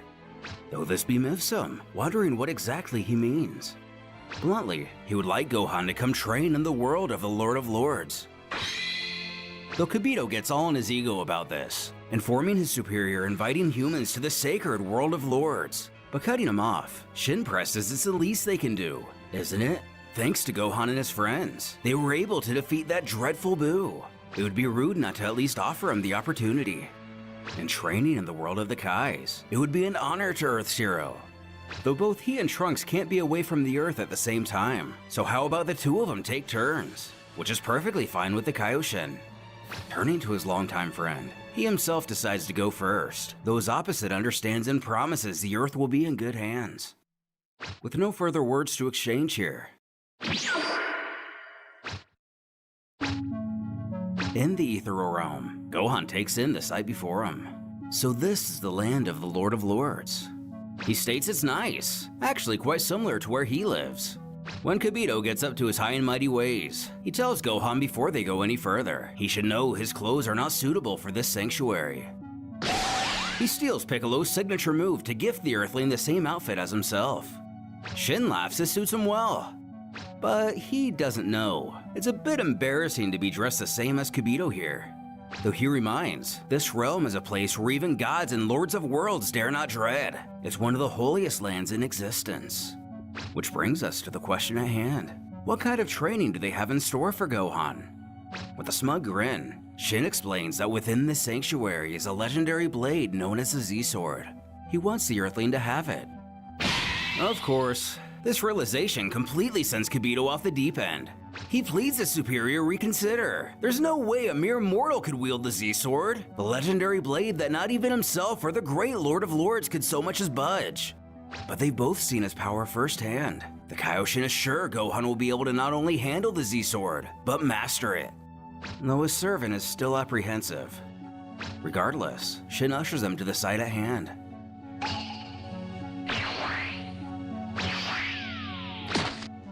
On a butte seeming to tower 100 feet in the air, this is the fabled Z-Sword. Gohan gazes at it in wonder. The deity prompts him to pull it from the rock. As far as he knows, no one has been able to remove it. Being the bookworm he is, or was, he thinks, pulling a sword from stone, where have I heard this before? Reaching down, he questions what will happen if he actually manages to pull it out. Shin reveals that legend has it. It'll imbue him with unfathomable power, which isn't what our hero was expecting at all. Though ever pessimistic, Kibito assures he won't have to worry about that. There's no way Gohan will be able to pull it out. The Kaioshin at last presses his lesser to be quiet and watch.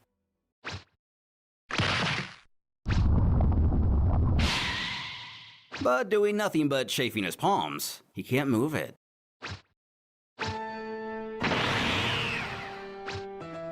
Breaking out Super Saiyan, Kibito doesn't believe it'll make any difference.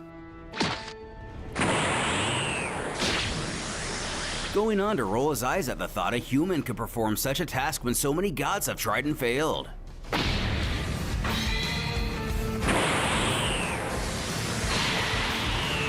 As predicted by the Kai, Gohan frees the sword. Dropping to the ground and returning to his base form, Shin asks what he thinks of the legendary Z-Sword. And it's awfully heavy, and he doesn't feel any great power so far, bewildering the former. The Saiyan has to question if this will really make him stronger. Kibito arrogantly scoffs to know what he's talking about. It's a mighty blade from the realm of the gods. Of course it'll make him stronger, but it'll mean nothing if he isn't able to wield it properly. As things are now, he's far too unsteady. Finally barking back, Gohan grunts he gets that, but he just tried to hold it. It's really heavy. Only lucky he didn't slice himself in half. Not only can Kibito not hold it, he can't so much as move it an inch off the ground. Turning in shame and trying to save face, he calmly mutters, "Not bad."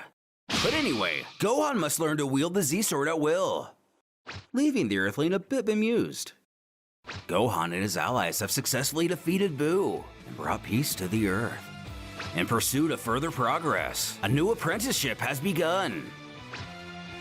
How far will Gohan and Trunks grow, and will they be able to protect the Earth?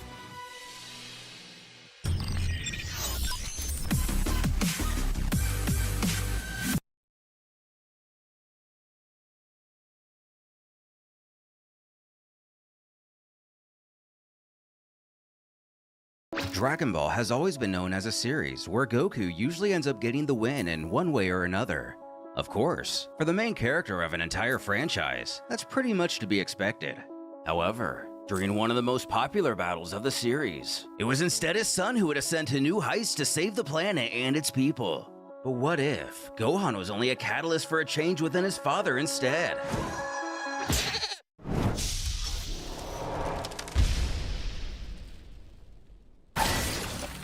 After giving his pep talk, 16's head is crushed beneath the foot of Perfect Cell.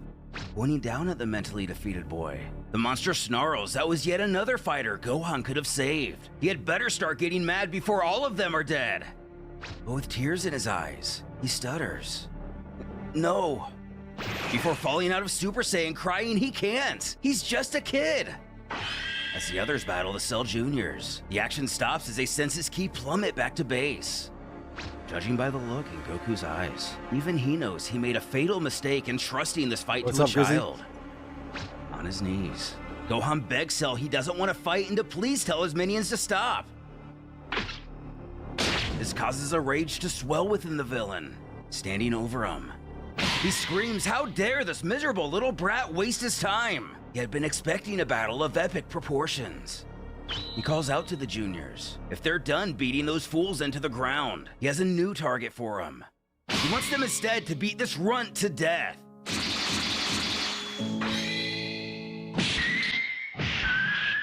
Go on! Pipe down, you imbeciles! Witnessing his comrades fall lifeless to the ground, Goku picks himself from the dirt. While injured, he can't stand by and do nothing knowing his son is next. Bellowing for him to leave Gohan alone. Cell catches him by surprise, taunting why is he in such a hurry for. He wants the Saiyan to watch as his son is reduced to a bloody pulp.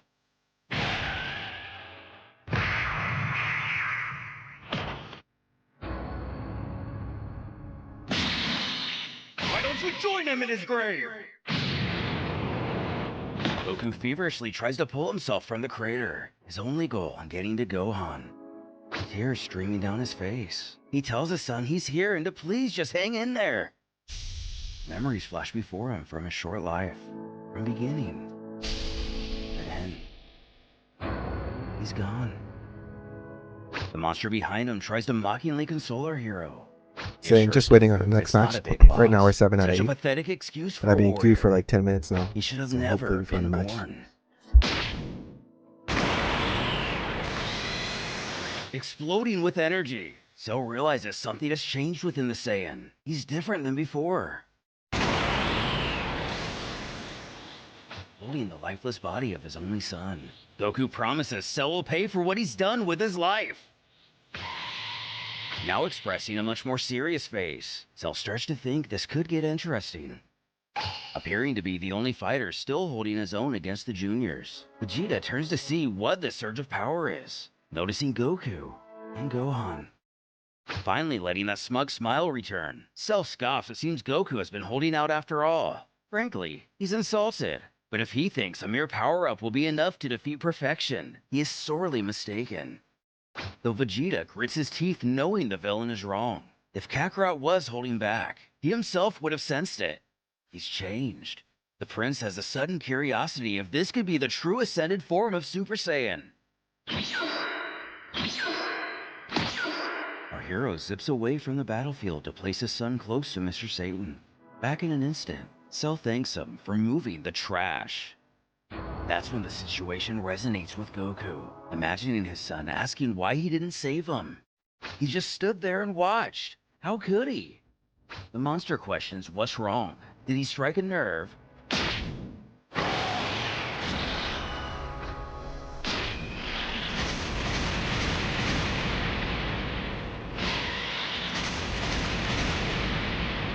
Yeah, I just canceled and started Annihilating again. most of the Now we're juniors, back at 4 out of Goku 8. replies, "No, Cell. I'll remove the trash." As Cell begins to assess the developing situation in earnest, Vegeta growls this is absolutely absurd. After all the time they spent trying to kill these things, Kakarot wipes them out in a single assault. Cell admits, with fury in his eyes, that wasn't bad, but he's going to have to do better then.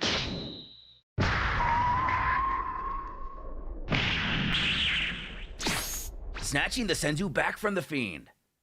He only landed 2 blows on him. The villain wonders why he's so damaged from such a minimal onslaught. He couldn't even defend himself against Goku. He wonders if he is stronger than himself now. But no, he refuses to believe it. So regains his composure too, in his thoughts, congratulate his foe on a job well done. But there is more to winning a fight than just strength and speed.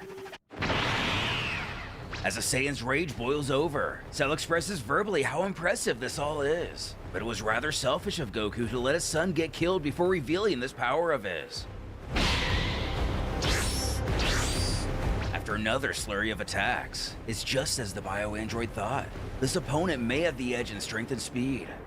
Vegeta finishes his thought. While the aforementioned may be true, he has completely lost control and left himself wide open.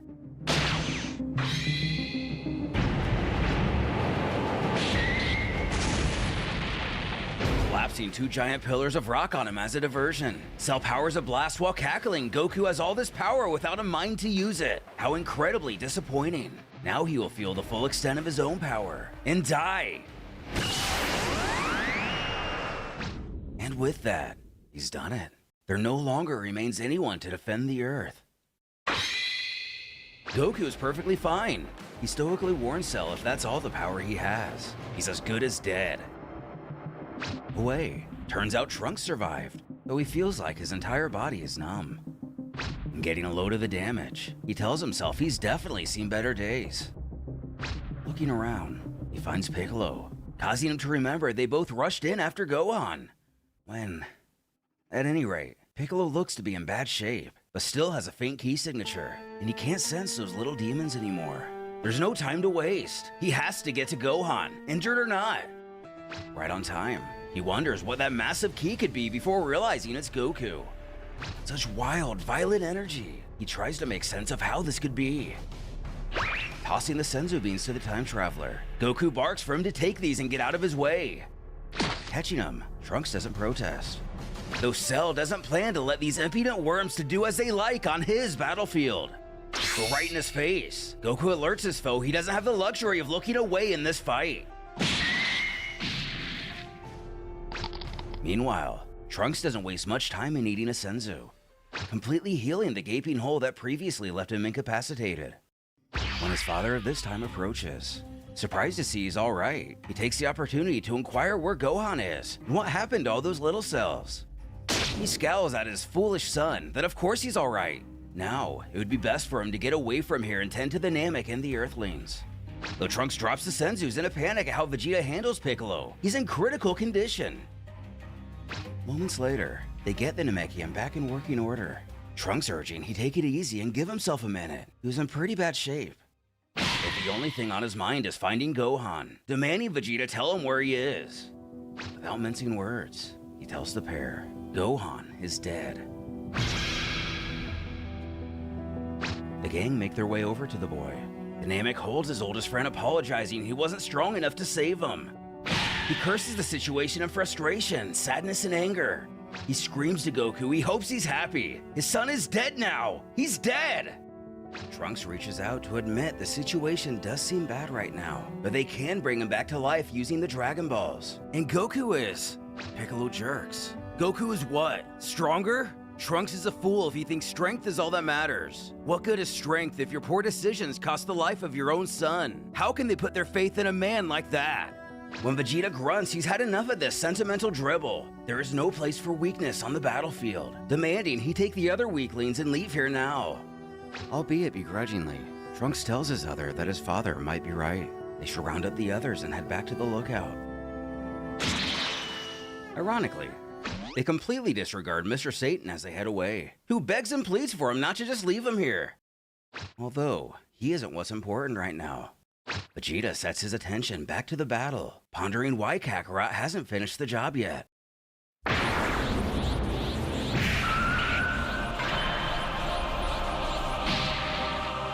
Beaten down, Cell doesn't have any strength left.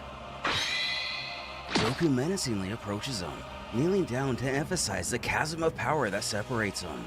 Saiyan is relieved to see that the monster is still alive. It would have been disappointing had he died so easily. But with that, he wants to continue. Grabbing his arm, Vegeta stops him. He explains to his rival he didn't realize he was one for torture, asking, "What are you doing, you clown?" He has allowed this to take hold of him and dictate his actions, just as Yuzuru form does to so many of their kind. And honestly, it's shameful. What would his son say if he saw him like this? His words break through to our hero. He now sees the faults in his actions.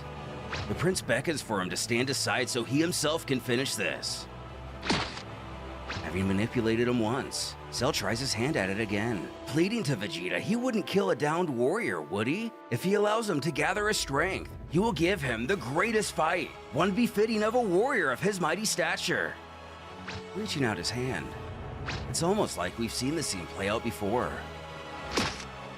Vegeta closes his eyes to offer a smile. He chuckles the villain may have his cells, but he doesn't know a single thing about him. Powering his final flash, the prince screams he has suffered the android long enough.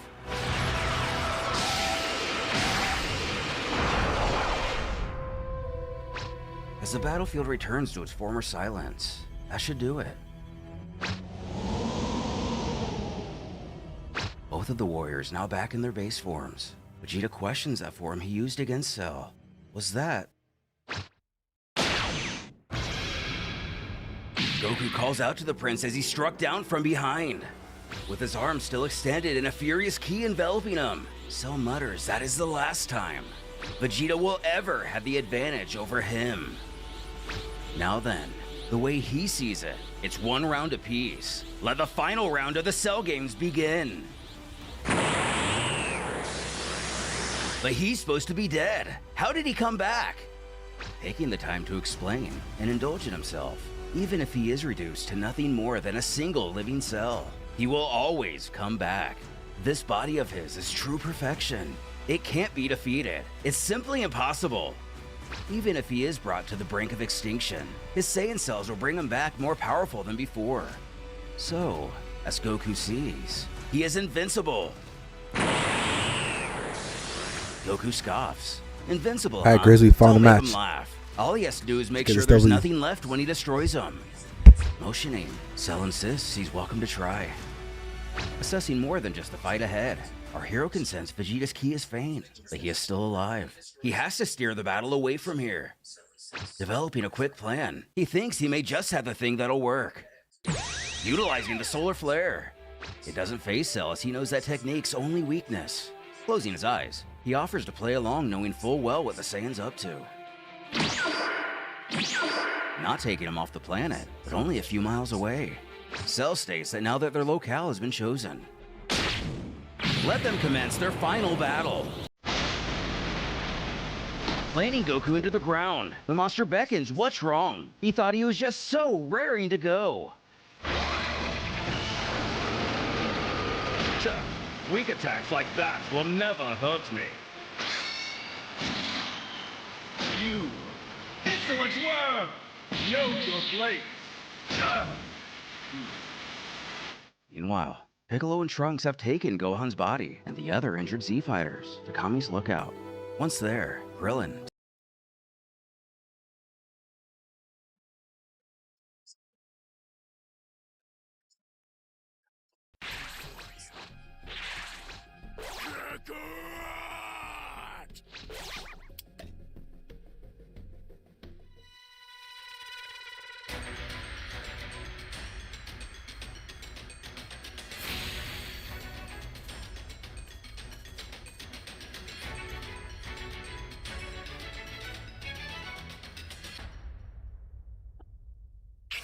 Flying Nimbus!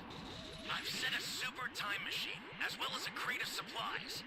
Here's how to launch. Find the power keys, then place them in the right spots. You find a power key there. Calm yourself, Broly. Open this box real quick.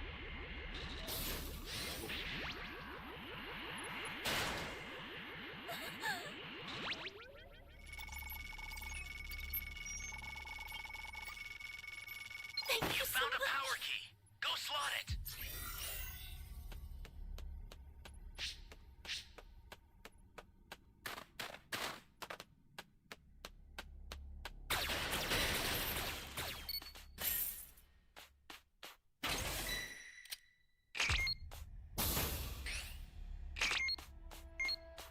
Flying Nimbus!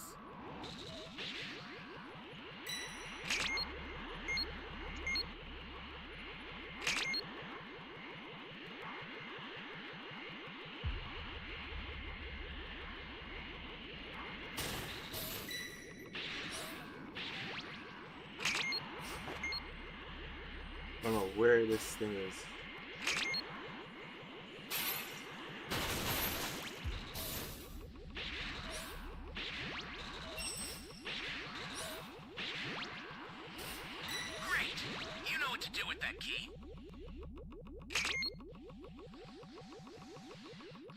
An ally needs your help.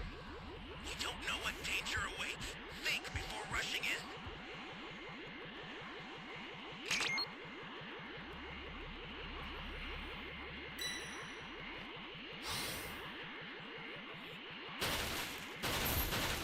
No idea, brother. Where am I? You be careful too, okay?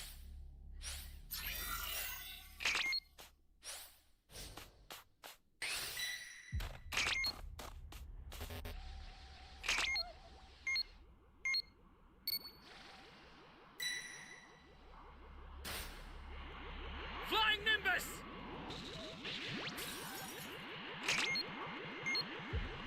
You gonna grab the Dragon Ball, bro?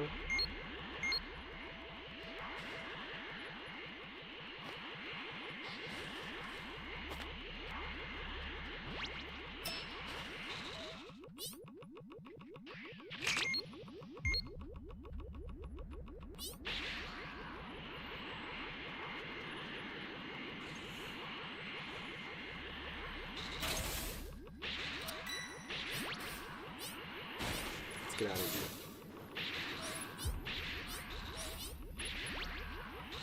Welcome. Thank you. Close. Welcome.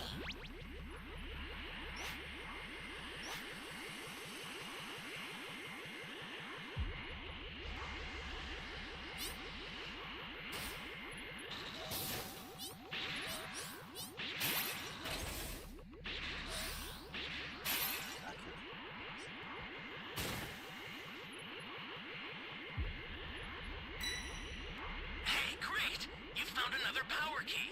Use it quick.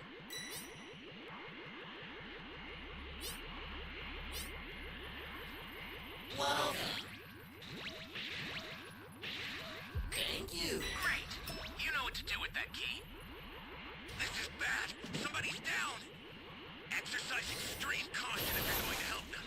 Hey, great. You found another power key. Use it quick.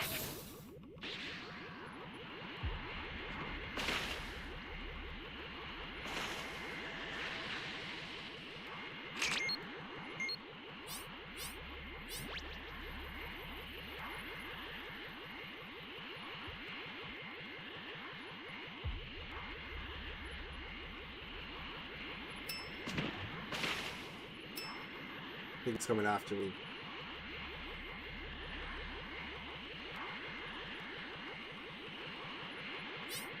Wait, someone saying that A key. No one saying that B key. Calm I'm gonna yourself. go back and set that B key. He's right there.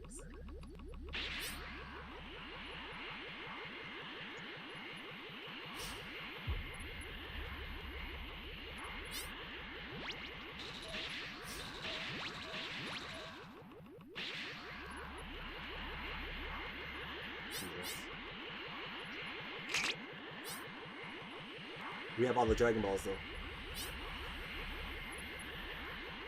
Calm yourself, Broly.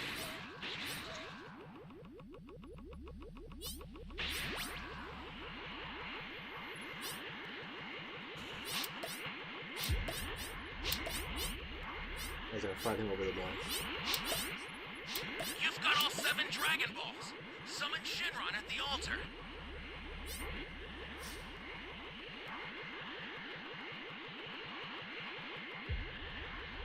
Right now we're just staying alive. Ally down!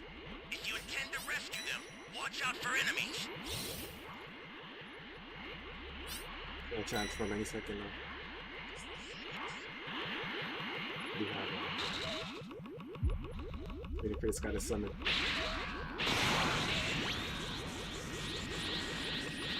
Right over my head.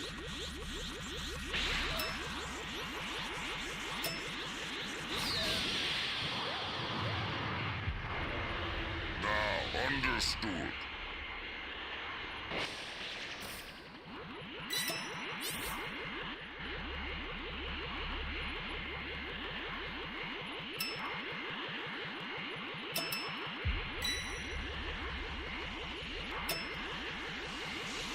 Access the startup system from the center.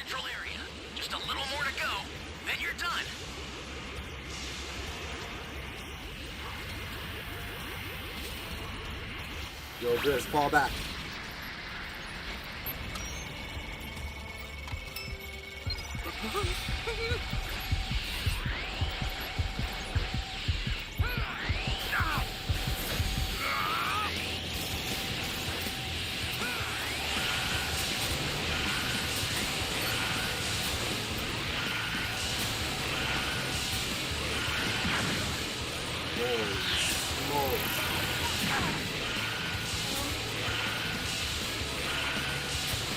Or you have to melee, bro. You can't just be shooting feedback.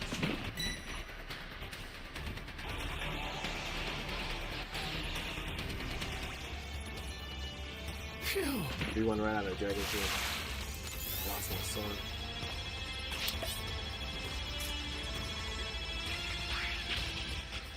Hope you have a final Dragon change though. But you can transform to Thank you.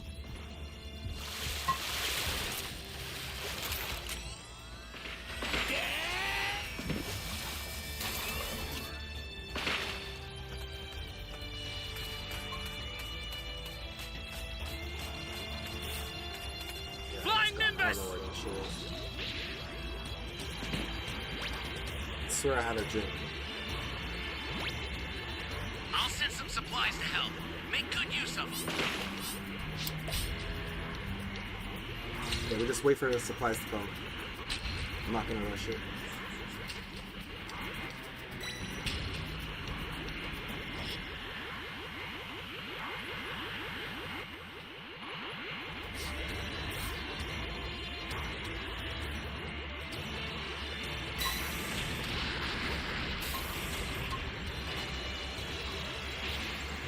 No sodas. This guy stole all the drinks, bro.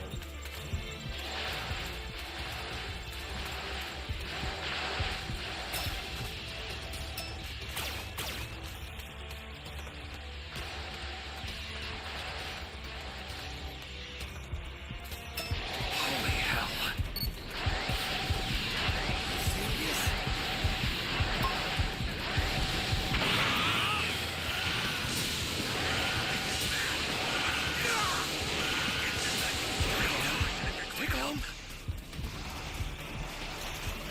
I do have a stun and my final dragon change. That was scary. I need your help. You don't know what danger awaits. Think before rushing in. This is bad. Somebody's down. Exercise extreme caution if you're going to help them. An ally needs your help. You don't know what danger awaits. Think before rushing in.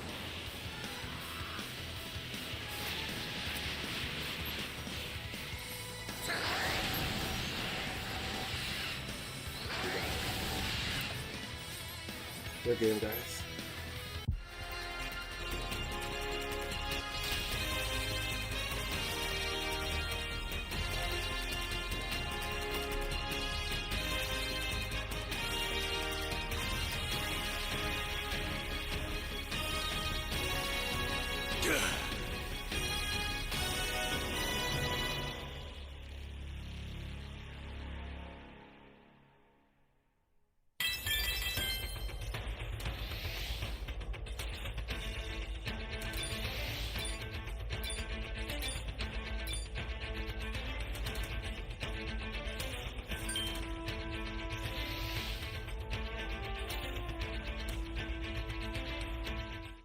Good job, G.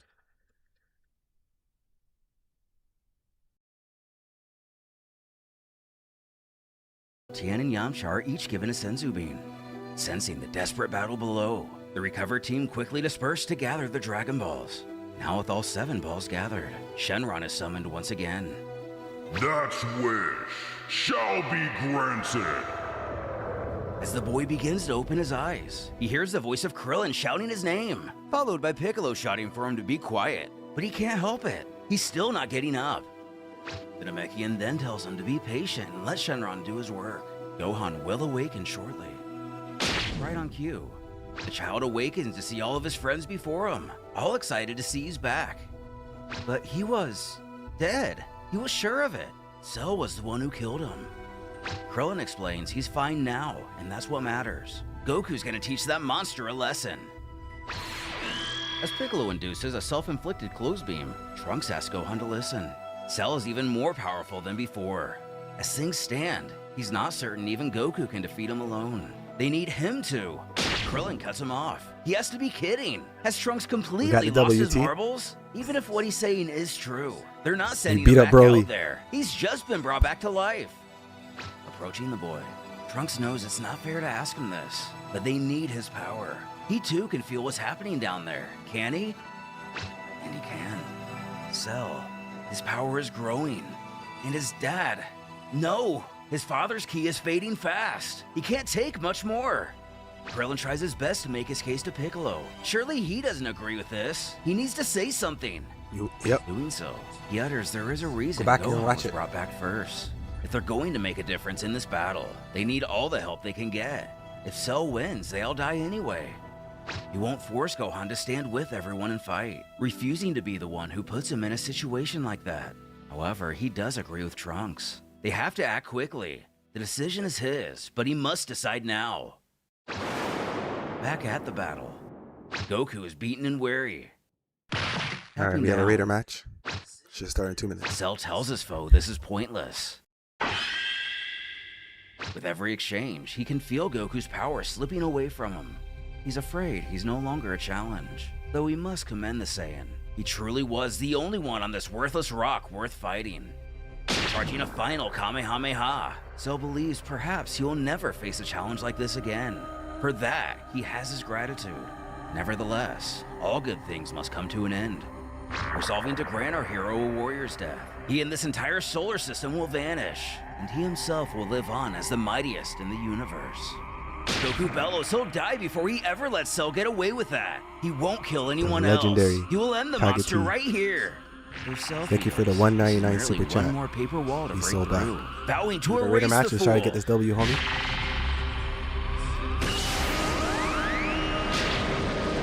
With our hero struggling, Cell mocks what's the matter. He thought he had more left in the tank than this. Goku knows he's too strong and can't keep up. Is this really the end? When King Kai interrupts the moment, screaming he not dare give up. The deity shouts for him to listen. If Cell is allowed to live, he will go on to terrorize the entire universe. He needs to stop him here. A bit stumped, Goku realizes that's it. The technique King Kai taught him.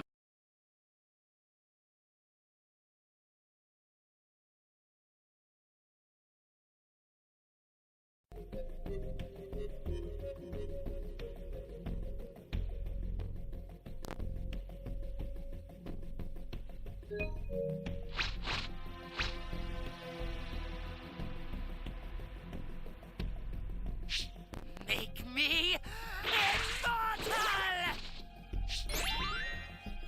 Wait, I've seen this one somewhere before.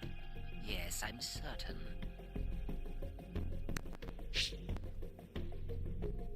I made you a promise, didn't I? I said you would experience a dread like no other. I intend to rid the universe of every last one of you. Pretty high level team. Let's see what they got.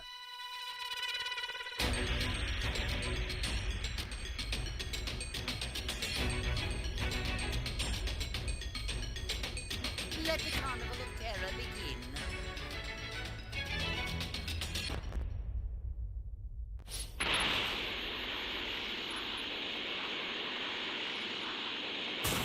Give me the Dragon Ball. I don't have any. Very well then.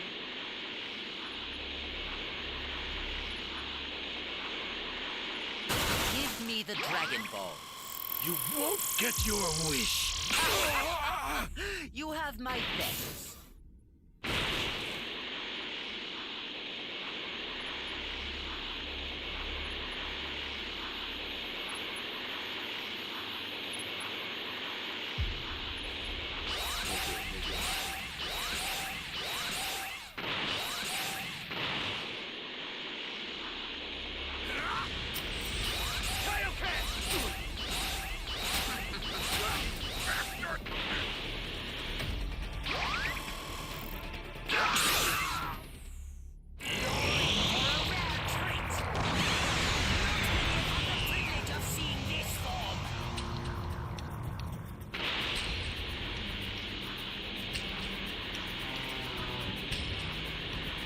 Where are the Dragon Balls? Sorry, you got the wrong guy. You're a fool.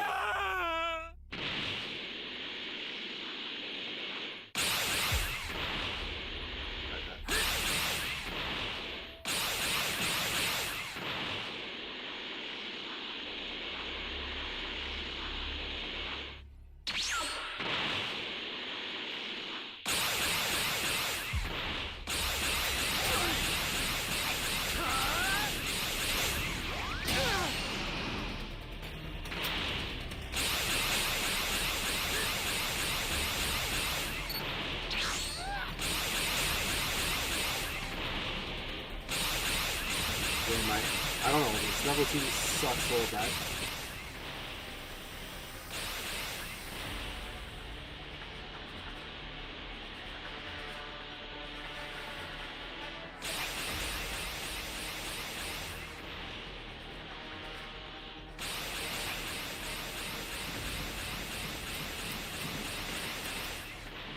Got it.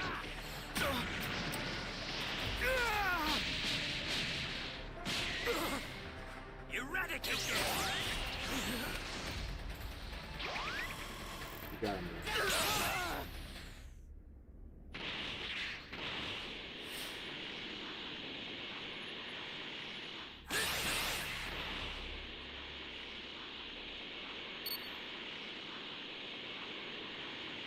There's someone over there.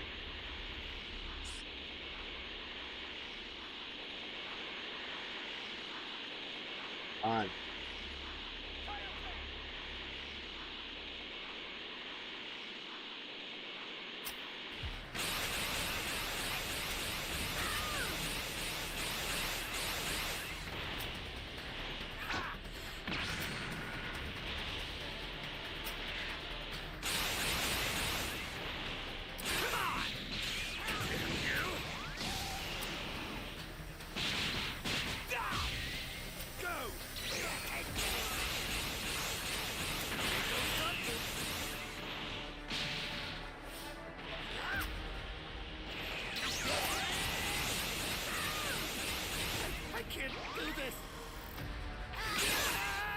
Could destroy the area, but I guess you could get heal.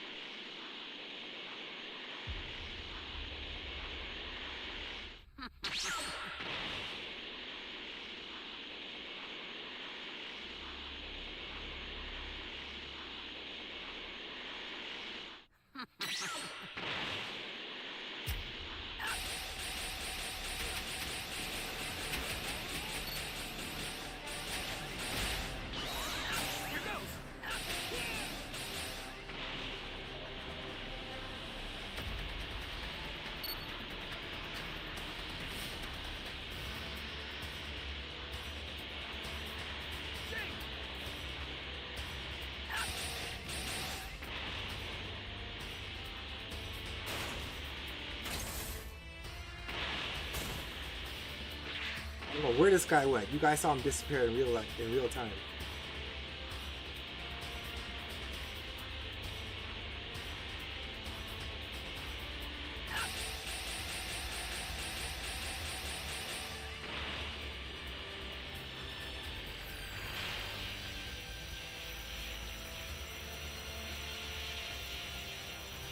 We're gonna try to steal the Dragon Balls.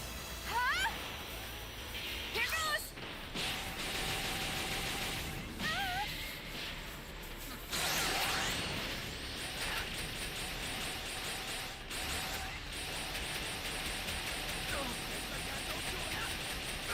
Come on!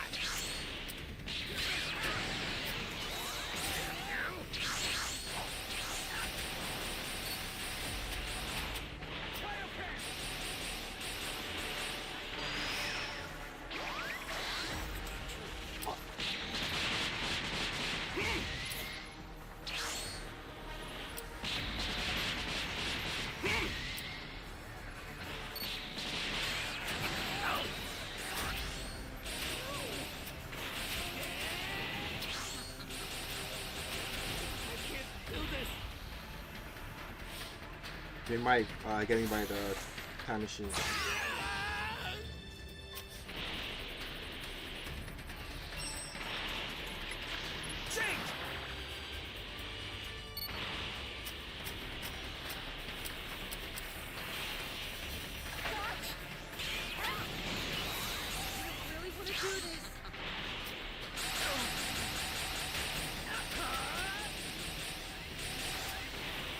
You guys always have a Dragon King available.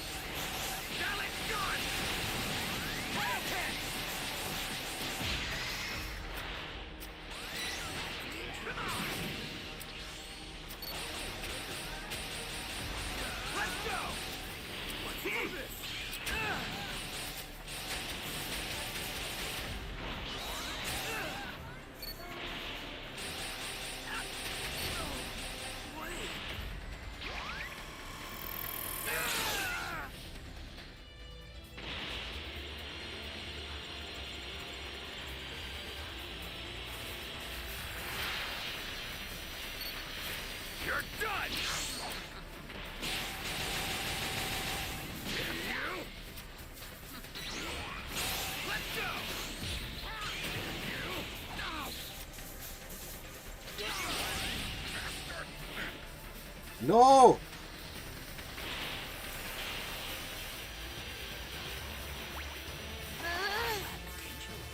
Gosh.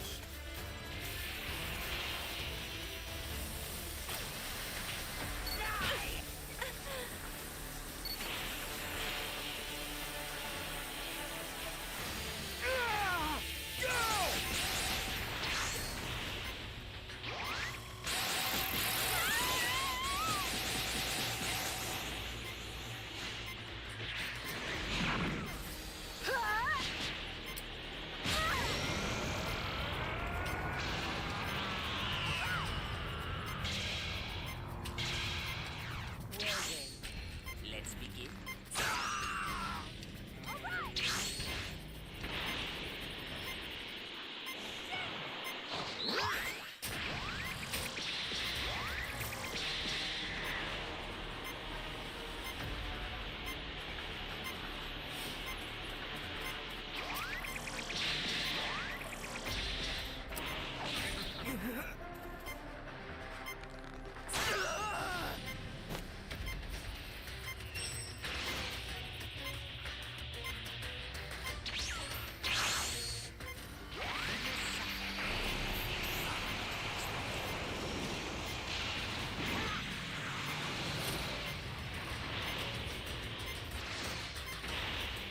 I will not tolerate failure.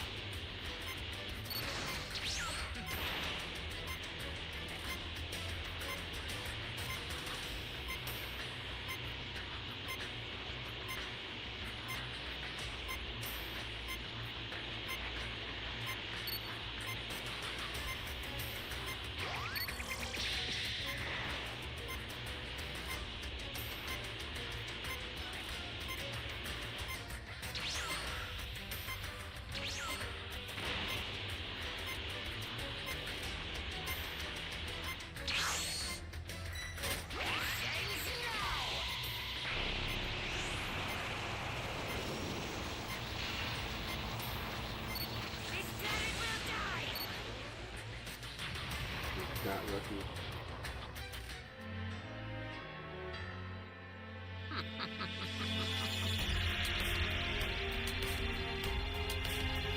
You're no match for me.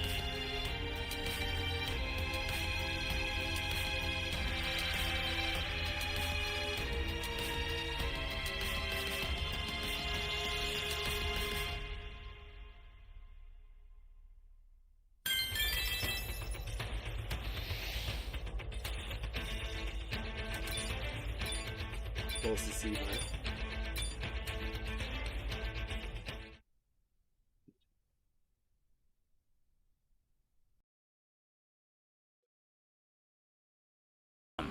He doesn't know how long his body can hold out, but this is the only option he has left. He doesn't care about the cost. He'll destroy Cell before he can hurt anyone else.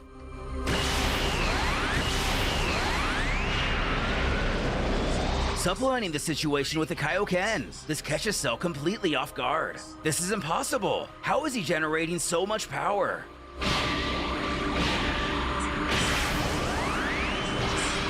Suddenly, Goku feels the same power he's putting out being returned. Having his genetics, he asks, Kaioken was it? Cackling, what a marvelous technique. And now, he will use it to crush his foe, accidentally making Cell up to several times more powerful. Goku apologizes to everyone. This is all his fault. Letting out the final push. Cell notices something. Not only all of the Z fighters, but Gohan too returns to Goku's side. Furious, Cell barks that these weaklings need to be taught their place.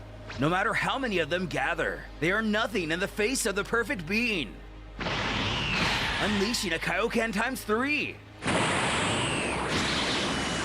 Even with everyone, it's not enough. Goku tells his son he's sorry for all of this. But Gohan can't. He won't. He won't let everyone down. Not again. Unlocking Super Saiyan 2. His power is incredible. Our hero knows now is their chance. Insects! You are nothing compared to me! Kaioken!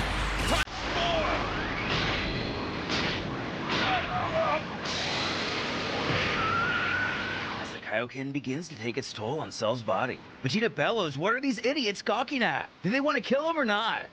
Glancing back, Goku is relieved to discover Vegeta decided to swallow his pride and take a senzu after all.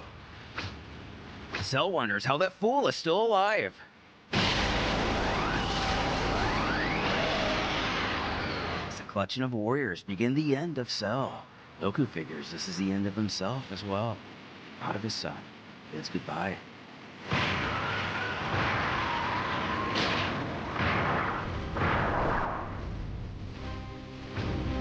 Unable to sense the monster's ki anymore. It's really over. He cheers to his father, they did it! And he realizes.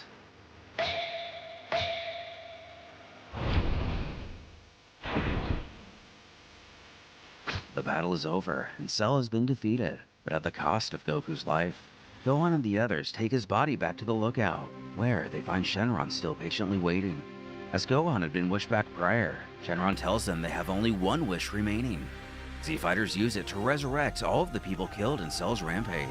Among these are androids 17 and 18. Goku had died as a result of his own actions, not those of Cell, so his body remained lifeless. Dende advises that wish could be instead made on Piranga to bring Goku back. But right at that moment, the hero himself would communicate with the group from Otherworld. As Goku begins to speak, it becomes clear that he is sure of his decision. He tells everyone that he thinks it'd be better if he remained in the afterlife. His actions have put the planet and all of them at risk. The Earth has been in danger so many times over the past few years. He realized that it's mostly been because of himself. In disbelief, Gohan faces skyward and cries out, begging his father they still need him here. Goku utters a smile and responds that he's sorry for everything he's put him through. He truly is, but this really is best for everyone. The power he showed today was amazing, and he knows that with him defending the Earth, it'll be safe. And maybe, when the time is right, he can come back. Until then, he tells his son to stay strong. Gohan thinks for a moment and begins to smile. He thinks of fond memories with his dad. Looking out into the sunlit ocean of clouds, he comes to terms with his father's decision and the responsibility that has been passed down to him. He makes a silent promise to himself. He will never fail again.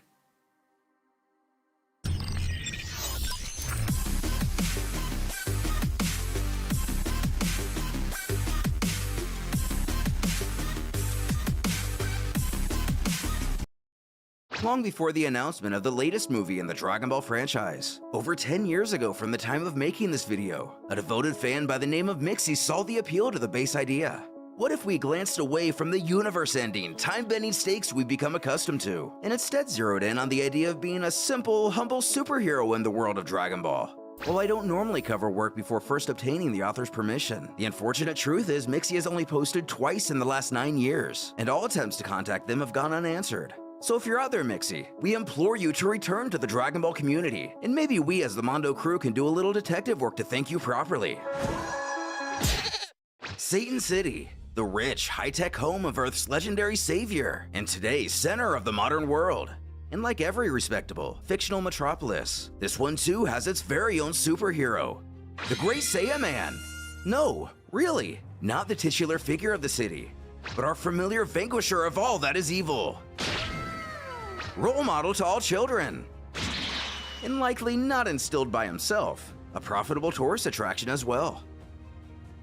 Nearby, a hostage situation takes place. The gunman threatens that if anyone comes any closer, he'll blow her brains out. Do they hear him? The cops stand together, not at all in proper formation, almost as if they have an invisible shield in front of them. One of them asks, "Where is he? He's never been this late before. At this rate, we'll have to take care of this ourselves." The next glances back to the crowd behind him, scoffing they might get booed off stage if they do so. The people want to see a superhero in action, not them. The third humorously shouts for the offender to hold his horses and they'll deal with him in a minute. Just as the middle officer predicted, a man who oddly resembles Barry Kahn, the actor who would years later play the Great Saiyaman in Super, well after this manga was made, calls out they want the Great Saiyaman. Where's the Great Saiyaman? Mirroring the casual demeanor of the police, the would-be victim flips a victory sign to her friends, as they talk about how jealous they are, wishing they had been taken hostage instead. The other clamoring in excitement that she's going to be rescued by the Great Saiyaman, causing the detainee to giggle that she guesses it's just her lucky day. Unfortunately for her, the cops finally decide that their superhero's taking too long. It's going to be up to the three of them. His subordinate double checks to make sure he's positive about that decision. The crowd will be pretty disappointed. Just as the most mustachioed of the three questions, "Hey, isn't that him over there?" Looking his way. Sure enough, it is him! Their coveted superhero has arrived. But something confuses the officers. No dancing? No poses? Why is he simply stomping over to the suspect? The senior law enforcer scratches his head. This is quite strange. He's usually so exuberant with his entrances. Heck, he didn't even notice him arrive. The other speculates that maybe he's just in a hurry today. As he approaches the pair, we're met with completely contrasting emotions. The victim blushes with fantasies that this is just like in the movies. As the perp begins to panic, he tells himself to stay calm. He can't do anything as long as he has a hostage. That's how these hero types work.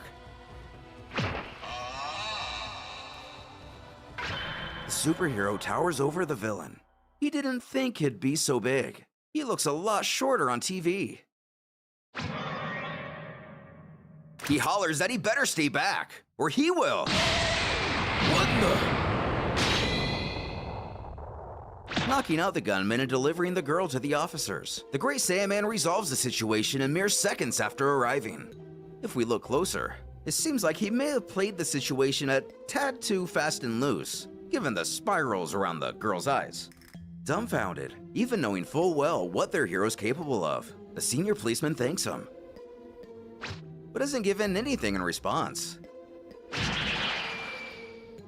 The trio can do little more than watch him soar through the sky.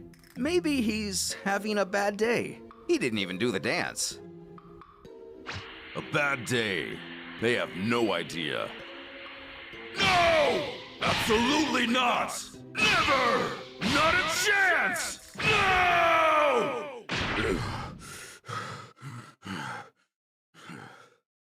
Earlier, it's revealed it was actually Piccolo playing the Great Saiyaman, though doesn't seem happy about it. Gohan pleads, "Oh, come on, just for one day, please?" But Piccolo doesn't care if it's only for 1/10 of a second. He said no. The Saiyan explains he promised his mom he would concentrate on his tests. He can't leave the city unprotected for so long. Though if that is the case, then he can go ask his father to do it. But Gohan retorts that would be a mistake and he knows it. So Piccolo recommends send Shinhan then. Eventually working his way through pretty much all the Z fighters, but Gohan has an excuse for all of them and why it has to be Piccolo. He doesn't know where Tien is and doesn't have the time to go looking for him. And Yamcha would just use the fame to try to get a date. The Namek would even scream he has Krillin, Yajirobe, Puar, anybody but him. I knew I was going to say yes eventually. I always say yes to him, and the little runt knows it. A scene as he was about to accept doing the most embarrassing, degrading, painful thing of his entire existence. He figured he might as well try to put up a fight. Why are you doing this to me? Haven't I done enough for you? Remember that one time I died? Though eventually, he'd give in. Gohan thanks Piccolo and assures him he owes him one. The Namekian feels otherwise. He doesn't owe him one. The kid owes him a lifetime. Looking down at the wristwatch that'll transform him from the mighty Demon King to the valiant Sentai savior of Satan City. He resolves to his fate. For reasons he could only suspect had to do with the feeling of utmost disgust and disdain towards that horrible outfit. Piccolo's powers were unable to produce clothes that matched the Great Saiyaman's costume. He had to resign himself to the fact that one more person would have to know of his misfortune. Psst. I need your help. Peeking his eyes just over the windowsill, a surprised Bulma would eventually let the Namekian inside after he explained the situation. She thinks it's so sweet of him to help out Gohan like this. She's always admired the special bond the two of them have. Frantically looking around to make sure nobody else knows why he's here, he says that may be, but he might end up cutting all ties with them after this. He questions where Vegeta is. He'd rather not have him finding out about this. The scientist jests. Vegeta? What's a Vegeta?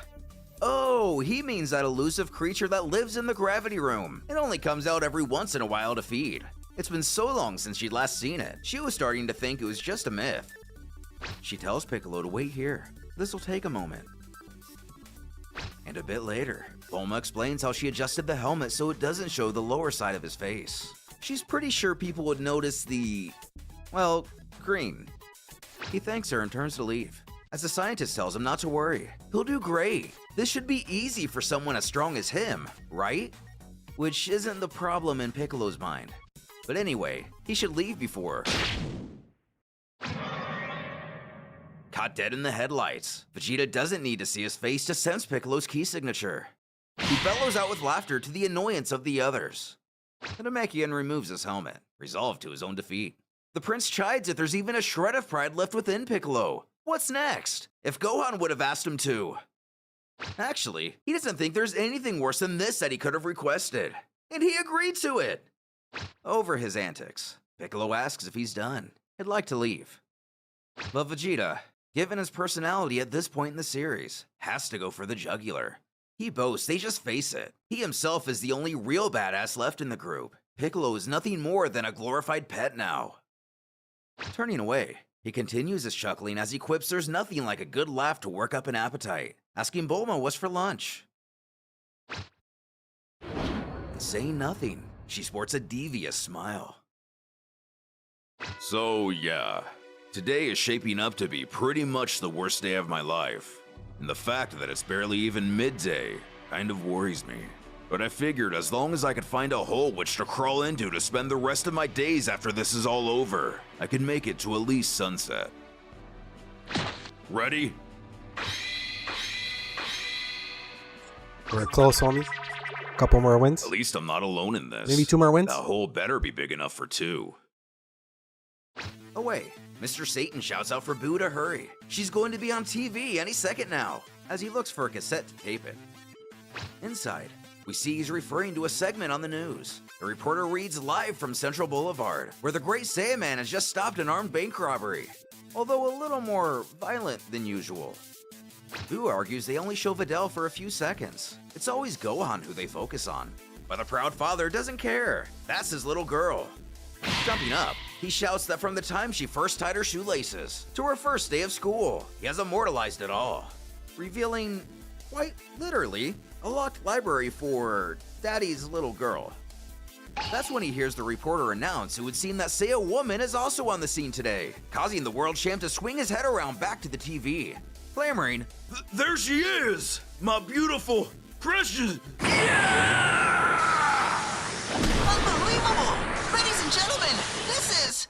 Sweet little flower? Please! Oh God, please don't hurt me, please! we're taken to the scene where the less than heroic duo do their best to fill in the roles of Gohan and Videl. While a poor man pleads for his life, Piccolo informs Vegeta, Or rather, Saiyaman number 2. He's pretty sure that's one of the hostages, prompting the prince to holler. Then those better be tears of gratitude! Hear that? I saved your life, so say thank you! Thank you! Still, I can't help but get the feeling we're doing this wrong. Vegeta darts over to his partner in justice, shouting, "Of course we're doing this wrong. That's the whole point." He tells Piccolo to think about it. Does he really think this will be the one and only time Gohan asks this of him? If they show him now how bad he is at it, he'll think twice before coming to him next time. Showing off that big brain energy, Piccolo sees what he means and thinks on it for a second. The prince cockily smirks. There's no need to thank him. He just doesn't want to get dragged into his mess again. The Saiyan actually takes this a bit further. He tells Piccolo to be honest. Doesn't he want to get back at him for this? At least just a little? The Namek begins to speak, almost against his question, when Vegeta tells him to just imagine his face when he sees this. 7 out of Leaving 8 just Piccolo in need one more silence. Vegeta snarls. It would serve the little brat right, wouldn't it? But Piccolo can only imagine the disappointed, sad expression of the little boy who first befriended him, the human who gave himself faith in humanity. So naturally, Piccolo can't bring himself to let Gohan down, even if it means doing something like this. Taking his body language into account, Vegeta snips. On a scale of 1 to 10, how whipped are you? Leaving Piccolo to sigh in resignation once more. Fidel! Fidel! What's in the... My little baby! The world champ pleads. He knows she said she wanted to get stronger, but this is ridiculous. Just look at what she's done to her body. It's grotesque. Look at that neck, those shoulders, and her breasts. They're all but gone. No man will want her now. Pointing back at the great Saiyaman, he screams this is all his fault. He filled her head with all that training crap. He's responsible for this, so we better not dare leave her now.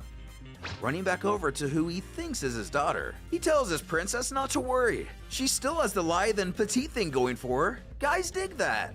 No matter how bad it gets, her daddy will always love his whittle. When something begins to become clear to Mr. Satan.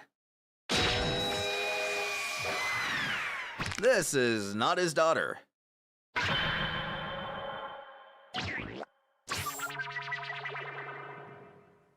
Pleading for Boo to go faster. He doesn't think that was Videl after all.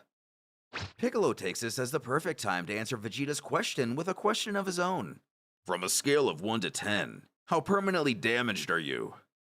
With our superheroes set out on saving the citizens of Satan City, even for just a day, will they be able to put their pride aside for just a few hours to ensure the innocent are protected?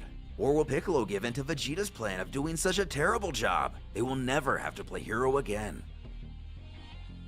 After their first not-so-valiant attempt at thwarting bad guys, and while Vegeta tries to mentally recover from his encounter with Mr. Satan, our interim heroes sit atop a building, trying to sulk away the rest of the day. Vegeta chides his partner that this is all his fault. Sick of hearing it, the great Saiya intern shouts, "All right already, give it a rest, will you?" But he isn't just talking about this particular scenario today, he means all of this Saiyaman business. Though, what could he possibly mean by that? Vegeta tells him to think about it. The cape, the posing, it's almost like a failed attempt at copying someone Gohan thinks is cool. However, he better not be implying what he thinks he is. Piccolo argues there's no way he helped create this. If anything, it's his fault. Vegeta is equally confused by the accusation. There's no denying that the boots, the spandex, the name, all reek of Saiyan propaganda. This one is all his.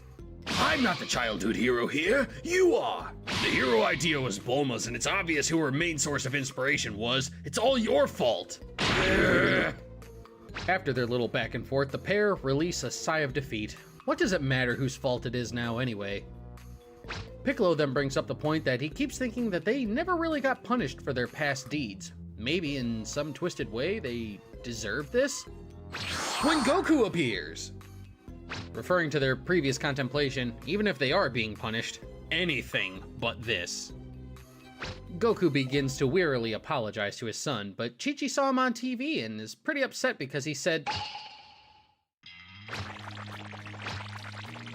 Then something clicks.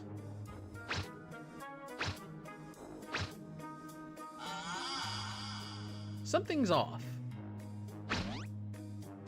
Fully recognizing them, he happily chortles, "Oh, it's you guys! I almost didn't recognize you!"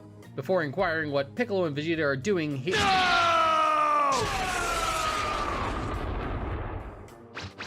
But, leaving our hero to wonder if it was something he said, Vegeta refuses to be seen like this by his greatest rival. Luckily, Piccolo has a bit more humility. The Namekian takes his time and explains everything to Goku from the beginning to now. Everything leading up to the events of how he ended up here. Starting to understand, Goku just wonders how on earth Bulma managed to get Vegeta to do it. Flashing back, we're treated to the scene in question. You will help Piccolo out, or I swear to God, I will blow up the gravity room and never rebuild it. Have fun catching up to Goku on the Stairmaster. Pleading with her to calm down, this threat would get the prince to do pretty much anything. Goku chuckles that sure sounds like something she would do. Either way, it's nice of Piccolo to help Gohan out with this. Who responds that people keep saying that, but it doesn't seem to make him feel any better. Then surprisingly, Vegeta returns!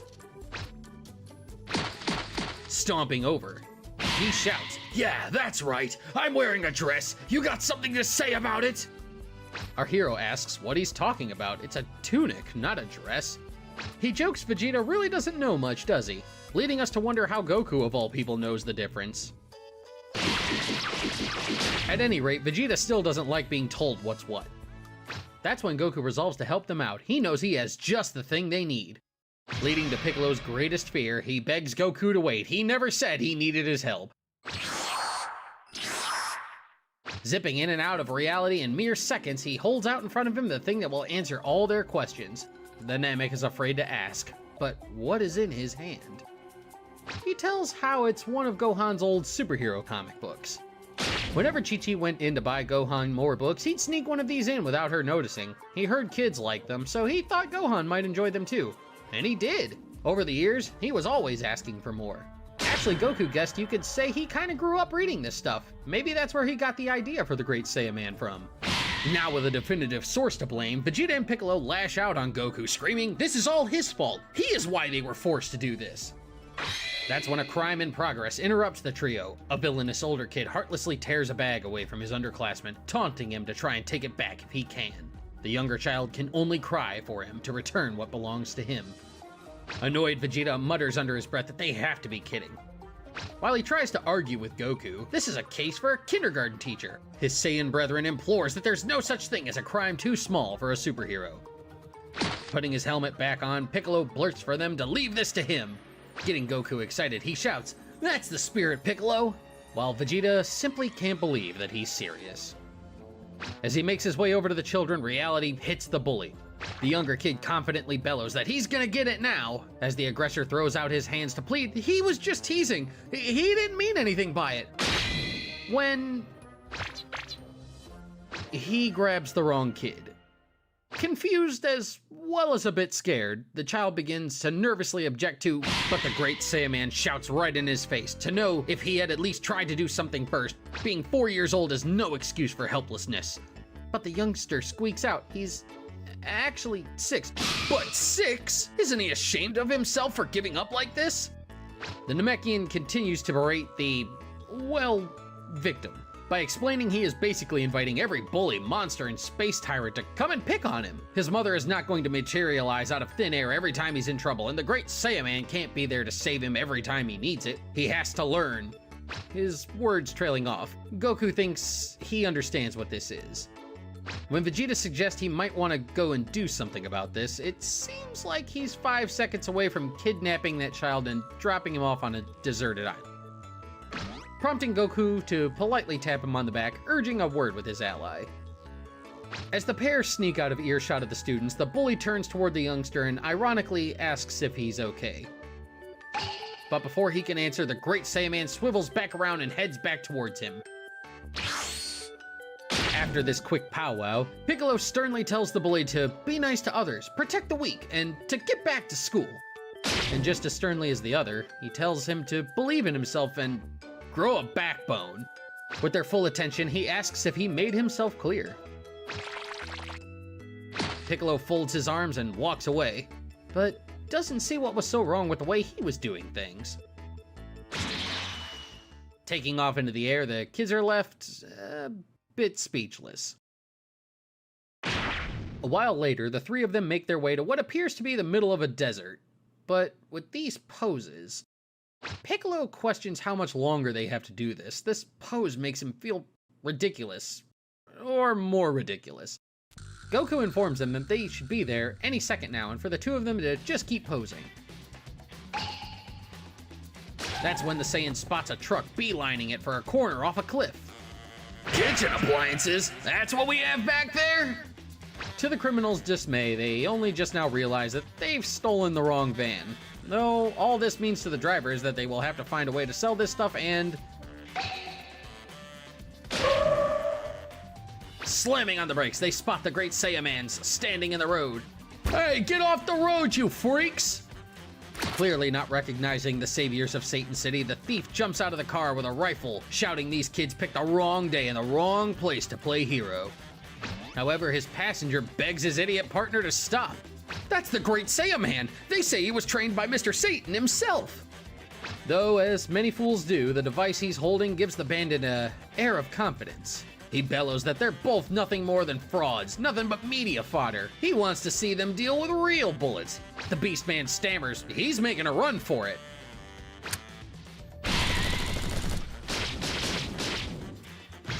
Sure enough, Piccolo effortlessly catches each of the bullets.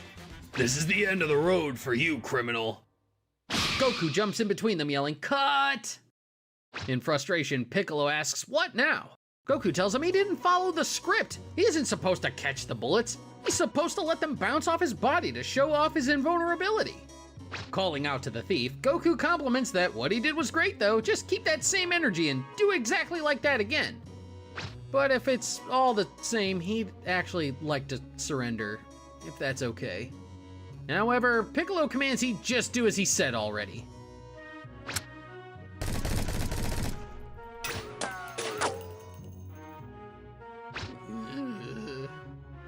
This is the end of the road for you, criminal.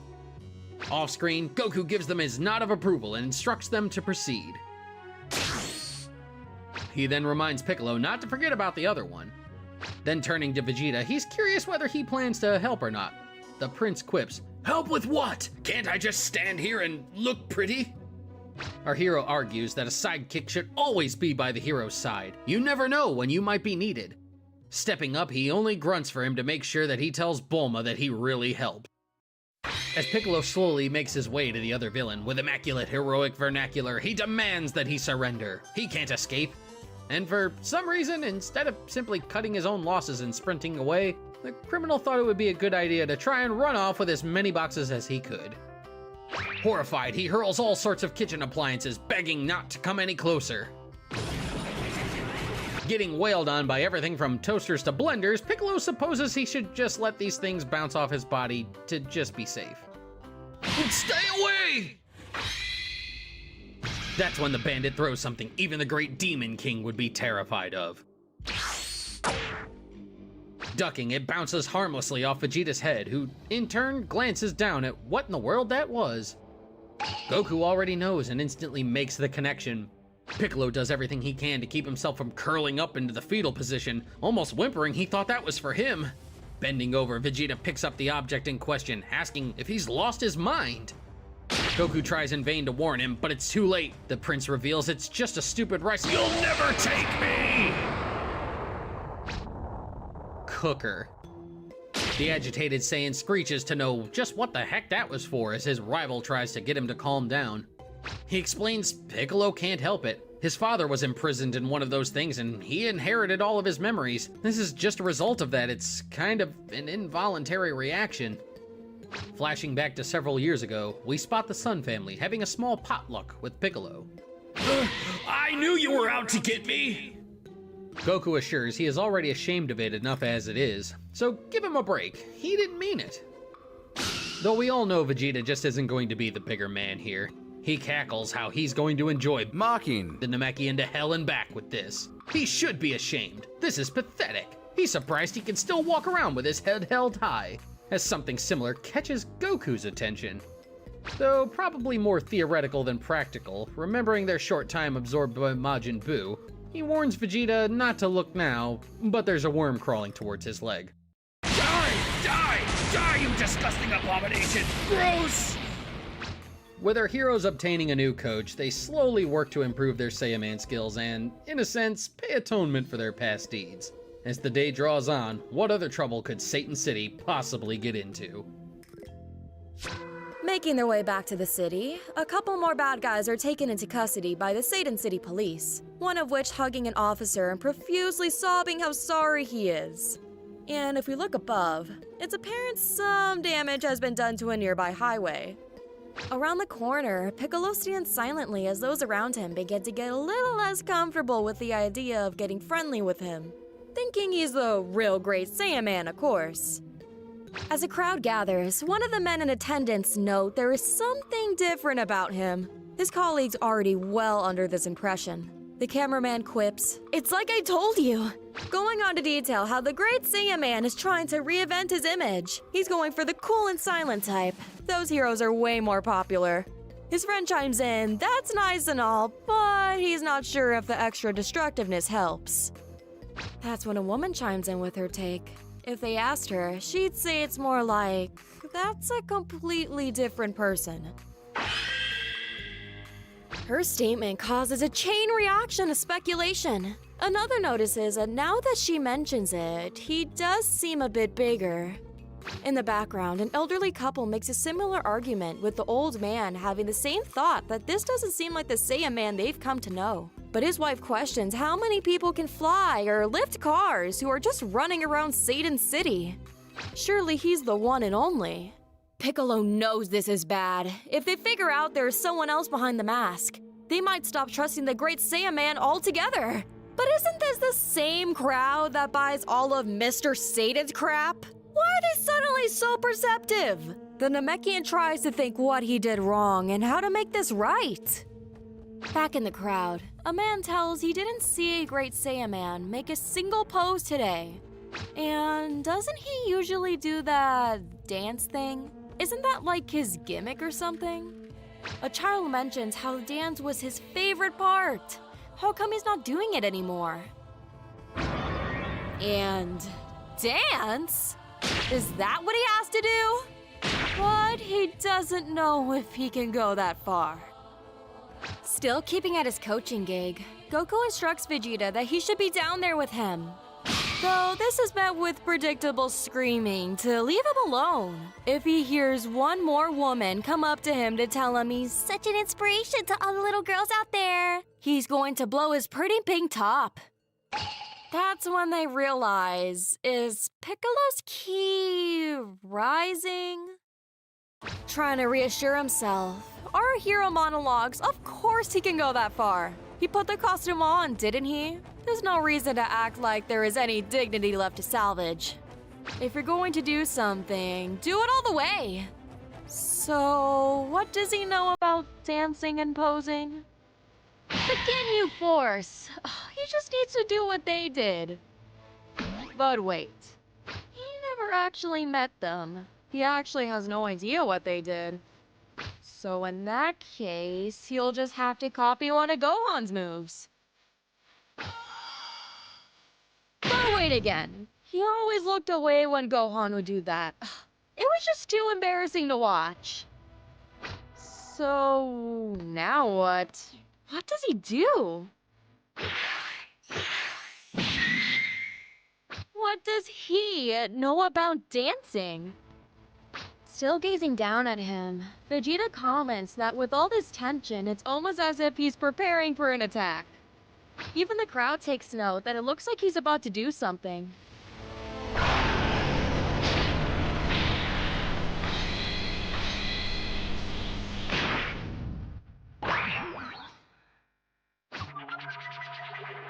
And with the most minimal of movements, everyone wonders what he just did.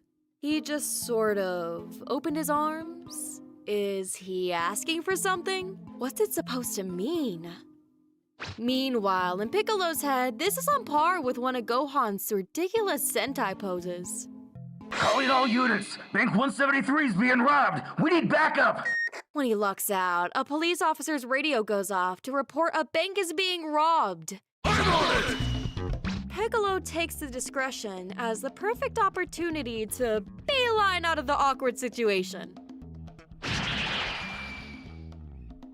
Quickly in tow, Goku asks if he's okay, to which he not so convincingly presses that he is. However, on the inside, he just knows that he just couldn't do it. He just couldn't, and he failed. But it's not too late. There's one more thing he can try. Is that all you've got? Come and face me, you cowards! While the bank robber unleashes everything he's got, the cops on scene frantically try to call in for reinforcements. They're dealing with an A-class psycho here. Stand back!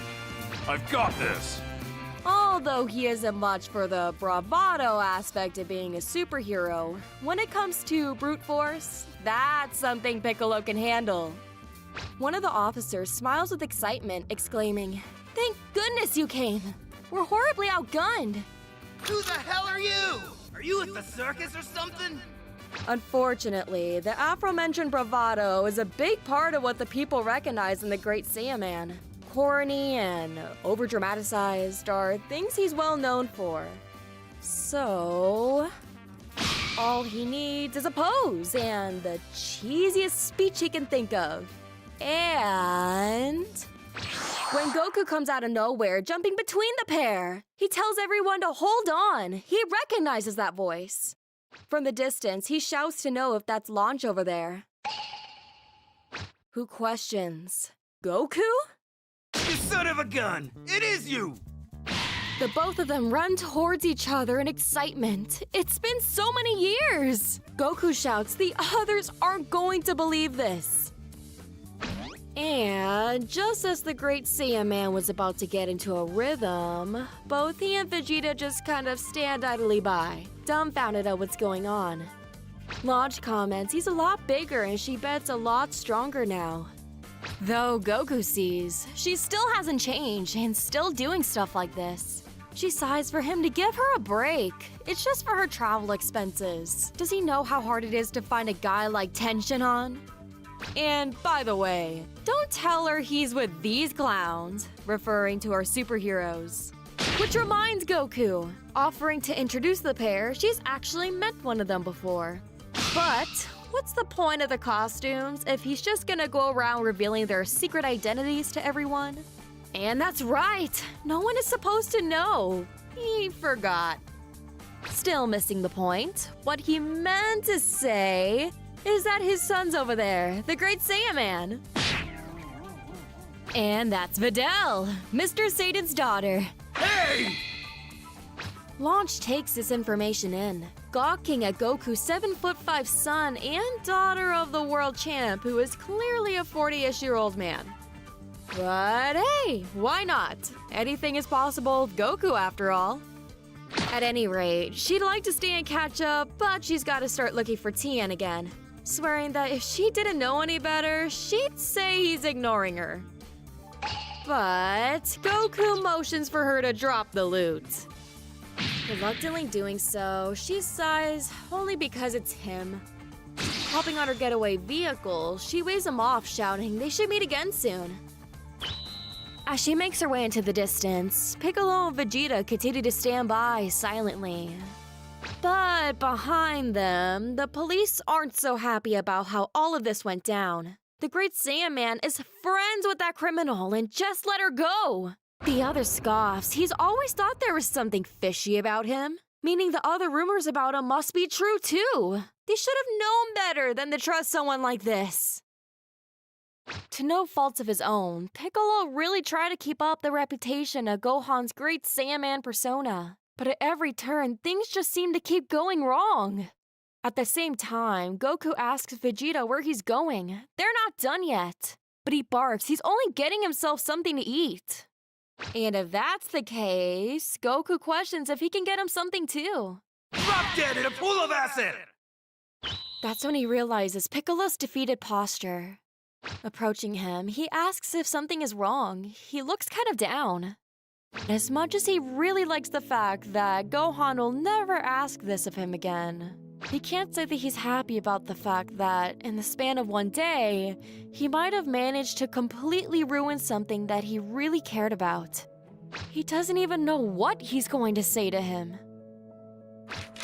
Referring back to the comic book, Goku thinks he might have an idea on how to fix things, telling Piccolo to wait here. And before the dejected Sentai could even inquire what he means and what he's planning, Goku's already on the other side of the planet. Meanwhile, as Vegeta mows down on some lunch, a sinister presence makes itself known. The prince beckons. What the? Aren't you? Help! Help! Chaos breaks out as the vendor runs off screaming for help. Though, back with Piccolo, the Namekian is none the wiser. No matter the damage he's done to the superhero's image today, Gohan should be done with his exam soon.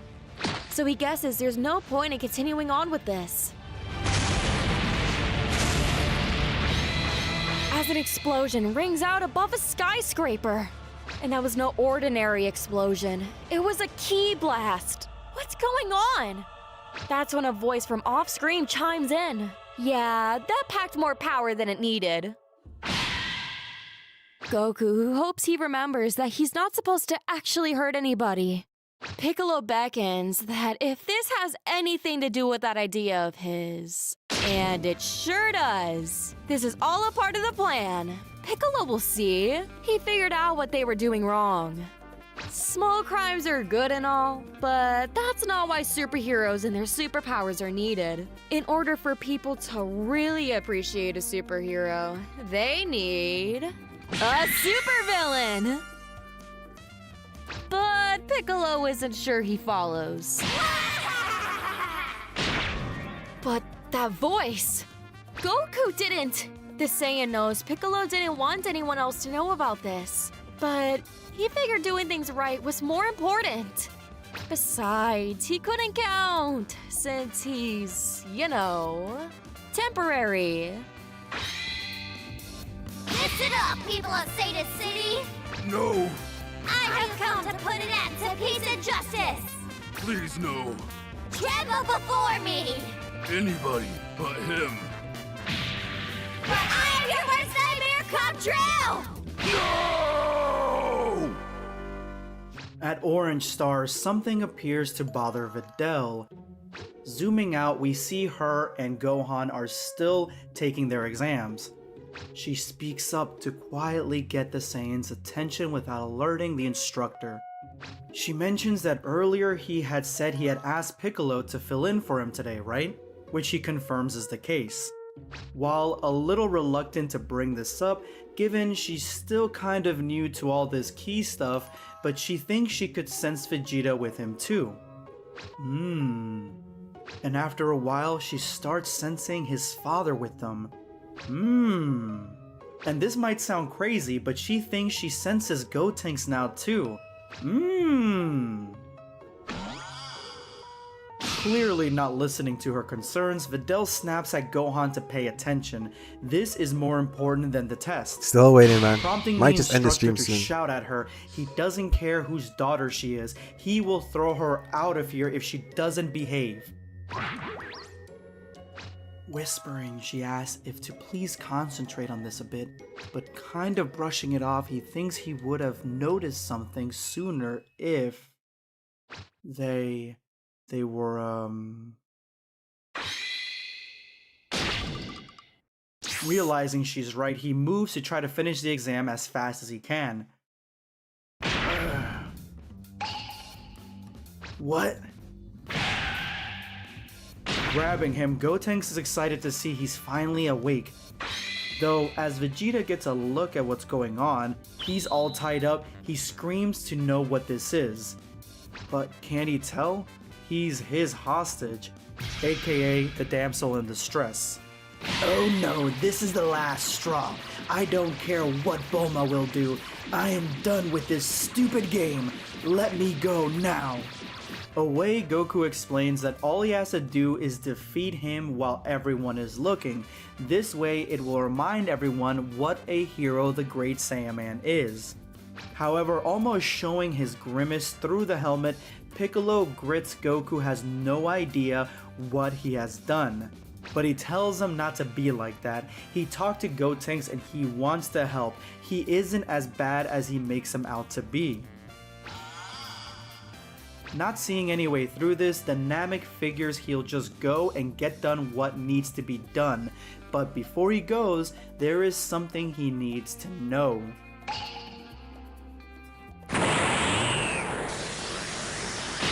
Still struggling to free himself, Gotenks assures Vegeta it's useless. He made sure those would hold no matter what he does. But the prince is more than happy to see about that. He will get these off, and when he does, though at this point in the story, Gotenks reminds that he can still easily kick Vegeta's butt. He knows that, right? Yeah, well, once the 30 minutes are up, he'll be Trunks and Goten's problem, not his. In a corner, Vegeta is starting to understand why Piccolo insisted on never using him unless it's absolutely necessary. He's a nightmare. With Piccolo finally getting his mopey self to the scene, Gotenks figures it's about time. He villainously bellows out for the hero to give up. The Great Saiyaman has no chance of defeating him. He will destroy him and his precious city. Going back to his question, Goku mentioned it had been about 5 minutes since the fusion began, which leaves Piccolo with around 25 minutes to deal with him. Sure, knows the Fuse Fighter can flatten him against the pavement in less than a minute. However, knowing him, he will try to milk as much entertainment as he can out of this, so he probably won't go full out and just fool around. All he has to do is encourage that and try to hang on for 25 minutes. Here he comes! What? Again? The villain shouts that was impressive. He managed to block his attacks. He is a worthy opponent indeed. But those attacks barely had any force behind them. What's going on? Gotenks then continues by sinisterly beckoning he survived.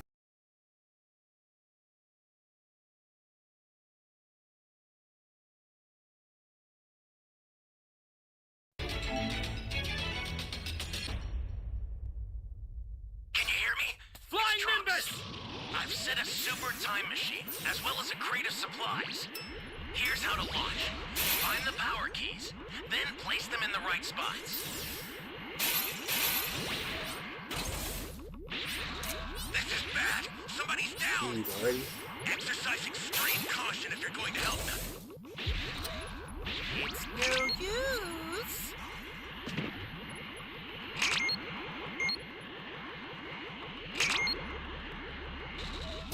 You found a power key.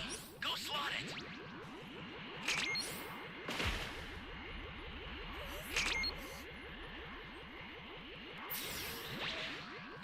Great. You know what to do with that key.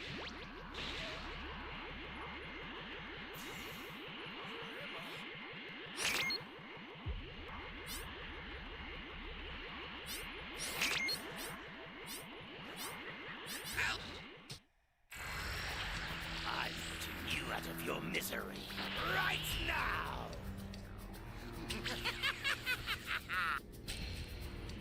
Lie down. If you intend to rescue them, watch out for enemies. You were doing so good. That's a new power key. Place it now.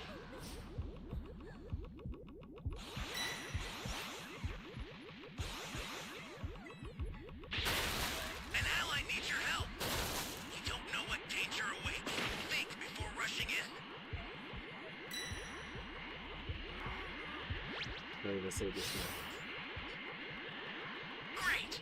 You know what to do with that key.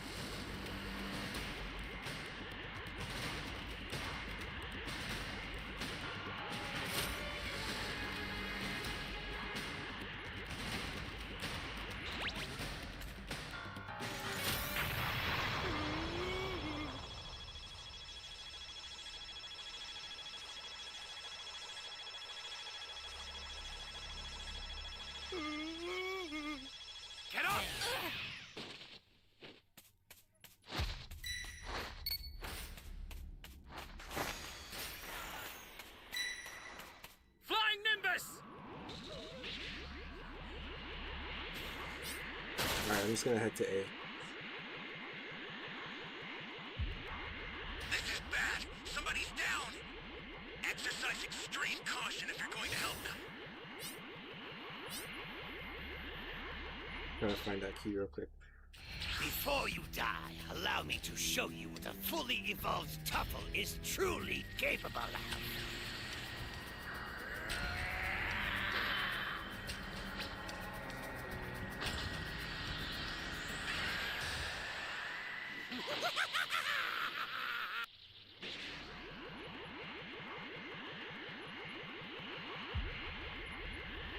What inconvenience.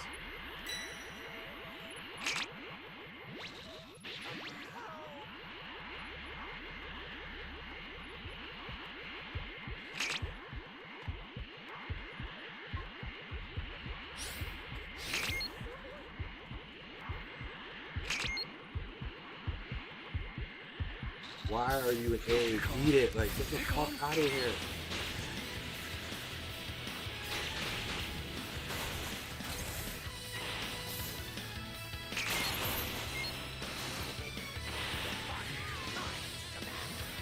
I didn't even get the key.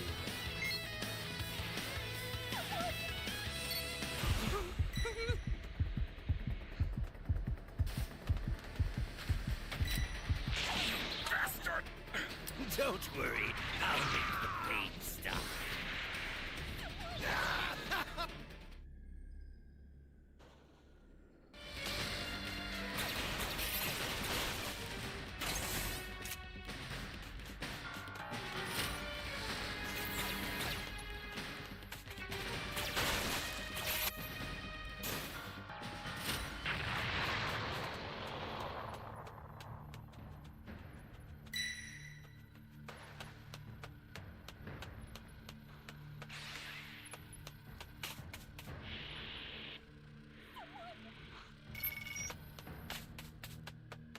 You good now?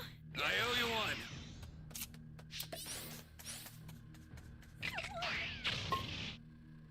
Baby, my lord, accept this and rise again!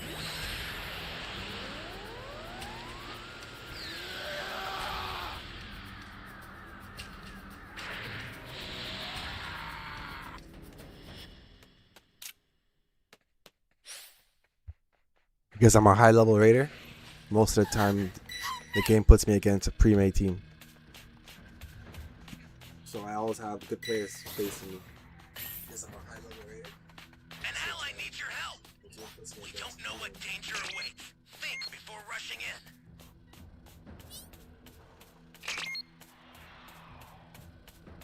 When I'm survivor, I have crappy players. What's the big idea? Like, where the fuck is this key, bro? Too late now. You bastard!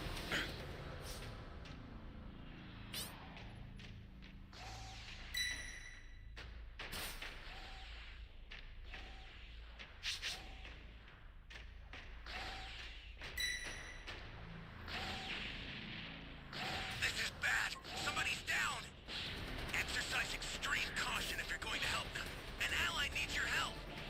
We don't know what danger awaits. Think before rushing in.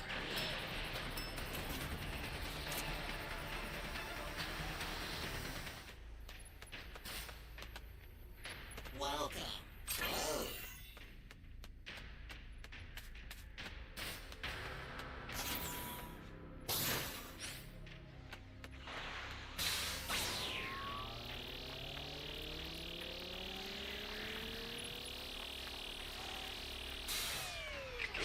It's rare I get put in a match with good teammates.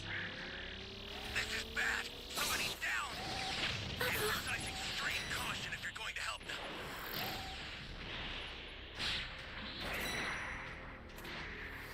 Ally down. If you intend to rescue them, watch out for enemies. The escape time machine's ready to launch. Ignore the power keys. Get out of there. There's a beacon where the blue line is. You see it? Head that way fast.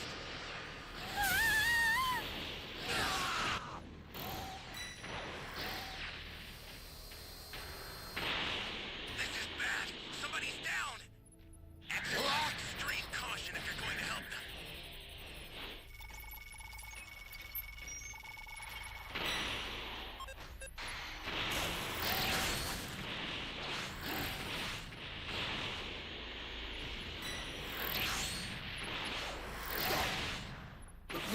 not letting him go. Finally get serious about this. You fool.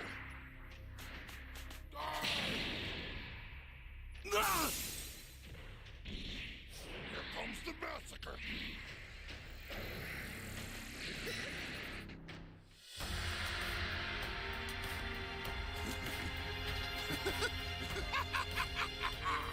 Alright guys, I'm going to end the stream now. We've been streaming for 5 hours. It's almost 3 a.m. and you stayed this long. I'd like to say thank you. Shout out to Tiger T for the 199 super chat. Appreciate it. And with that being said, have yourself a good night and I'll see you guys tomorrow. Thank you for watching. Peace.